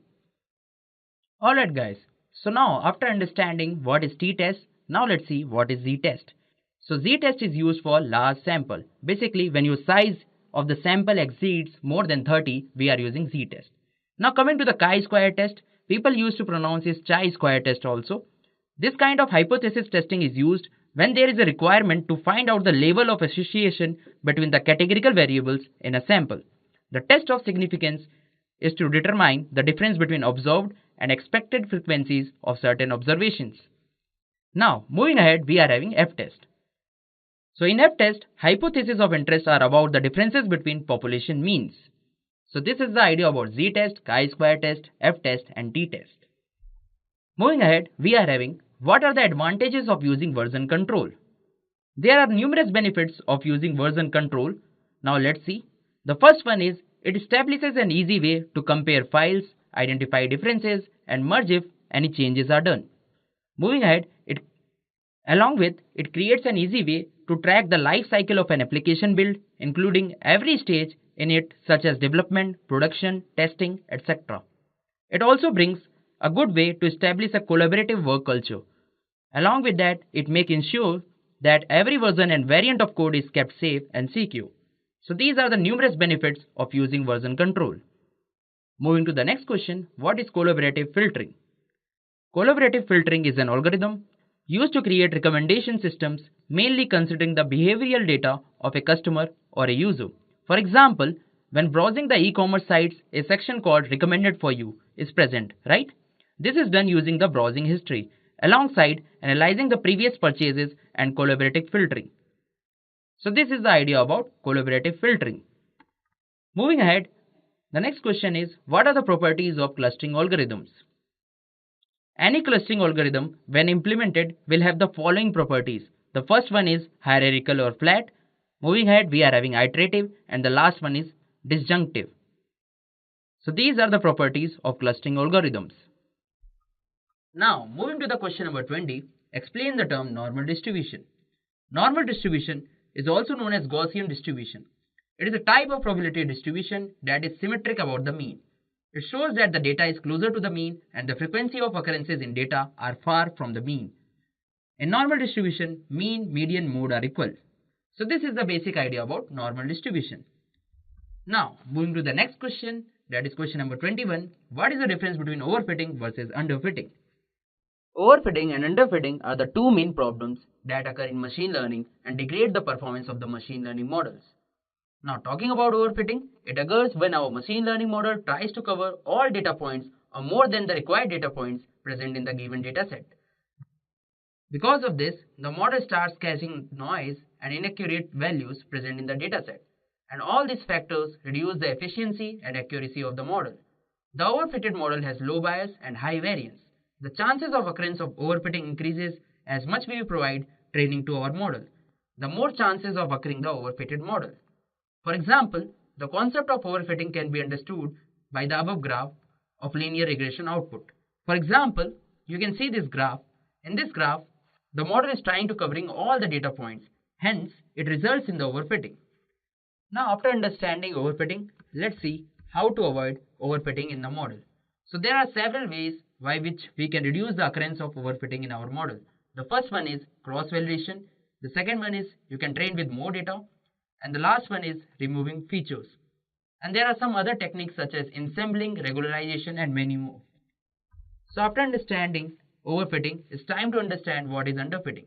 It occurs when our machine learning model is not able to capture the underlying trend of the data. To avoid the overfitting in the model, the fed of the training data can be stopped at an early stage, due to which the model may not learn enough from the training data. As a result, it may fail to find the best fit of the dominant trend in this data. In the case of underfitting, the model is not able to learn enough from the training data, and hence it reduces the accuracy and produces unreliable predictions. An underfitted model has high bias and low variance. For example, in this graph, you can see that the model is unable to capture the data points present in the plot. So this is the basic idea about underfitting. Now let's see how we can avoid underfitting. So we can increase the model's training time, and also we have to increase the number of features to avoid underfitting. So this is the basic idea about overfitting and underfitting. Now moving to the question number 22, what is RMSE in a linear regression model? RMSE stands for root mean square error. It is computed by taking the square root of MSE. The lower the RMSE, the better the model and its predictions. So this is the basic idea about root mean square error. Moving ahead, we are having the question number 23. What is naive Bayes? Naive Bayes classifiers are a collection of classification algorithms based on Bayes' theorem. It is not a single algorithm, but a family of algorithms where all of them share a common principle. That is, every pair of features being classified is independent of each other. The fundamental naive Bayes assumption is that each feature makes an independent and equal. So this is the basic idea about naive Bayes. Moving ahead, we are having the question number 24, that is, explain univariate, bivariate and multivariate analysis. So now, talking about the univariate analysis involves analyzing data with only one variable, or in other words, a single column or a vector of the data. This analysis allows us to understand the data and extract patterns and trends out of it. For example, analyzing the weight of a group of people. Now, let's move to the bivariate analysis. Bivariate analysis involves analyzing the data with exactly two variables, or in other words, the data can be put into a two-column table. This kind of analysis allows us to figure out the relationship between the variables. For example, analyzing the data that contains temperature and altitude. Now moving to the last one, that is multivariate analysis. Multivariate analysis involves analyzing the data with more than two variables. The number of columns of the data can be anything more than 2. This kind of analysis allows us to figure out the effects of all other variables on a single variable. For example, if you want to analyze data about house prices, which contains information about the houses such as locality, crime rate, area, the number of floors, etc. So this is the basic idea about univariate, bivariate and multivariate analysis. Now, moving to the next question, what are the different statistical techniques used in data analysis? The first one is the correlation. It establishes and measures relationship between different variables. For example, let's suppose if you are having a data set, so in that data sets you will be having features as well as the output variable. So basically the correlation will establish the relationship between the features and the output variables. Now talking about the regression, it allows identifying if the evolution of one variable affects the other. So we are having different types of regression such as linear regression, multiple regression, right? So in linear regression we can see that one variable can affect the other dependent variable. For example, you can consider experience versus salary. So as the experience will increase, your salary will also increase. So this is an example of linear regression. Now, the last one is time series. It predicts future values by analyzing sequence of past values. So basically, you can use the time series for the forecasting, right, based on the past data. So this is a basic idea about the different types of statistical techniques used by data analysts. Moving next, we are having type 1 and type 2 error. So the question is, what is type 1 and type 2 error? Talking about the type 1 error, So type 1 error is also known as false positive. Basically, it occurs when a null hypothesis is rejected based on the statistical findings, even if it is true. For example, if a person is having a symptoms of COVID and he knows that he is COVID positive, but in the end the results come negative. So this is a type of false positive case, right? That is type 1 error. Now talking about the type 2 error, it is also known as false negative. It occurs when the null hypothesis is not rejected based on the statistical finding, even it is false. So this is the basic idea about type 1 and type 2 error. Now moving to the question number 27, what is the difference between where and having?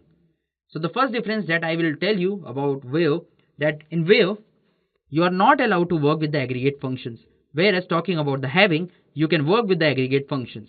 Now where is a clause which is used to filter records prior to grouping, whereas having clause is used to filter values within a group. Also, where is implemented in row operations, whereas having is implemented in column operations. So now talking about the last point of where clause, this clause can be used with the select, update and delete statements, whereas having clause can only be used with the select statement. So this is the difference between where and having. So now let's move to the next question. Next question is, what are the different types of methods to create a data frame? Now you can create a data frame with the dictionary, with the list. Also you can create a data frame by uploading the CSV file or Excel file. So now let's see the first way, that is dictionary. So here I will create a dictionary with the variable name as dict1, right? So as you know that dictionary will have key as well as value pair, right? So this is the key. So the key is here as student and the value is here Gaurav, Dilesh, Rishabh, Vasim and Priyansi. So the another key that we are having as marks. So this is a key and the values are here, right? Now if you want to create a data frame, then I have to upload the library, right? So I will just simply write here import pandas as PD. Okay, so here I am writing here as PD. So PD is an alias. So I'll just simply write here PD dot data frame function. Make sure that D and F are capital, and inside that I will put the dictionary, right? So this is a dictionary variable name dict1, right? So when I'm just writing this, you can see that the output will be displayed with the student and marks as the column, right? And here the value of the key will be displayed, that is nothing but Gaurav, Nilesh, Rishabh, Vasim and Priyansi, and so as the marks. Okay, so this is the way to create a data frame via dictionary. Now if you want to create with the list, so what I will do here, simply I'll just create a list with list1, and here I will simply write Gaurav and 82, right? And then I will just simply write the another name with the marks. So you can see that when I'm writing here PD dot data frame list1, so there will be no column, since I'm just writing here the records. So now if you want to print the column, so I'll just simply write PD dot data frame, and inside that I will pass the list, and I will just pass another parameter with the name columns, and inside that I will just write student and marks. So what will happen when you are executing it, you will see that student and marks are the columns, right? And these are the records. So this is a way to create via list. Now another way, as I already told you, that you can upload a CSV or Excel files to create a data frame. So for that, let's suppose if you are having a CSV file, so you have to write pd.read_csv and inside that the file name.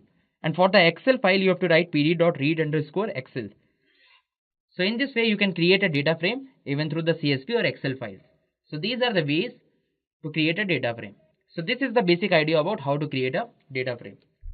Now moving to the next question, that is question number 29, extract, store and type columns from the data frame. So here you can see that this was our data frame, right? And from this data frame, I want to only extract, store and type, right? So our data frame variable name was df. So I'll just simply write here df, and inside that I'll just create a list and I will just write the column name, that is store and type. So you can see that this is a way to extract, store and type columns from the data frame. So now coming to the question number 30, is telling that fetch the records where size is greater than 50,000 and type is B. So you can see that it's basically a condition based statement, right? You have to write here condition. So first I have to write here the data frame, and our data frame is having the variable name as df. So inside that df, I will just write the column name as df size and greater than 50,000, and here I will use the AND operator. And what is the type here? Type here is B, right? So simply I will write here df type is equal to B. And when you are writing this code, you can see that here we will get the type, that is of B type, and size is greater than 50,000. So this is a way to fetch the records where size is greater than 50,000 and type is B. Now moving to the question number 31, is telling that add a new column with an address. So in our data frame, let's suppose if you want to add any new column. So the data frame variable name is df. So I'll just simply write here df, and inside that I will just write here address. So our new column has been generated. Now I have to put the value there. So I'll just simply write random values. Let's suppose Bangalore, Chennai, Gurugram, Mumbai and Delhi. So when you are writing df.head, then it will display the new column also along with the records inserted in it. So this is a way to create a new column. Now, moving to the question number 32, what are the different types of sampling techniques? So there are different types of sampling. So now let's see the first one, that is simple random sampling. In a simple random sample, every member of the population has an equal chance of being selected. Your sampling frame should include the whole population here. To conduct this type of sampling, you can use tools like random number generators or other techniques that are based entirely on your choice, right? So this is the basic idea about simple random sampling. Now, let's see what is systematic sampling. Systematic sampling is similar to simple random sampling, but it is usually slightly easier to conduct. Here, every member of the population is listed with a number, but instead of randomly generating numbers, individuals are chosen at regular intervals, right? Moving ahead, we are having the cluster sampling.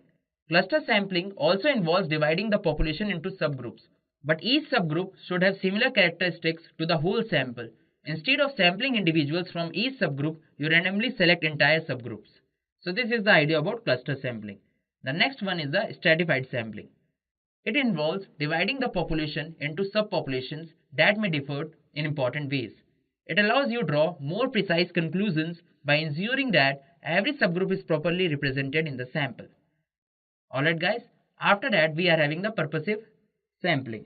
Purposive sampling refers to a group of non-probability sampling techniques in which units are selected because they have characteristics that you need in your sample. So these are the different types of sampling techniques. Now coming to the question number 33, what are the different types of charts that Tableau provides?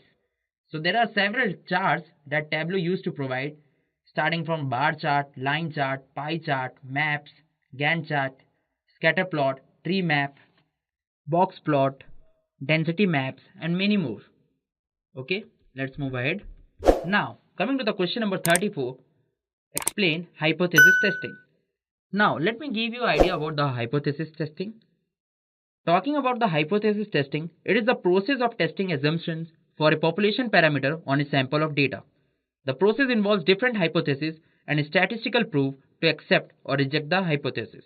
Here, the null hypothesis is represented by H0, whereas alternate hypothesis is denoted by H1. Now, let's see the steps involved in hypothesis testing. The first one is stating the hypothesis. Moving ahead, we are having the collect data. Then we will see the evidence to fail or accept the hypothesis. Then we will test the hypothesis, and according to that, we'll make the decisions. For example, let's suppose there is a student with height more than 5 feet have BMI more than 20. So this will considered as a null hypothesis. Now, what will be the alternate hypothesis? The students with height more than 5 feet do not have BMI more than 20. So this is our alternate hypothesis. Now, what we'll do, we'll apply here a statistical test to support the hypothesis, whether we have to accept null hypothesis or reject null hypothesis, right? And at last, we'll make our decisions. So this is how hypothesis testing works. Moving to the next question, what do you mean by the term data wrangling? Data wrangling, also called data cleaning, data remediation or data munging, it refers to a variety of processes designed to transform raw data into more readily used formats. The exact methods differ from project to project depending on the data you are leveraging and the goal you are trying to achieve. Now let's see some examples of data wrangling. It is used to merge multiple data sources into a single dataset for analysis. It also identifies gaps in data and either filling or deleting them. It deletes data that's either unnecessary or irrelevant to the project you are working on. Data wrangling can be manual or automated process. In scenarios where datasets are exceptionally large, automated data cleaning becomes a necessity. That being said, this is the basic idea about the data wrangling. Now, moving to the question number 36, what is the difference between count, count blank and countf in Excel? The count function in Excel is used to count cells that contains numbers. Talking about the count blank, it is used to count cells that are blank. Now what about the COUNTIF? COUNTIF is used to count the cells that meets a specified criteria. Now moving ahead to the next question, we are having what is the difference between correlation and covariance? Talking about the covariance, it indicates the direction of the linear relationship between variables, whereas correlation is a statistical measure that indicates how strongly two variables are related. For example, in a data set, we are having the feature and the dependent variable. So what will correlation do here? It will see how much a variable. So here, the correlation will tell the collinearity between the two variables. Now, next point is covariance range from -infinity to infinity, whereas correlation ranges from -1 to 1. Right?